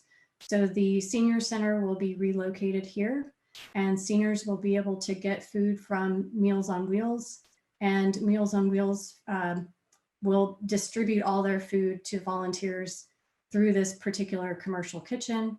And then secondarily, they will also be producing food for Head Start, which is located right next door, which is a nonprofit group that helps, it provides childcare services for parents so that they can actually work and earn a living, and is a really great organization right next door to our building. And in general, it will serve as a community center and will have programs and things available to the rest of Taylor. So that's kind of a really quick snapshot of the project. Are there any questions from the reviewers about the project or the process before we jump in? No? Okay. All right.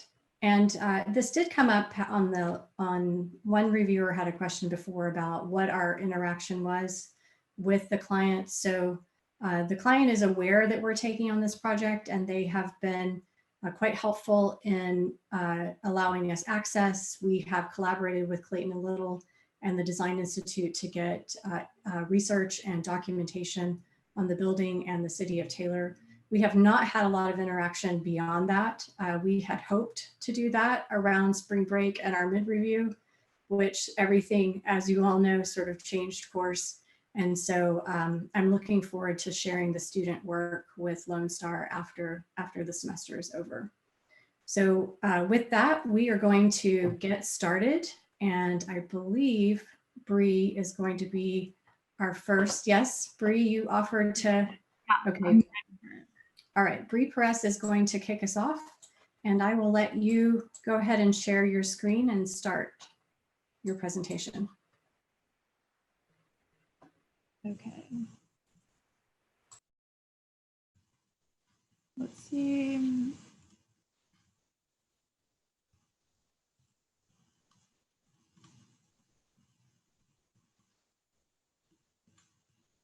Okay, can y'all see the board? Is that awesome? Yes. Okay. So I really enjoyed this project. I think something for me, as we were in the beginning of the semester, we kind of talked a lot about health and how we respond to it as humans in general. And I had thought a lot about I think we've all had, for me, it was mostly family, like family that has been sick or family that you have to take to the doctor and different kind of things like that. And then kind of that experience that you go through when you go to a doctor. And I think for me, like something that I continuously thought about when I was younger, my mom had breast cancer. We were always in and out of doctor's offices and different things like that. And when we were doing this project, it was kind of cool to be able to pull from that experience and then be able to implement things that like I wish I would have seen in a doctor's office back then. And then also the just being able to connect with Meals on Wheels. I've helped out with that before. And then also the aspect of senior citizens. My grandma just loves like a clean, nice space. So kind of taking little elements from my life and being able to put it in the project. And so in this very first board that you see here, it's the process work, and the things that I really wanted to implement within the project were these 3 words. And we had kind of talked a lot about different emotions. And so I wanted to implement light in making a space where people felt really comfortable and people felt like they could kind of be in nature. And I really believe that light has a lot to do with our mental health, and that well-lit rooms provide healthy lives. And then I also wanted to focus on unity. And when I talk about unity, I think I love that Taylor's a smaller town. And I really wanted to be able to pull from that, being able to, I'm sure like a lot of people that are going to come to this building are going to know each other and, be neighbors and different things like that. And so kind of having that aspect of we're a community and we're here to be together in this new building that is just going to be awesome. And then also wanted to implement an element of calmness. And so for the element of calmness, I just chose kind of a neutral kind of color palette that also has elements of nature with that sweet green color to like kind of carry through the building. And just hopping back to unity, a couple things that I implemented there were throughout my building, there's the hexagon shape is carried through. And I have a different drawing you can see later. But basically I attempted to carry out this single shape throughout the building. So the visitors will have this kind of, oh, wow, I'm seeing this shape. It's kind of creating this atmosphere of unity. And then also there's a picture of it here that I use for inspiration, but a stadium stair for my stair, which kind of takes up a lot of the floor plan, but I really felt it was necessary and kind of adequate to implement the unity. And it kind of, I feel it connects the 2 areas, the top floor and the bottom floor. And just because one is health and one is more, kind of gathering kitchen area, I still wanted them to be connected. And so hopping over to the floor plans, this first floor right here, you can see that number 2 is the stadium stair. And then around these other areas is the kitchen and the dining room. And then as you walk up the stair, the exam rooms are those 6 smaller rooms in the middle, along with the hexagon check-in area. And then in the back house, I think something that I also wanted to focus on is realizing that doctors and nurses are going to be spending a lot of time in these rooms. And so I created the number 2 you see on the second floor plan is a coffee bar area for the nurses and doctors. And then the back house area, which has just admin offices. And then number 7 is like a more open workspace. And so the perspectives right here, some of these bottom floor perspectives show the entrance area. And then something else that I really liked, it, just a little detail, but just to create that sense of unity, was the bilingual signage. So it says welcome, and then in Spanish, bienvenido, which is just welcome. And just to kind of touch to that Hispanic culture in Taylor as well. And just being able to see that over here, this green kind of service area has those hexagon shapes. And then kind of going through the first floor, as does the screen that covers the bathrooms and the picture frames. And then this last view is the stadium stair. And we talked a lot about stairs in last semester. And so I kind of had some help with that. But I really enjoyed making it. And I feel like it created like a little extra gathering space that people could, you know, gather as a community and sit while someone in the front talks if it's needed. And for the top floor perspectives, the check-in area has this hexagon shape as well. And then back here is the coffee bar for the doctors and nurses. And then the back house area, which is just a simple kind of work area for the doctors and nurses. And then the last two one is the exam room, and kind of creating, there's that hexagon shape again, and then the same with the skylight over here. So bringing that element of light. And so as you walk down the hall to the exam rooms, you'll get to see that shape being pulled in along with the shadows. And then this drawing just kind of shows a few of the different elements that I used in terms of to create that sense of unity with the hexagon shapes throughout the building. And most of them I made. And so it includes like the waiting area, the hexagon desk, the bathroom wall coverings, the service, coffee bar, dessert area, and then the skylight detail. And then hopping over just to the patient journey and care rooms. So for the patient journey, the idea is that the patient would come and check in the front office or the front desk, and then being able to be directed up the stairs to the check-in, to the next check-in area of the hexagon desk. And then the idea I have for the waiting room is that you can proceed to that hexagon waiting room right here, or if you want to and are inclined to, you could go sit in the stadium stair, and then the nurse could be able to call you out, which from whichever area. And then being able to proceed through the hallway to the exam rooms, get your examination, and then check out.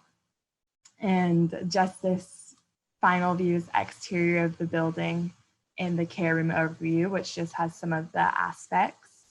And for the exterior, I think something that was important to me was, because I had so many elements interior that had to kind of do with nature and this outdoor tranquil experience, I wanted the landscape and kind of just the outdoor in general to have a green kind of peaceful feeling to it. So I decided, I kind of was thinking of Zilker when I made this, but kind of to have like big green grassy spaces where one could relax and hang out, and then, you know, go to their doctor's appointment or go eat their meal at the dining room, or various things like that.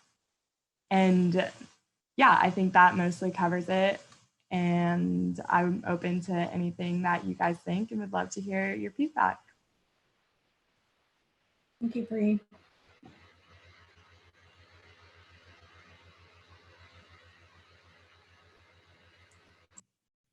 Question, do you have an elevator?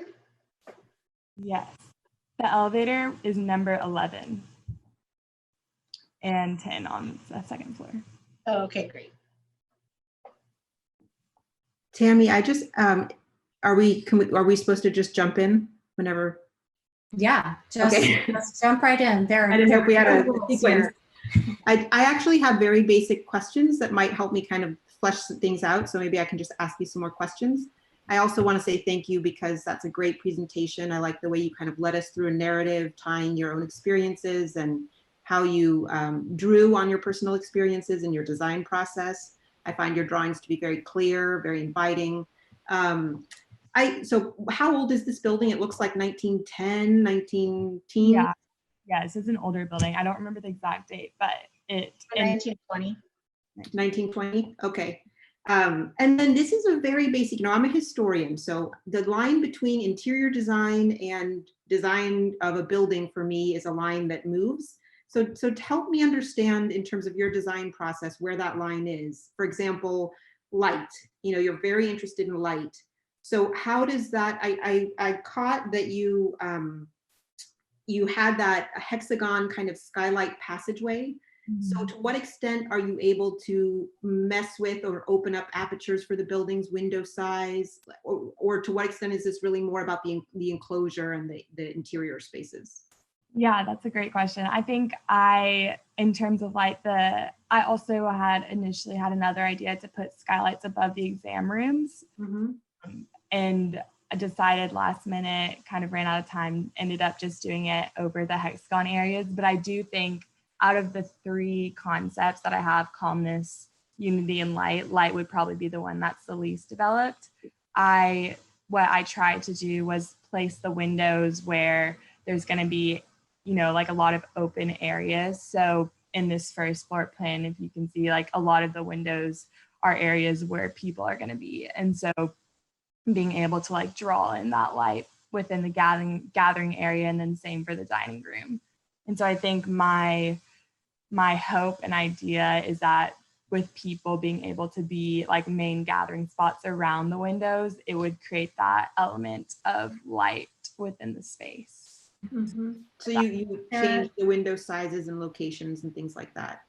So the window sizes are completely the same, but and the location. So I just kind of moved the floor plan based on where based on them. You used them as right. Okay. Yeah, Sarah, just so you know, they have been given the opportunity they can add skylights if they choose to.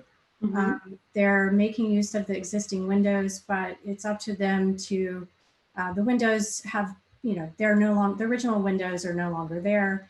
So they have to take an attitude toward the existing building. How do they replace those windows? How does the floor plan relate to those windows? On the original building, the windows were actually, they were much smaller, and parts of the openings that we see now as really big openings were actually paneled in. So we have some photographs of the original building, so they have an idea of what it looked like initially, but it has been changed and renovated multiple times. But the shell it's up to them to decide what their attitude and strategy is of working with the existing building, both on the interior and the exterior. And we did spend a part of at the beginning of the semester talking about different approaches to how much you respond to or how much you work in a more autonomous way from the existing building. Yeah. One of the things that I think really comes across is that the exterior of the building is it carries some of the traditional form and sort of symmetry of a 1920s building.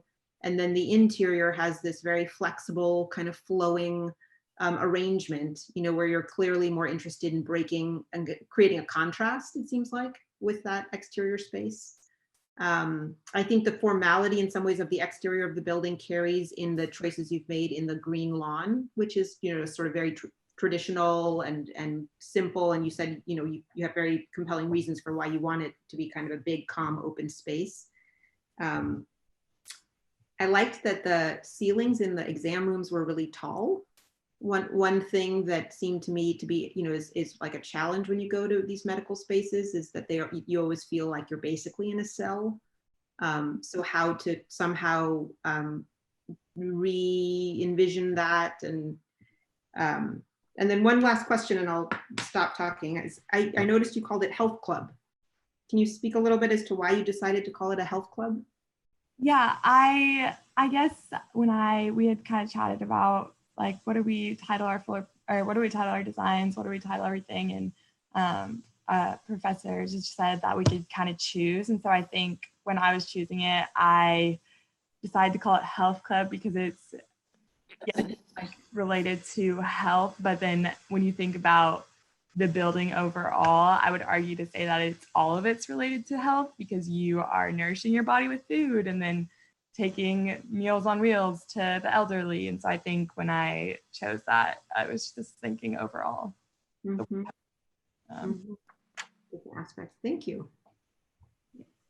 Bree, I have another question for you.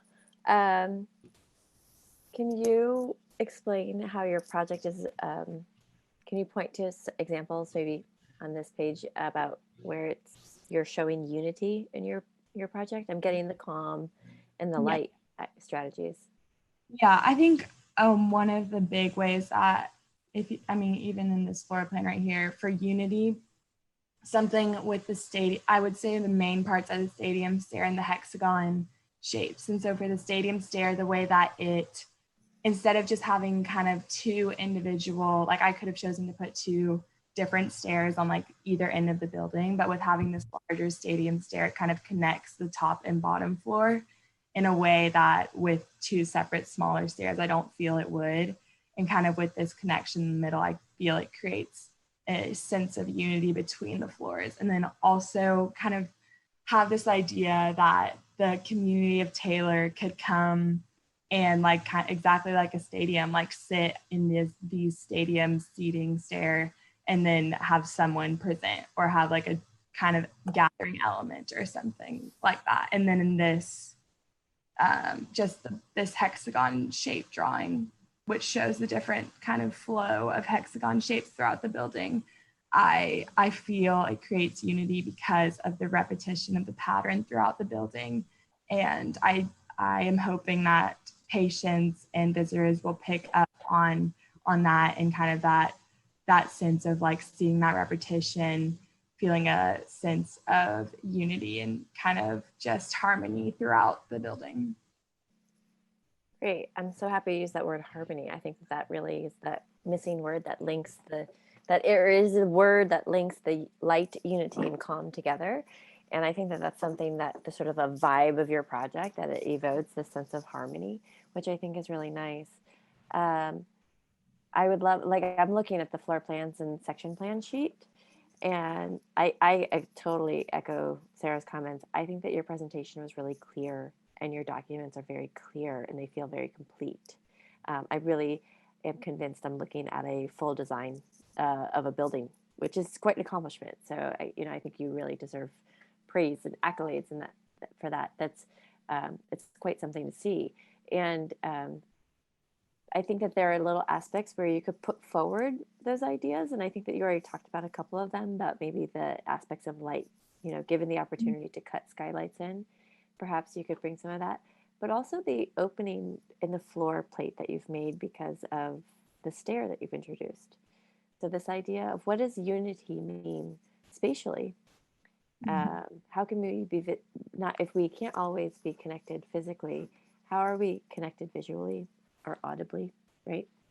And I think that cut through the floor there begins to do that. And I actually think there are a couple of section cuts that you didn't make. Like if we took your section cut where you cut it and we actually pulled it through where the elevator is, we'd actually be cutting all the way through back to the back deck. And those are places where the first floor and the second floor, they start to intersect one another sectionally, right? And so what does that mean? So just the way that you created this stair for corralling people together, to gather, to move up and down, of course, what does that mean, the juxtaposition of the elevator, having that right there? Because this is a wellness center or a health hub, the other thing that we have to think about in terms of unity comes with this is a multi-age population, multi-ability population. So I think that the stair is beautiful and it's very celebrated, but the elevator might be a more common means of moving up and down. And I think that there's an opportunity to celebrate that as well.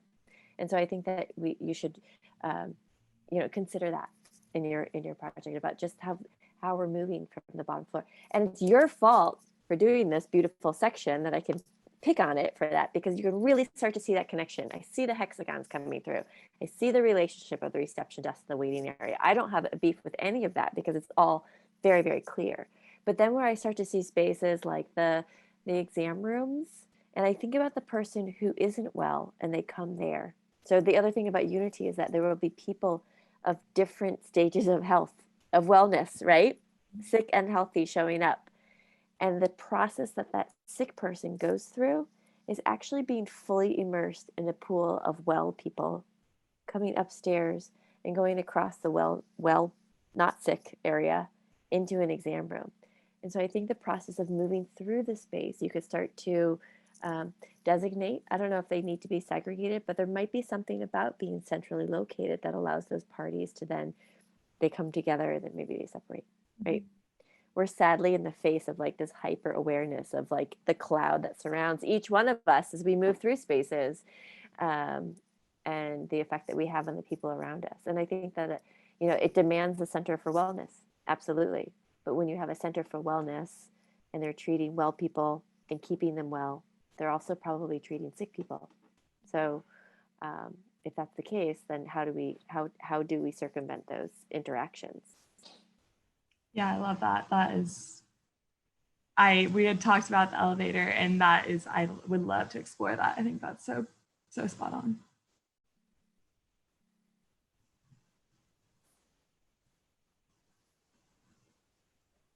I could say a couple things too. I really like your check-in area. I think that's a really lovely element to when you walk into the building and then you see this beautiful check-in area and your rendering there is very, very nice. And then just that was one comment that I really liked. And then the other thing is just how did you have any thought to the structural integrity of the building, or any thoughts on it looks like you completely gutted it, and I think that that's fine. It was just understanding, how did you plan on supporting the structure, and did you plan on rebuilding the whole interior, or did you have any thoughts on that? Yes, with the stadium stair, great question. With the stadium stair, I took out the columns, and so I would have to obviously figure out some way to support the load of that space. So yeah, great question. We'll hire the structural engineer to do that. Also, one other thing too is I was just thinking one way, like in your section, could you scroll in closer on your section? Yeah. I think one thing I really like how you are getting light into that corridor between the exam rooms, and I think just with the tall ceilings there, adding a window or adding a way to bring natural light into those exam rooms could really add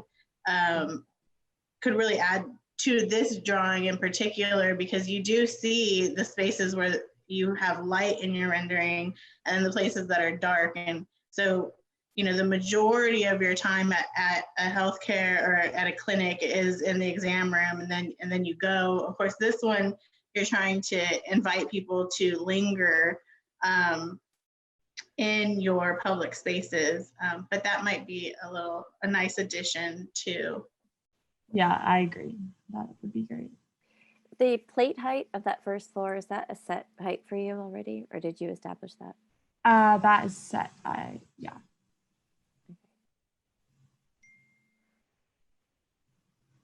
And it seems like there's also an opportunity to bring more of your hexagons in. I mean, I love that comment about, you know, we do have that light well over that hallway. Like, why bringing that light shelf into the exam rooms?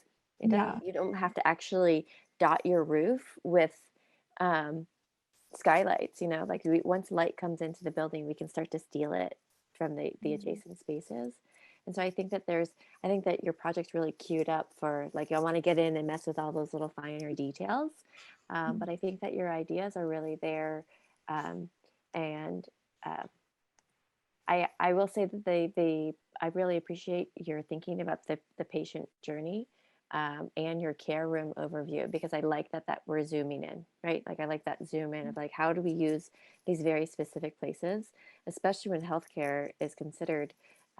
We need to think about, it's not the human aspect, it's actually just the functionality. Like, so how as a person do we operate in these spaces? What is the procedure? What do they look like? You know, like from the point of how do the doors swing? What is it like? Where are you sitting as a patient waiting for the physician or nurse to come in? Like, are you straight on? You know, what are those kinds of relationships? And again, the interactions. And so I think that there's a lot here that we can start to really exam outside of, like, the selection of the exam chair. But I actually like, more than that, the arrangement of the room, right? So you walk into the exam room and the door is not on center, right? The patient seat is not directly across from it. You don't feel like all of a sudden you are being observed. You're allowed to sort of sit casually. And then when the sort of power position switches, right? And then the patient moves into the chair once the physician is already in the room. And so I think that that's a strength to your project if you continue to think at that level, and then you can start to expand upon that, thinking about, again, like the multi-ability, like the person in the wheelchair might have a little trouble getting to that room at that point. But I think that you're starting to ask the right questions when it comes to how do we interrogate our interiors. And so that's all, those are all very strong moments in your project. So. Interrogate interiors, I like that. And I don't, I think I'm the last one. I don't think I have a lot to add that hasn't already been said, but I'll underscore things that I've heard Sarah and Allison and Delia mention already. There's been so much written about biophilic design and its impact on health outcomes. And so I love that you've brought in these natural finishes, natural materials, greenery, natural light into the space. Those have been shown to have an impact on not just the experience, but actually the health outcomes that people have. You know, I love that, like down that corridor that runs sort of down the center spine of all the patient rooms, it almost looks like light coming through trees. Like, I just love that. That's perfect. And the fact that you've oriented so much of the space around the provider experience is, to me, a really important thing that often gets overlooked in the design of healthcare spaces. Like, too often that's an afterthought. So we jam in, like, you know, a provider lounge in the sort of like unused, you know, 50 square feet that we had over here that we didn't know what to do with, right? And so leading with that sort of provider perspective, because the providers are going to be in here 5 days a week, you know, every week of the year. And so thinking about that experience and not just the patient who's there maybe 4, maybe 10 times a year on the high end, right, is a really, really critical thing if we want, you know, if we want providers to have a great experience so they can create a great experience for patients. And then the only things that to me are considerations, you know, if you were to continue to carry this design forward, I love the motif of those hexagons, and I love that it found its way to that desk on the second floor.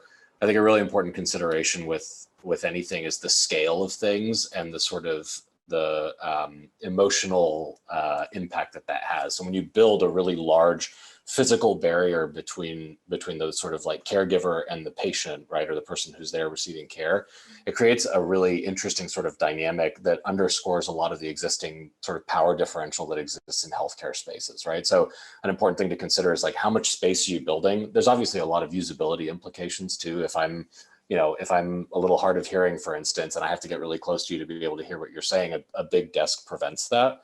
But it also creates like a big separation between you and me, right? In a healthcare space, we're trying to close that separation, right? So it's an interesting thing to consider as you think about the scale of objects and spaces. And then the only other thing I'll point out is, and I think that central stadium staircase, which I love, I think it's driving a lot of the flow through the space. And you look at some of those traversal distances, and, you know, obviously for patients that have, you know, challenges with mobility, that's a big consideration. But if you even look for providers, it's a lot of like back and forth down that space. And so thinking about, okay, how do we, you know, we're trying to index on what those delighters are for providers, right, with that coffee bar, but let's make sure that we're also thinking about like, what are the baseline sort of satisfiers that we need? And one of those things is, how easy is it for me to practice medicine in this space, right? And one of those things includes like, how long does it take me to get from one place to another, right? Like, am I crushing my Fitbit step count every day because I'm like, you know, doing big loops around the building? So just thinking about how those spaces are oriented for providers and patients, if you were to continue to evolve the design, that would be something that I would want top of mind. But love the space, love the sort of like natural motif throughout it. I think that's really lovely. Yeah, your color palette is very nice. Yeah, has a very nice, refreshing sort of vibe to it. Yes, we did talk a bit about structural design of this particular stair, but she felt very, very strongly that it was a big community driver. So yes, we'd have to get extra funding for that, I think. All right, so we thank you, Bree, very much. We're going to move on. And I'm not sure, Blair, are you ready? Is Blair still with us? If not, I can go if you're not yet. Okay. All right. We're having a few technical difficulties, which is why I'm asking. So Emma Fortner is going to jump in and go next. So Emma, you can take it from here.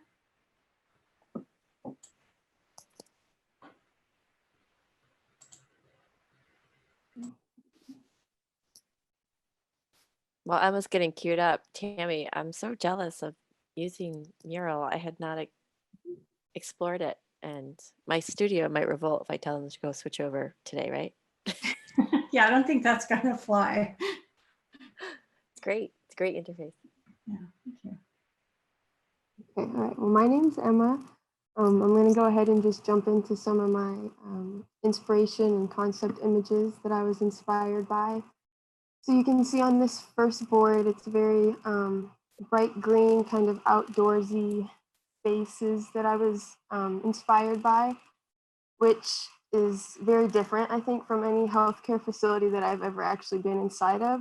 But I think that really summarizes my objective, which was to create a new human-centered, very holistic approach to healthcare in the community. And with that being said, I wanted to focus equally on the patient and the provider. So all my materials that I chose were pretty modest and natural. I stuck with wood and kind of outdoor colors. And then I'm going to go ahead and jump into the patient journey. Emma, will you go full screen with your, will you go into presentation mode? Like There that? you go. Great, thank you. Did you lose your outline? Yeah, I did, but now if I just go back into, there you go. You can you have back and forth on the bottom. Can you see that? The numbers there on the bottom. Okay. Yeah, okay. So looking at my patient journey, once you come in the front door, you're directly guided by this reception counter. This kind of serves as like the main desk for all of the building, but then you're directed upstairs. You can see the elevator and the patient stair are visible right upon entering. So from there, you are led straight to the check-in desk on the second floor. Once you get off the elevator or the stair, they both end up in the same place right next to each other. And then you're given your room number and you're able to go into this open waiting area. So I designed this atrium that was I inserted into the middle of the building, and I wanted it to act as a wayfinding element. So when the patients are up on the second floor, they never really feel lost because they kind of have a clear sight wherever they're at. On the second floor, they can see where they came from because it's just all glass up there. And then once they're given their number, they can go wait around this atrium. And I kind of just suspected that they would sit close to their number of the door, whichever they're assigned. They'll kind of just navigate around and find it themselves. And then once inside the care room, there's large windows to let in natural light, so you still have that connection to the outdoors. Kind of helps to relax the patient, but then also the provider gives them a change of scenery as they move from room to room. They still always get to see the outdoors. And then after their visit, when they head back downstairs, the coffee lounge is just right around the corner from the stairs, so it's easy to access if they want to hang out for a little bit before they leave. And then looking specifically at the care room, like I said, big windows to let in natural light. I included a monitor in each room so that the patient can see whatever the provider is typing. It's all just put up on the screen. Curved walls was a big objective of mine to promote infection and disease control. So I have curved walls and then a curved counter too. A coat rack right inside the door for the patient's belongings so they can set whatever they want to down before they hop on the scale. And I included the vitals and the scale inside the room just for more privacy for the patient. A movable stool for the provider so that they have flexibility in the visit. I included an exam chair that is at eye height with the stool so they can have an eye-to-eye conversation and it doesn't seem like the doctor's more one-sided over them. And I also placed the sink directly in front of the window so that when the provider goes in and washes their hands, they can get a little refresh in between visits. Oh, and I included a built-in little seating nook for whoever is there with the patient. Just, again, a more personal feel than just a chair. So creating that holistic experience for everyone, not just the patient, but considering who is coming with them as well. And then the circulation on the second floor. So all the orange space is for the providers and the nurses. I tried to keep them all over by the provider stair, but I did include a collaborative workspace over on this side in a lab space because the patient's bathroom is right here. So I wanted the lab to be adjacent to the patient bathroom. So if you need to take a urine sample or something, it can just be put through there and it doesn't ever have to leave out the bathroom. But this green area does represent patient space. So they come right up the stairs and here's this desk they check in and it kind of guides them into this open shared atrium space. And all of the care rooms are pushed out to the windows. So like I said, they can have that natural light in every room. Moving on to my plans. So on the first floor, this reception desk, like I pointed out before, it's kind of curved and it leads the patient over here to their circulation. And then I also wanted to keep the dining right there close for the seniors that are coming in. I didn't want them to have to wander through the building. So that's why I kept that up in the front. And then you can see that atrium space again in the middle. I included some offices for community partners who need workspace. And then that coffee lounge that I was talking about, that's right around the corner from the stair. The second floor plan. Here's the seating, this open waiting area around the atrium that the patients can sit in. But then if they don't want to be so exposed, I did create these little nooks in I thickened up the walls between the waiting and the care rooms so they have space that they can just kind of settle in there if they don't want to be out in the open. And then my section cut here, you can see this atrium is pretty dead center in the middle of the building. And it goes all the way from the first floor to the ceiling to let in natural light on the second floor. But then on the first floor, it acts as just another community space where you can come in and get fresh herbs or have like a little planting class or something. And then moving on to the site. So the building is not at ground level, it's a little bit lower. So I went ahead and excavated all around it. And I included these orange spots as stairs. I kept all of the original doors and openings just for efficiency purposes. Like if you're a doctor or provider and you park over here, you can just enter right in this door and it'll take them directly up their stairs. And over on this side, it's direct access to the office workspace. So I see the main entrance more for seniors and patients coming to the doctor's office. So each entrance kind of has like its own purpose. And this back alleyway is over by Head Start, which the back of the kitchen is directly there. So for meal and food delivery or commercial truck food delivery, it's easy to get to. And then here you can kind of see that space I cut out. I included ramps in the front, but stairs on all the other ones. So if you do go down the ramp, you can still get to any other entrance on the other sides of the buildings.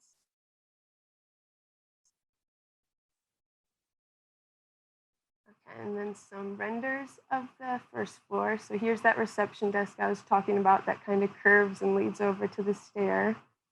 And then I did include this wood screen behind it just to emphasize that curve and movement and split up the space a little bit. And then a view of the atrium. And I did switch the flooring in there to terracotta, and that's also what I put on the exterior, just seems more outdoorsy. And then that coffee lounge space that's behind the atrium.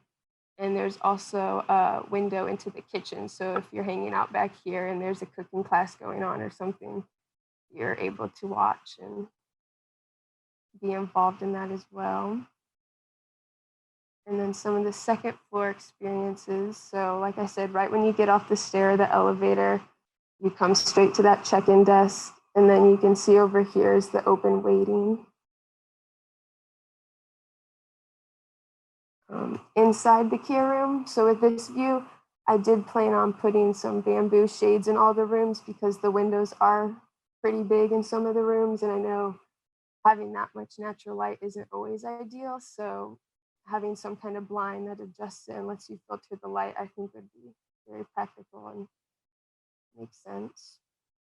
And then this is the back of the house space, kind of at the top of the provider stairs. You can see nurses station over here, and then a little kitchenette and seating.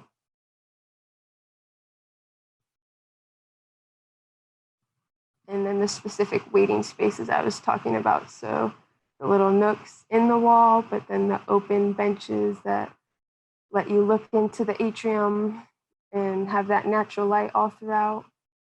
And then a little zoomed in look of the nook space and also the doors to the care rooms. I was inspired by the original openings on the second floor. There was arched doorways that led out to little balconies. So I kept that arch door for the care rooms as well. And I think that kind of concludes my approach. So I'm eager to hear any feedback you guys have.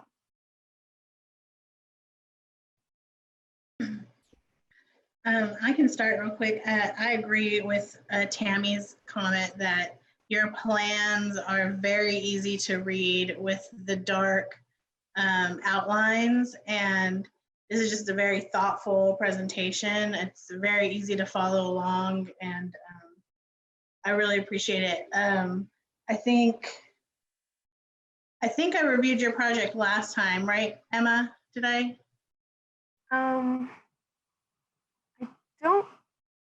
I'm not I sure. was in the very first mid-review group. I don't think so, but. Okay, because there's another one that had curved walls similar, and so I might be getting it confused. But I think it's very thoughtful. Can you zoom into your circulation page?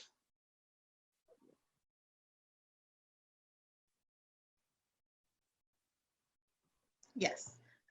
So here, I think what's really thoughtful is your consideration of the lab and the patient restroom scenario, how you walk into that patient restroom and you're not, you know, in full view of everyone in this public corridor. So you get to kind of go to the side. I think a lot of times that's missed in designs. And then also when you walk into the restroom, you're not looking directly at the toilet.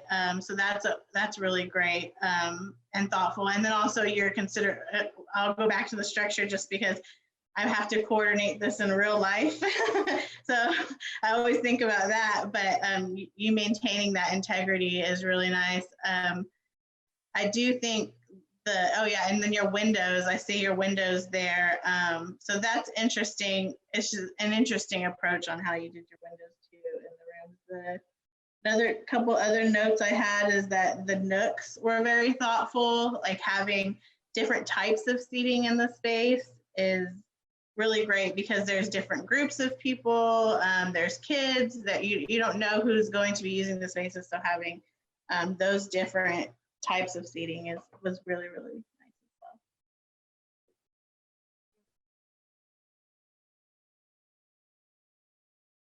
as well.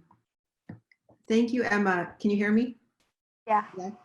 I also really enjoyed listening to you and looking at your presentation. I was very drawn in. It got me thinking about different aspects of health space, you know, in terms of one of the things that always makes me feel allergic when I go to a hospital is just the formality and the sterility. And it's like, yes, you know, things need to be sterile and clean, but you feel that it's so clean, you feel like the shirt is so pressed that you're just going to suffocate, right? And so how do you get a building where you still accomplish a kind of hygienic level that is necessary, but it feels more informal and it feels more personable. And you know, the natural light we were talking about in the last presentation is obviously an important factor.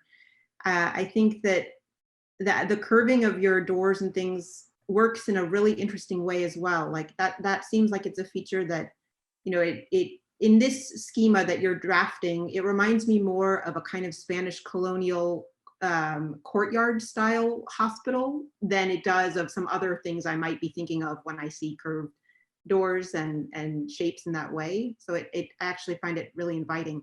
The one thing I wanted to talk with you about is your floor plan. Maybe you could go back to the floor plan. Yeah. So as I was looking at this, you know, I thought, wow, all these intriguing things happening. And immediately my mind starts to wrestle with scale, questions of scale. I think that it's such a bold move to have the atrium in the middle of the building. And I really like that, especially because it's a brick building, I think, or at least it's a you know, heavy facade there. And so this is really creating that light well. And I thought, you know, it's just what happens when you put two tables in there and you make it an intimate space in the middle of the building versus what if that big bold move got even bigger, for example, just in terms of an exercise. I was thinking of the relationships between the atrium and the dining space, just in terms of kind of how much of a presence they have on the first floor. And I was also thinking about the kids area, which I think is great that you have that there right in that first floor. But it seems small, like it's kind of it's almost like a kid's nook or a supersized nook. And then you've got that space, you know, the office space in that back corner and the coffee lounge. So it's definitely one of those floor plans that's kind of flowing and loose, and lots is going on. And I think that's a definite direction and I like it. I'm interested in it. But I do wonder what it would mean to shift the scale of some of these things and maybe have, I don't know if it would be less programming, but more centrality, or allowing some of the areas to just in terms of the relationships, I guess, between the activities that are happening. So that was just one thing that came to mind. And I have no idea if that would work, because if you were to make that atrium space bigger, then you probably wouldn't have your circulation space and your, you know, exam room space, and you probably have a perfect balance going on. But that is something that I was wondering if you had thought about.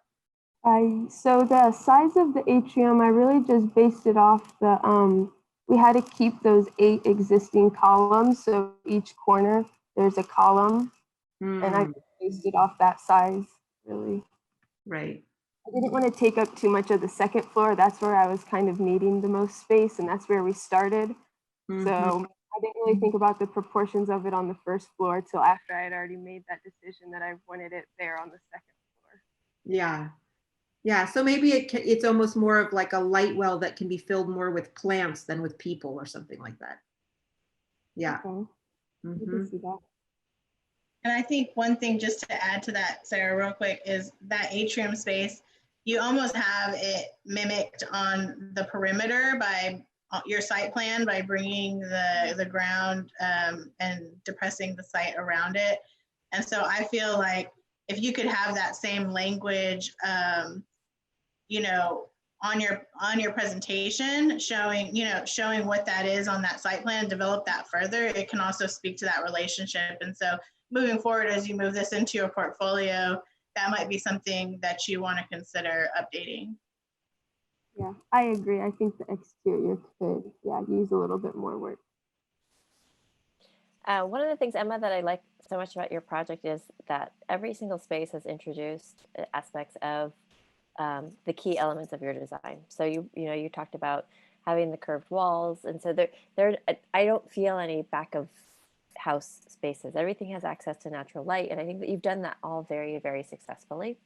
And I think both the strength and or say the idea generator of thinking about walls as being thicker, I actually would say that was a great opportunity for you, but also that's where I would actually place most of my critique on your project, is that I think it, when we start to think about that wall thickness between the circulation spaces and you've carved in those nooks, I think it's brilliant. I think it's great. And I think that you're really being quite sensitive to thinking about thickness and what you can get out of that from a plan view. But when I look at your section, I'm not seeing that, I'm missing that thickness then. So to understand how spaces feel in a sectional relationship, or really in that experiential, like we experience space in 4 and 5 dimensions even, right? With doors swinging and changing and closing. So even in your section, I think it's quite like compelling to just see the space as it is. And then we can start to pick at a little bit, right? So now we can observe your section. So what can we learn from it? And so what I'm learning is these very, very tall spaces feel really good adjacent to that atrium. I feel the outdoors kind of spilling in. I'm going to look past the structural thickness not being accurate, but I just want to first focus on the interior volume that's there. And so we have the interior volume, and between the head height from the door all the way to the ceiling, I have a lot of space that's then getting filled with a shadow. And so not that we want to then create multitudes and multitudes of complexity with more arches, but that's a place for you to design as well. And so you need to put your design mind in that section as well. And then you can start to bring in, I don't know, things that we talk about in construction, like indoor air quality, and you have this chimney in the middle of your building. And we learned so much, remember thinking about just levels of carbon dioxide in the space, right? And so that's the downfall of this great old building, is that it has a big interior void where perhaps we don't have the opportunity for fresh air. So why not pull that air through that building? Why not have some of those windows be operable? Really push that start to it. So yes, it could be filled with plants and not with people, or it could drop through, and at that last little mullion that you have in there, it could just be open space. Like what happens then? How do you do that? How can you control that? Can you actually introduce a mechanism then to create this indoor-outdoor atrium and have a little bit of both, have some fresh air in the building? Because along the lines of wellness, spending too much time indoors, right, and becoming too enclosed in spaces, we need to have that active lifestyle as a workplace, because this is a workplace for all the healthcare providers. And so I would think about that. So what are the opportunities there? And this is all, how do we compound upon the things that you are already doing very well, right? So how can we become critical of our own work and learn from these documents that we're using in design? And so then we can look at things like, what are those lines that we draw across? How do we establish relative heights in a space? We use people, we use objects, we can use the building infrastructure. And so I love this idea, this detail of the double arched doorway as a wayfinding tool to understand those are patient accessible areas, and that the provider areas are treated differently. That really makes sense to me. But then when we start to get to that outer layer, again in this section, I'm looking at those big windows. Why do we have these very big windows and then we have smaller windows? Like what's that relationship is not making sense to me from a proportion standpoint. And so I think that you can, these are all, I'm just picking on you, Emma, because I know you can do it. But the proposal that you're putting forward is phenomenal. Like the idea that this could be a medical facility on the second floor, and then this other community center on the first floor really starts to make sense. And it feels that way. It feels more like a spa, which is a good thing. That's a great thing, right? And so, but that we do understand that it can be a sterile space where we understand the interaction between people is the most important thing that's happening in here. So congratulations, beautiful project. Thank you. I really like that idea of opening up those some of those windows at the top of the atrium on the second floor. Yeah, that's a great idea. I wanted to just say too, along the windows and the proportionality of them, and just kind of say one more thing about Allison's. One thing that we do and that we look at is, if you have a ratio of a mullion, how can you carry that ratio to all yours? So like, for example, the small punched opening in the middle, that has a closer ratio maybe to the atrium, but how can those mullions speak to each other throughout? And that's a way that you can have them relate to each other. And then one thing just for Allison and the other reviewers too, I think, and you, Emma, of course, too, is one thing I love about the arched window is on the east and west facades, there's this big arched opening. And so that's what that, yeah, right there. And so I feel like you have these very regimented windows on the north and the south, and then you also have this arched opening. And so bringing that into the design is really a great idea. Even at the level of the elevator, like that's, I mean, how easy is it just to like add an arch in front of a typical elevator door? And so that's really great. Emma, there's so much thoughtfulness throughout this, and I really like it. You know, obviously the materials choices, that atrium is just such a great way to link the two spaces together and to bring in, again, some of that the healing powers of the sort of natural environment. I love that. The motif of the arches throughout the space is really great. Like it's such a nice echo of like the exterior space into the interior space, and those organic shapes are not common in a clinical environment, right? So it's just it sets a very different tone for the experience. Again, I think like when you do such a good job, you get to pick nits, right? And so if I'm going to pick nits, it's largely in the care room environment. And care rooms are such an interesting environment because there's so many tensions happening all at once, right? You have a sort of tension between visibility and privacy, right? So I want to have enough privacy that if somebody accidentally opens the door, I'm not like there in an exam gown or something like that where everyone can see me, but enough visibility that like, you know, for instance, that a provider can access both sides of the exam table or exam chair, right? And in some of those spaces, that's accomplished, I think, more effectively than others, but it's a consideration.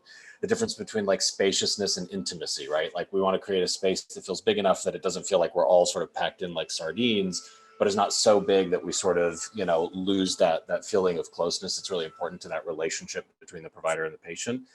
And I think that the other one is like the sort of balance between caring and curing, which are not necessarily the same activities, and they sort of generate different emotions in people.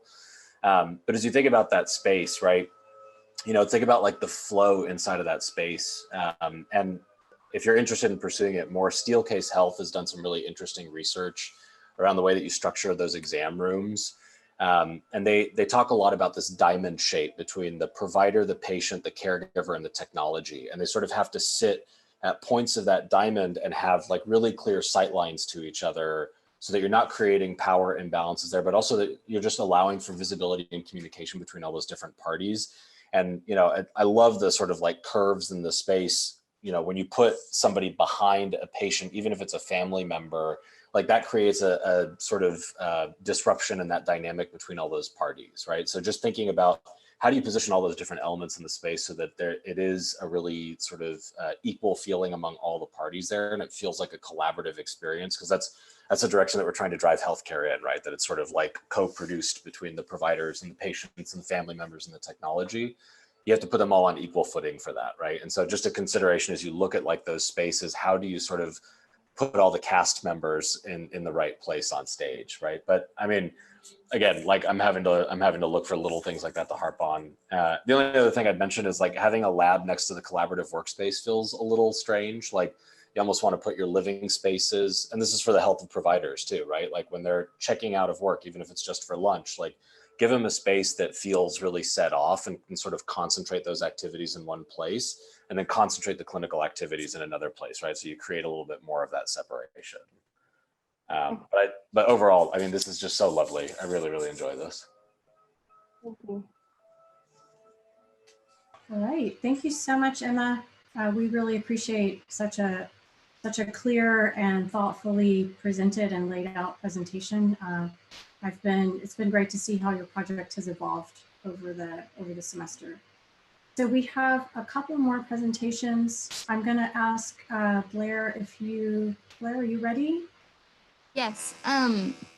I will present from a PDF since Mural is not really working for me, if that's okay.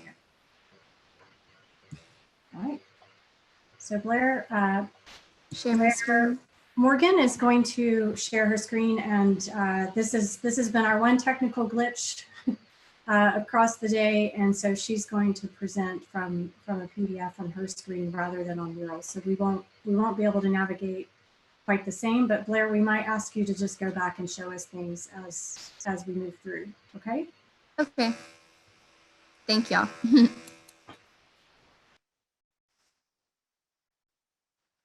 Okay.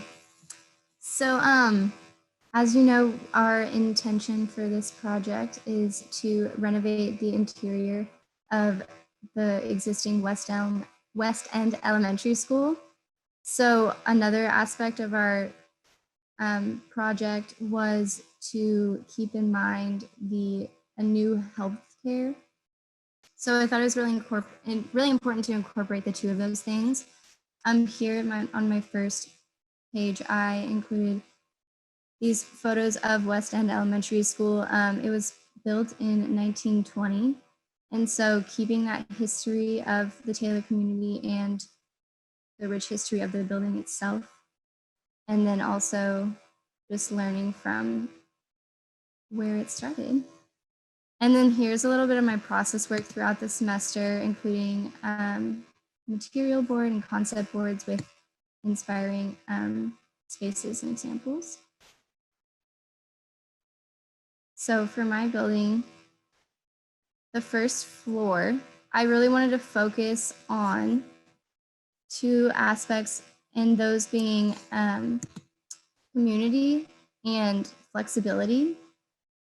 So on the bottom middle render is my flex space, and it is a large, in this view, it is pictured as a dining area. However, my intent for the space is that these tables can be moved, and other aspects or other activities throughout the community can be held in these flex spaces. And then also there's to the left, the bottom left render, there's more of a living kind of casual space for the community to relax. They are waiting, maybe they don't want to wait upstairs, they can come down here, have a comfortable environment. Then the top render is where you come in, and it is this triangular check-in desk. And I went with this shape because I feel like it highlighted the circulation of the space, going around it and coming to a point on other sides. And then speaking of coming around it, you come around to the kitchen space in the top left. And my idea with this kitchen space is to have entirely glass windows, and for community held cooking classes, for example, could be held there.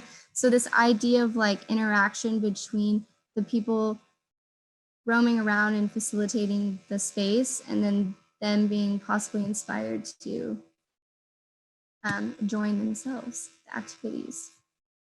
The bottom right is my diagrammatic flow diagram. And starting from the bottom, going to the second floor, you would come in and you would be guided from the person waiting at the check-in desk. And then once you go upstairs, you check in upstairs, and then you are given instructions to wait for your appointment. And then it's kind of a reverse cycle. Once you're finished with your appointment, you check out, and then you're encouraged to explore the spaces downstairs, which relates to the community aspect.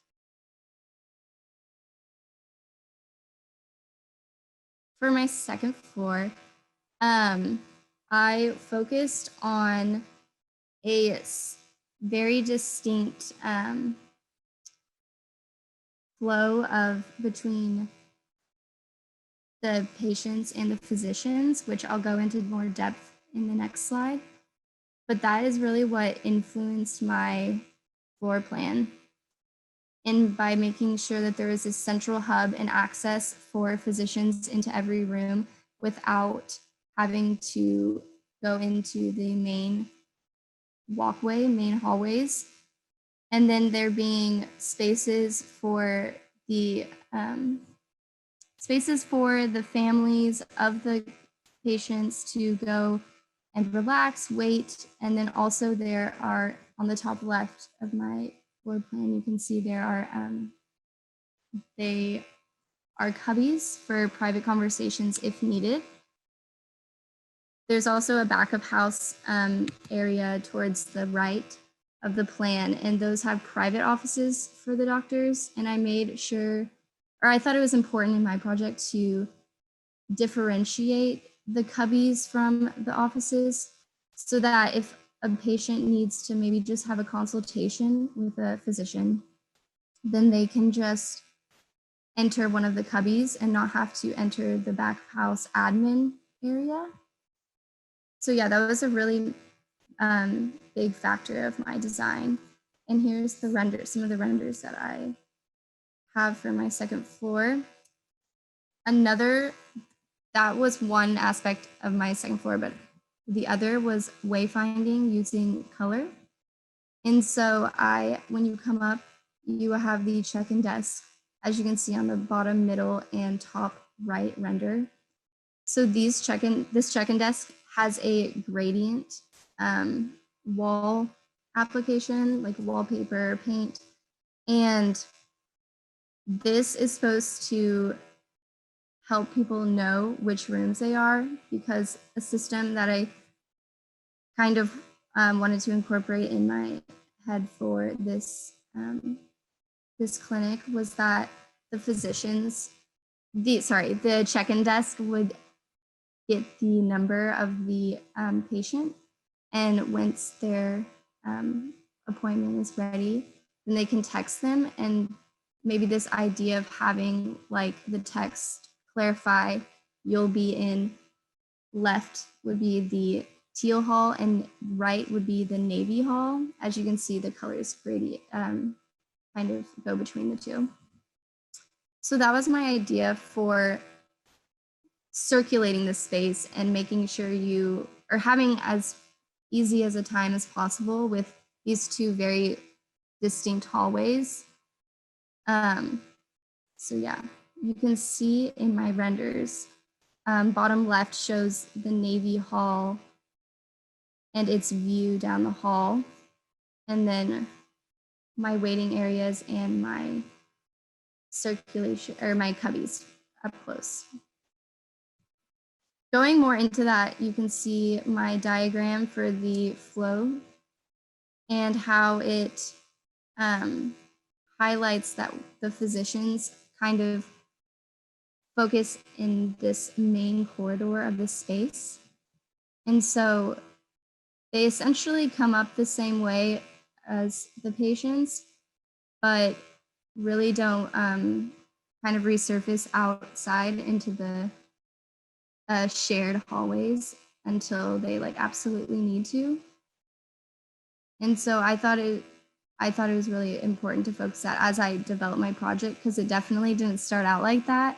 But as Professor Glass and I kept talking throughout the semester, it became evident that I wanted that to be a really core component of my project and my floor plan.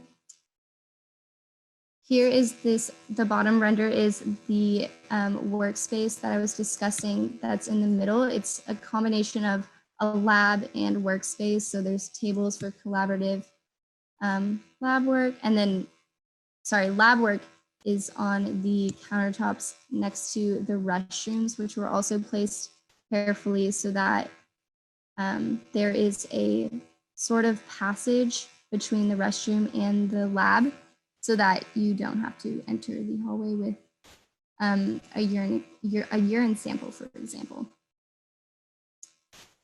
And then my care room up on the top left, describing when we were researching a new healthcare and a new way of doing health, I was really impressed and like amazed with the way designers have thought about these things, which I kind of never thought about, like the urine sample passageway, for example. So in my care rooms, I made sure to incorporate vitals and a scale so that there's no uncomfort in exiting the room and doing it in a public space, and so that they can feel comfortable within their own room. I also included a TV in the room so that when it can be hooked up to the physician's computer, and that information is easily accessible between the two of them.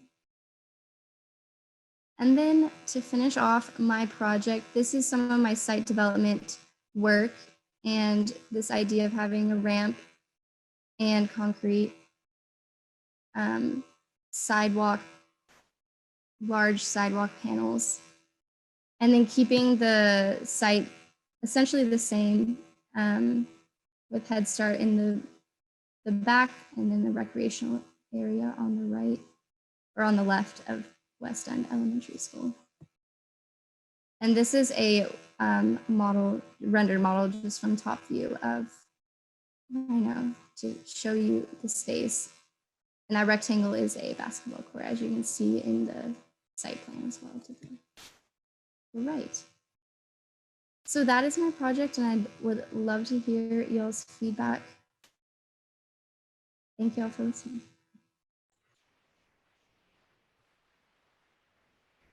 Okay. Claire, thank you very much.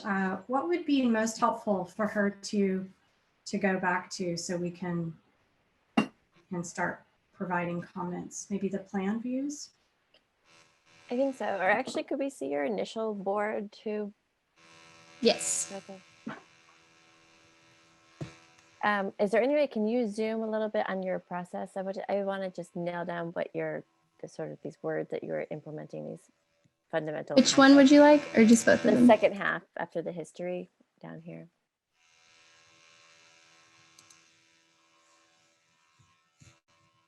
Okay, and then, sorry, then we can move to your floor plan. Oops.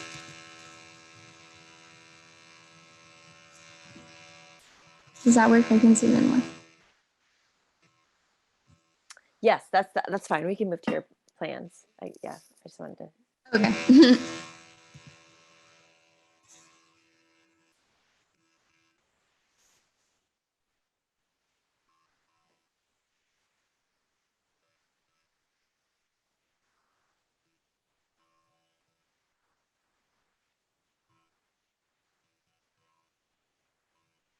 Is there a way to, since you're on a scrolling page, can you zoom out a little bit? Is there any way that we can capture maybe the first floor and the second floor just a little bit together? Yeah. Oh yes, that's. I know it's tiny, but.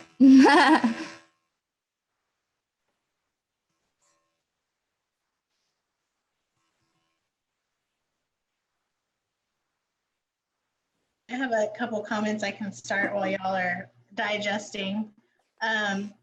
So I think, the readability of these plans with the white and the dark carpet, it does kind of make it a little bit hard to decipher, what is millwork, what is a wall.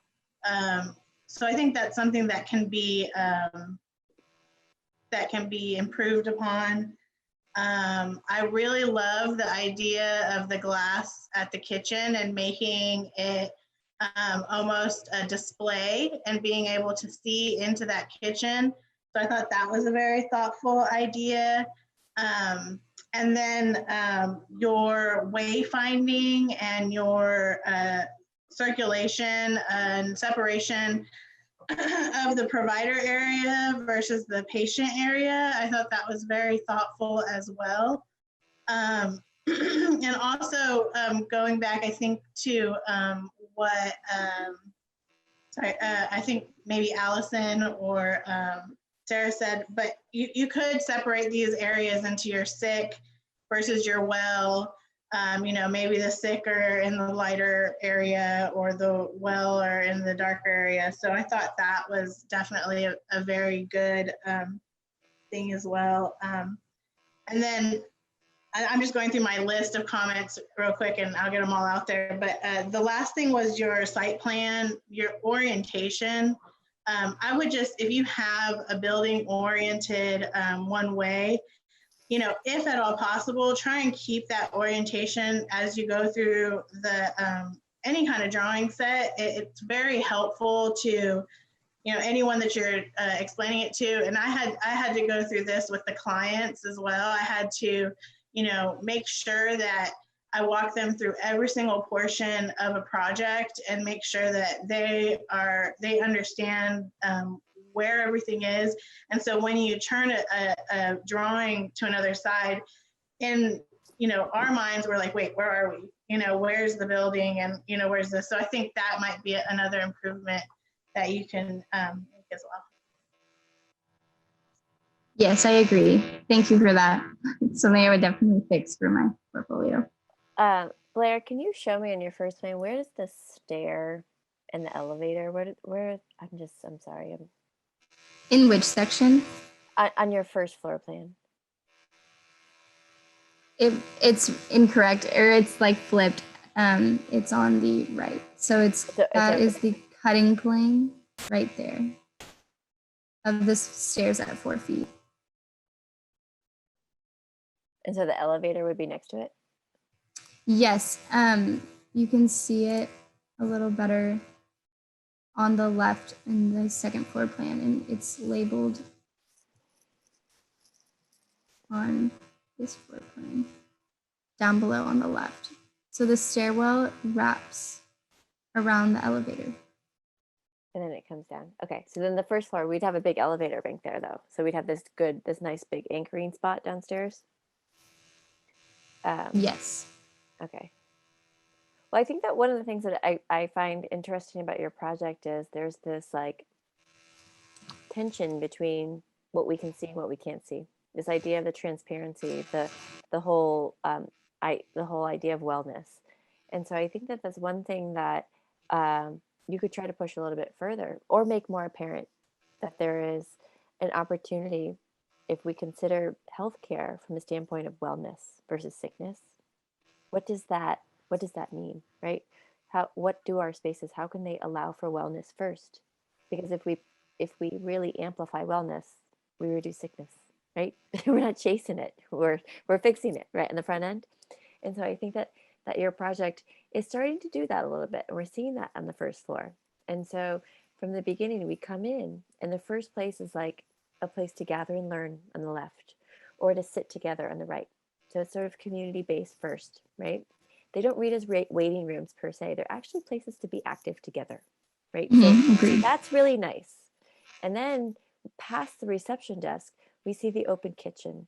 So, and the open kitchen becomes a hub for like, not just observing, but potentially learning, right? So what about that transparent wall could actually become more interactive? Could they start to give classes? Could there be recipes projected on there? Like things like that. So how can we start to even further jump into those places of what you're already proposing as transparent and really make light of them? So how can we, again, promote wellness throughout that? The other thing about your project that I like so much is that you did start out with this idea of this building's important. It's part of history. It's part of this place. These people are part of this place, just as this building is built in 1920, like how it's been used. And then I think that there's an opportunity when you're on the interior of the building to not forget about that shell, but are there places where the original structure of the building is amplified or on display? And so maybe some of those places actually want to pull away from the wall. Right, there are so many great examples that you could look at about how we built. And, you know, most of these places aren't just like 100 years old; they're like hundreds and hundreds of years old that we need to renovate and build in. But how do we make these places then modern, without forgetting where we came from, right? And that's part of wellness as well, right? Part of wellness is sort of taking what we have and doing better with it. Okay, so the upstairs, I think right now evokes a very strong sense of a medical facility. It's a very nice, super believable, super implementable, improved upon what we have. But I think everything you're pushing forward downstairs about promoting wellness first, in a way, kind of, it falls apart a little bit. Like if you're waiting for someone, you're tucked in the corner. You know, we're taken into a room where then potentially there's a secondary door where somebody can go in, and all of a sudden, as a patient, I don't understand the flow of space when I'm in the room, because somebody might come in from that door, or somebody might come in from this door. I don't know where I stand. I could be talking to a doctor, and the interior door might knock, and a nurse comes in. They say they need you over here, and I'm put off then, right? So just by the sense of only just having two doors, right? So I think that spatially it makes sense to organize some of those things that way. But in a way, I feel like I'm, not unsafe, but I'm unsettled in that kind of scenario. And so I think that, again, what's that idea? The sense of transparency and promoting wellness first. I think you can inject that into the medical floor, right, above. And so how can we push forward in those zones as well, for all the things that you're doing downstairs? That's very interesting. I definitely agree. I probably had complete different mindsets on both stories, or on either story going into it. So it makes sense that it came out that way, but interesting. I like your comment.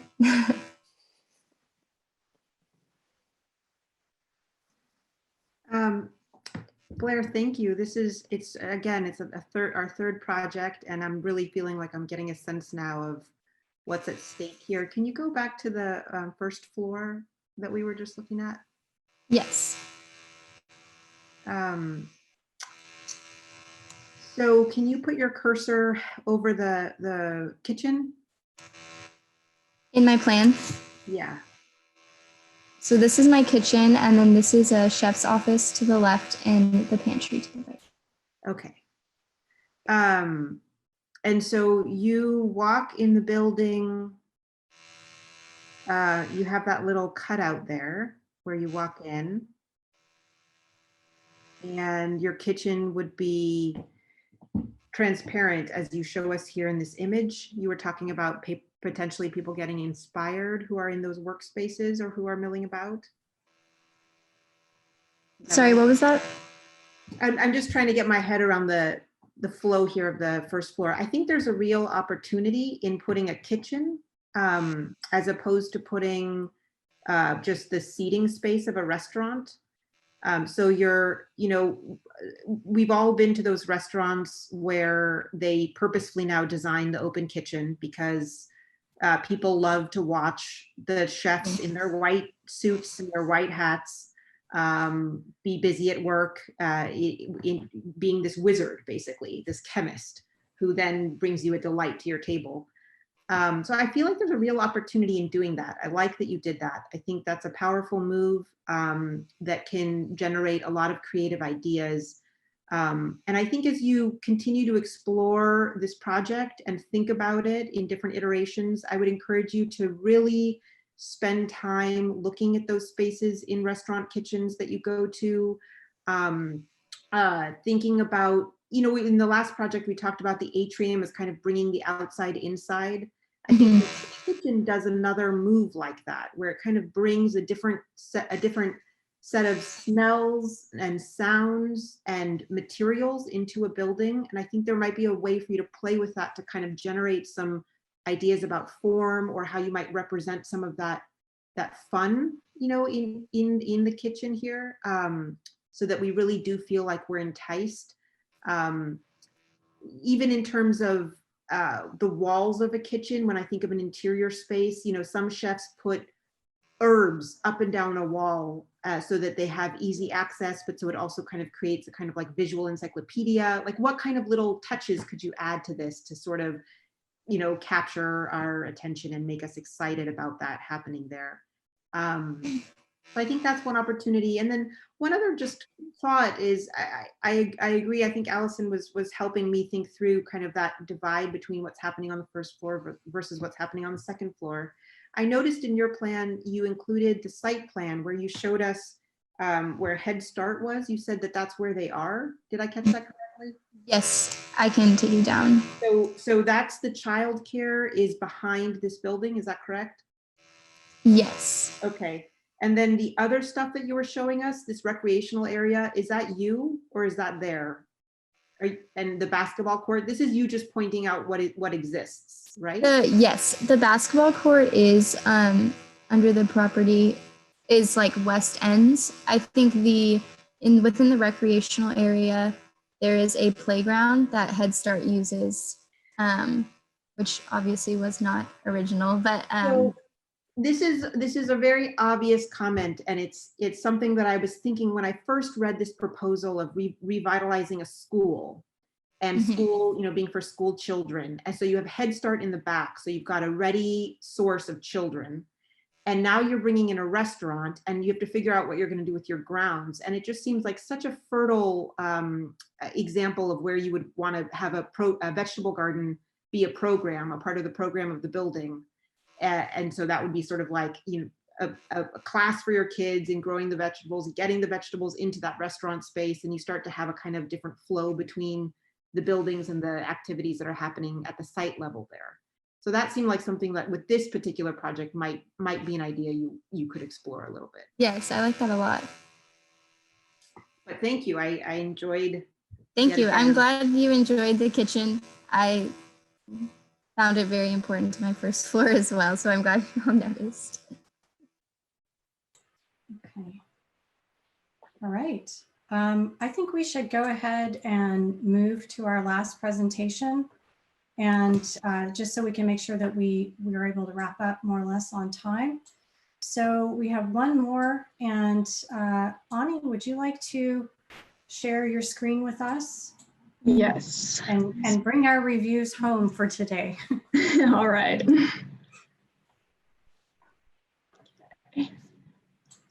Okay, can everybody see it?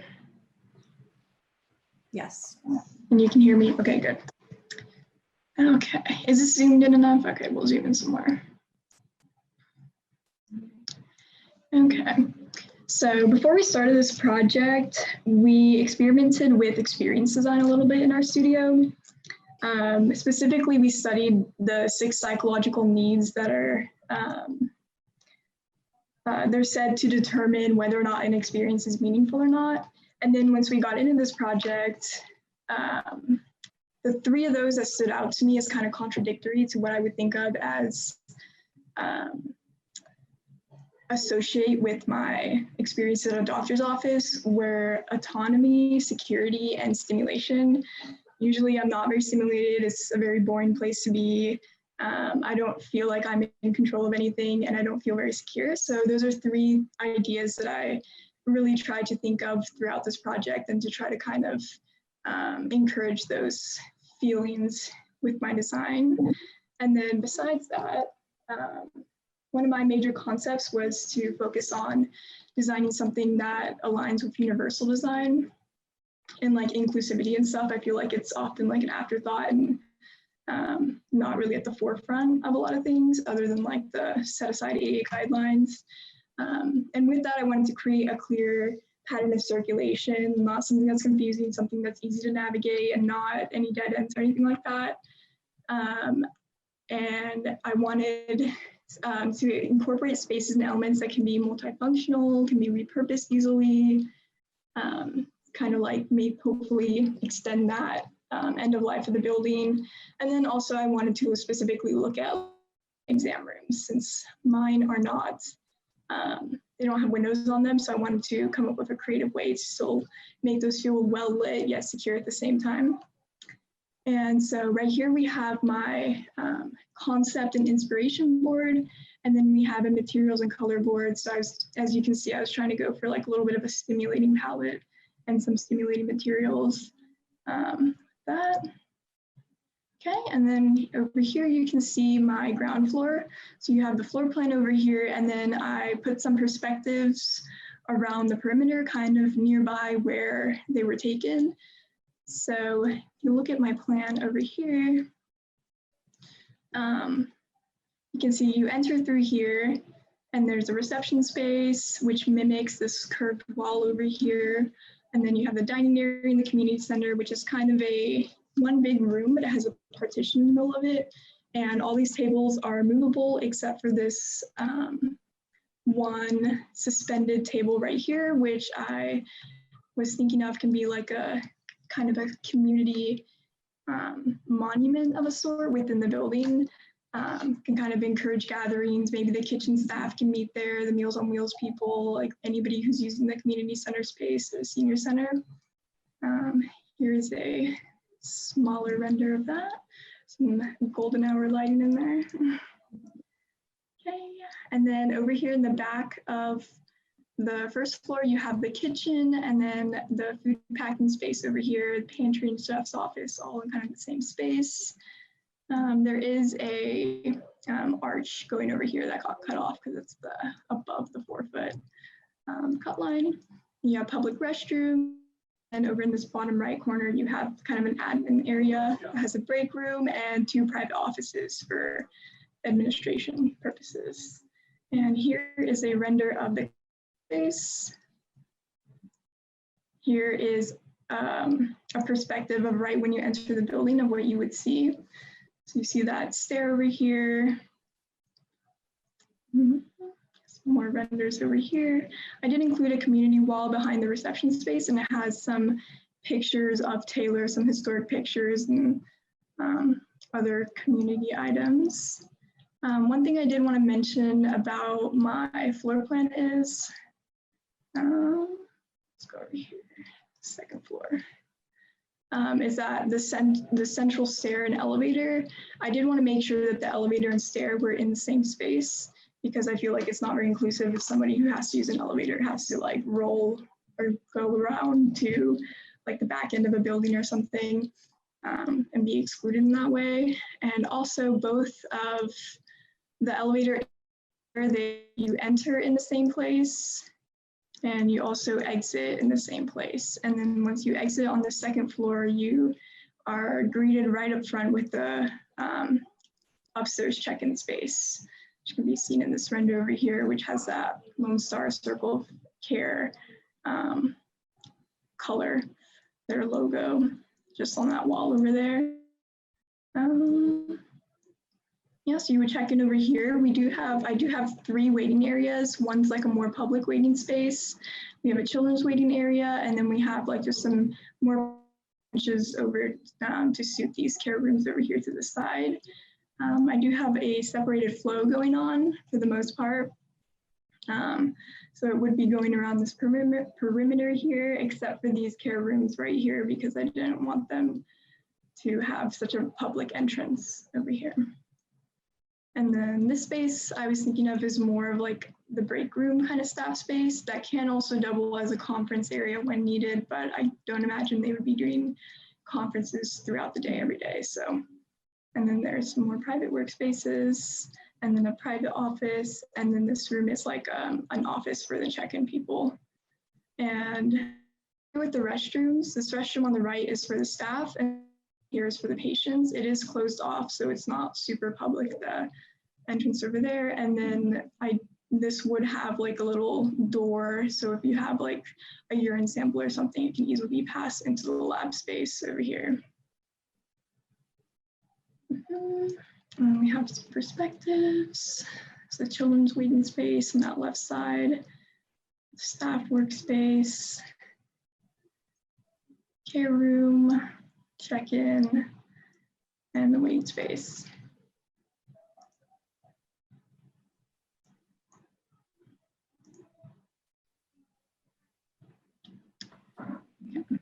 And then here are my sections.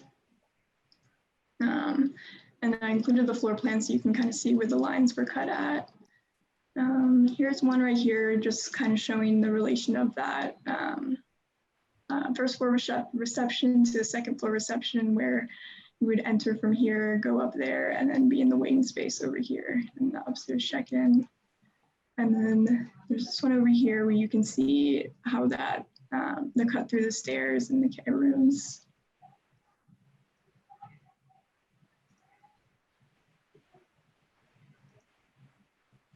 Okay, and then here we have a exterior shot. So the exterior view, and then a site plan. I decided to go with the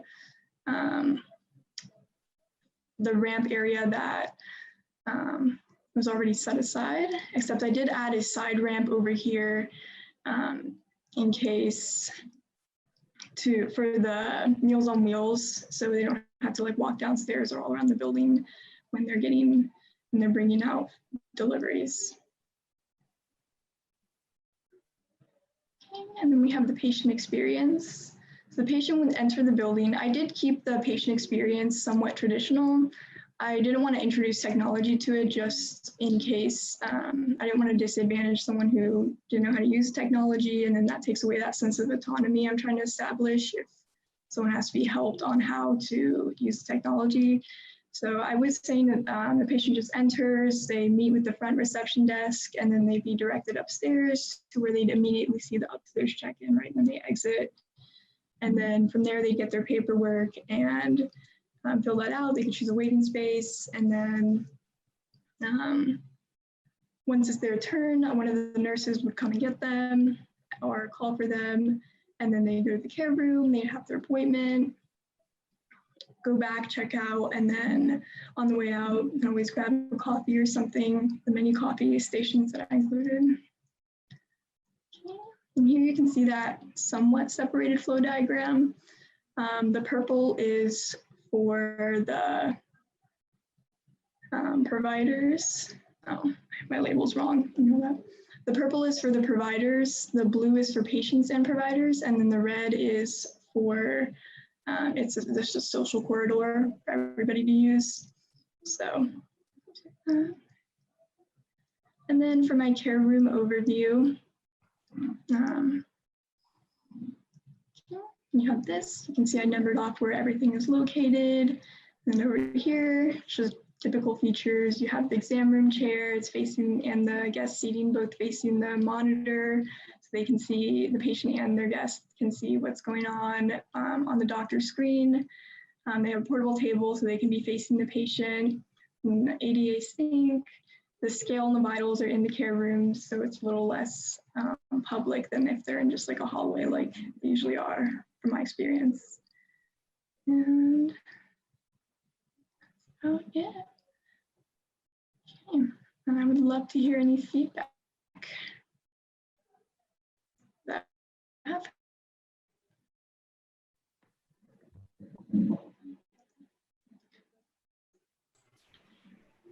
I can jump in to start. From a process perspective, I love having a sort of like user journey in there, right? Like it's such an important place to start from. What's the experience that you're trying to create, and how do the sort of services and physical environments help prop up that experience that you're trying to define? So from a process perspective, I love seeing that. The light, the color, and the space, and that sort of like central staircase with the elevator, like wrapping around that elevator, just like really, really like thoughtful details like that. And you mentioned a couple of times, like not wanting to other people, you know, on in various dimensions, either because of, you know, physical ability or technology savviness. Like that's such an important consideration in a healthcare space, because despite the fact that we all use it, we're all coming at it from wildly different places. So I love that thoughtfulness in the design of the space. You know, if I look at it from a usability perspective, there's again a lot of traversal through the space, right? Especially for providers, you know, moving from one end of the clinic to the other, and that sort of discontiguousness of the different like provider only spaces. I think that would be an important thing to consider in a second iteration of this, right? Is how do you sort of unify those and concentrate more of those spaces so that you're not creating the sort of like long distance walks, and so that you're also not sort of separating providers out, right? Part of the model of sort of like a very health and not healthcare driven approach to medical care is about putting all these providers who have all these different specialties and subspecialties in the same place, right? And when you sort of split up those provider spaces, you break one of the primary ways to accomplish that, right? Which is just, you know, congregating them all in the same spot. So that'd be the only consideration that I have on that second floor, just in terms of how that space is structured. But you know, I love, again, can't say enough about the thoughtfulness to the sort of not wanting to other people in healthcare, because that happens enough as it is at baseline. And so not allowing the space or the sort of interaction model that you have for the physical environment to additionally other people is great. just real quick, yeah, I forgot to say, but on that topic, I did also forget to mention that, just like a small comment, that there are like some care rooms, just these two over here that are a little bit bigger, for the same reason, for like if someone is like in a wheelchair or something, or if a mother with her kids has to come in and wants a little bit more space for the waiting area, that is there. Love that. Yeah, I love that you can accommodate different sizes of families and different sort of patient types. That's great. Yeah, I think actually, thank you for adding that. I think that that's a really an understated feature in your design, and I think that your plans, and it's actually important part of the user experience. I mean, just anecdotally, just my child's pediatrician's office. You're like, oh, are we going to be in the Harry Potter room? Are we going to be in this room? And it's what it does reveal is that little bit of personality or the uniqueness for each space. That you don't have a cookie cutter experience because you're not a cookie cutter patient, you're not a cookie cutter person, right? And so it's that whole, not that it gets back to branding, but in a way it's about really identifying a unique experience for every person. And so we can start that from at a place of space planning to identify not all spaces, not all exam rooms or care rooms need to be exactly the same, but that they can be have varying needs. And then through that, then our interior design, even with that, in that room can actually be varied if you want to get into that level of detail. The one thing I noticed about your project is I feel like there's a stark difference between the first and second floor, almost as if they are just two different entities occupying the same building. And I think that you have a really good opportunity when we look in your section, the way that your section was cut, it's sort of serendipitously cut through the elevator in a way that we wouldn't actually see in the space. But it does reveal a great opportunity to link that upstairs and downstairs zone. And I think that that's exactly what your project needs, is to bring those two spaces together. I think each of those, as we brought them through, you showed us each space, and I think that you've really been thoughtful about realistically, like, what is it like to be in here and how is the space going to work? And then it all comes together when you do walk us through that patient experience map, that we understand, that you understand this building and you think about how it's really going to be implemented. CDs are on the board, you're going to build this thing, it's going to be put to use, and people of all ages will be able to use it right away. But I think in a few ways, it's not allowing for an expansion of rethought and growth in the medical wellness sector. It is a little bit restrictive as far as the response to access to natural light. Access to natural light has really just been relegated to the provider.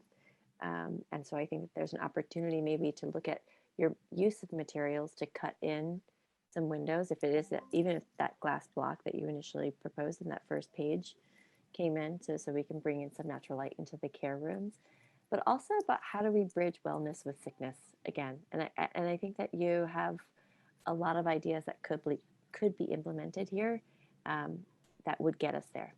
And so I think that rather than simply relying on potentially, skylights or artificial lighting, I think that you can actually bring a lot of that in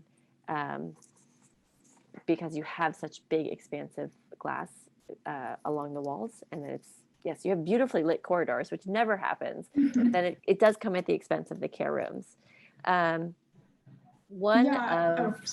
Sorry, no, go ahead. I was just going to add on that. I don't think I specifically said it, but I do have in my care rooms that don't have windows, so all of them except for those two bigger ones on the sides, I did have these like little clerestory windows over here that they would be on the plan. Oh, sorry, it's glitching out on me. Love technology.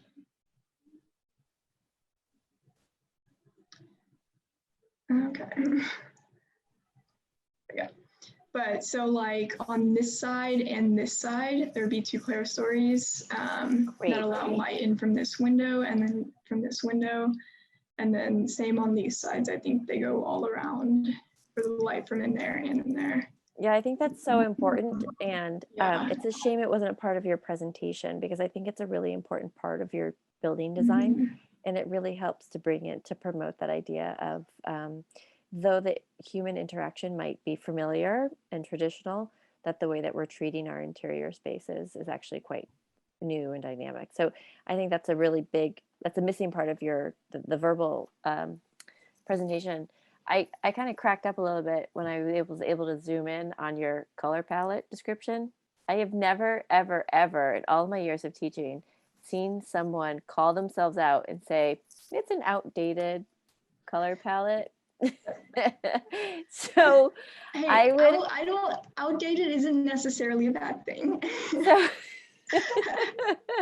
then it means you should use other words, because outdated typically does mean a bad thing. So you should go into further explain, but then go through and illustrate that. So that's a primary thing you put on your very first page next to your inspiration, about what it means to be familiar, and you can talk about that more, and you can show that more, that you could juxtapose a familiar interaction with maybe a familiar or outdated colored palette, but then show them how that they may emerge from that experience ready for whether it's an interface with technology or for interface with what medical care looks like. So you can actually start to pair those things together so that your visual narrative is actually putting forward something that aligns with the direction of the healthcare industry. So that's kind of a critique in a verbal and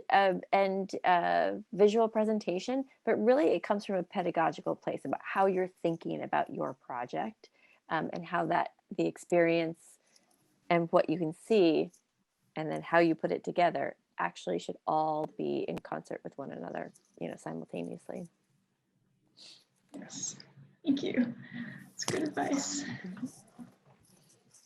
I just wanted to say, this is our fourth presentation today, and in general, I'm so impressed with the amount of care and work that you put here into your project, and this whole format of us doing this on Zoom, is still allowing us to really see your process and see your output. And I just feel like, you guys should all feel like really proud of yourselves at this point. The flow charts that you have in here, the patient experience was very helpful. And I think one of the things that I was looking for when I heard about this studio project being about health and kind of reimagining spaces for health is you want to walk into a space and you want to see a rendering of a space that just feels alive in some way, right? That feels vibrant. And so I like that you put that afternoon glow in your, I think you called it the monument table, or what did you call it? The community. Yeah, kind of like a landmark with your building, yeah. Little landmark, a little special table with little special light. And I think, making as many moments on that first floor when you walk in just feel somehow alive and glowing, and whether it's by bringing in lots of plants or bringing in the natural light is the way to go to kind of disrupt the hospital feel that I think we're all so, not just tired of, but allergic to at this point. One opportunity that I've thought of here in your project and in others as well is there might be a way for the food packing area here to be actually a vital community space, because that's where the food is getting transitioned and packaged into something else, and becomes a part of the distribution. And I thought that might be another spatial opportunity, is that distribution of food for the Meals on Wheels, rather than I don't know if that's rendered here in your piece, but I'm thinking of it because of the food packing is rendered or is shown. But I was just thinking that's a moment where the community touches this building and where there's a constant flow of people, because you have the other organization kind of coming into this space and you have the food going out. And that's also like a little tentacle opportunity where this building then, with a little bit of distance reaches a bunch of old people or elderly distributed throughout the community. So I thought that might be something that you could just tease out a little bit more. And also because it's kind of central in your first floor plan. But I like that it's there, and I like that it's visible. But in general, I've really enjoyed watching you talk about this and learning about the project. Thank you. Thank you.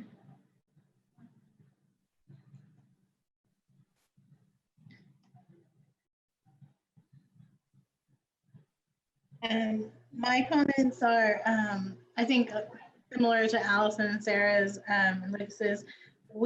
I think too, taking, how you organize your spaces, but taking your color palette and having, going back to that after, you've designed your spaces. For example, the green, it doesn't have to be a paint color. It can be other things that you can bring into the design. And same with the orange, there are exploring that a little bit more and exploring how you can either, go back and check in with your experience, because what experience is its guidelines to get you started, but it's also something you can check back on, in each phase. So as you're, thinking about how you're going to talk to your professor about this during a daily review, go back and check yourself and say, how is this relating to the experience design that I started? And we have to do that all the time, and pinpointing those things that maybe aren't right for what you had initially thought of. And just looking at your palette, I think one thing that may not be the right decision was taking that Lone Star Circle of Care logo and painting that whole wall blue. I think it really stands out on every image. And I think just thinking about those things and how can we bring, that pink color, pink or rose is such a beautiful color and is really popular, but how does that, how does that flow in all of the rest of your spaces? And I think that corresponds with the same thing Allison said about bringing the first floor and corresponding that to the second floor. Thank you. And your renderings, I think, are very nice too, but also bringing in maybe a little bit of plants or something to bring those renderings alive can really make your presentation really pop and make it more marketable to not only your professors, because when you think about it, what you're producing at the end is something that you want to have a cohesive design, but you also want to say, like, this is really great and beautiful. And those small things can also help elevate your presentation. That's true. Thank you. I didn't think about that. I know it's getting late. Can I say one more thing? Yeah. Sorry. I went back all the way to your first slide, and I really appreciate that you call it your objectives for the project. And so when I look at your objectives for the project, universal design, yeah, clear pattern of circulation, yeah, I think that you got all those things. The atmosphere for comfort and stimulation, all these different ideas that you put forward that address that. Space and elements can become multifunctional, private yet present lighting in examination rooms. And so you did call that out with the natural lighting. It was on there, but I think that verbally it wasn't really. Yeah, I didn't point out the specific feature. So yeah. I think that the one area where I really think you could improve upon is the spaces and elements that can become multifunctional. And I think that it is not a time scale that we heard it all talked about today. It's on the time scale of the building, right? It's not on the time scale of today's use. And at 6 p.m., they can move this wall and change it over for after hours clinic. It's not that time scale. It's on the time scale of the next 20 years, of the next 40 years, 50 years.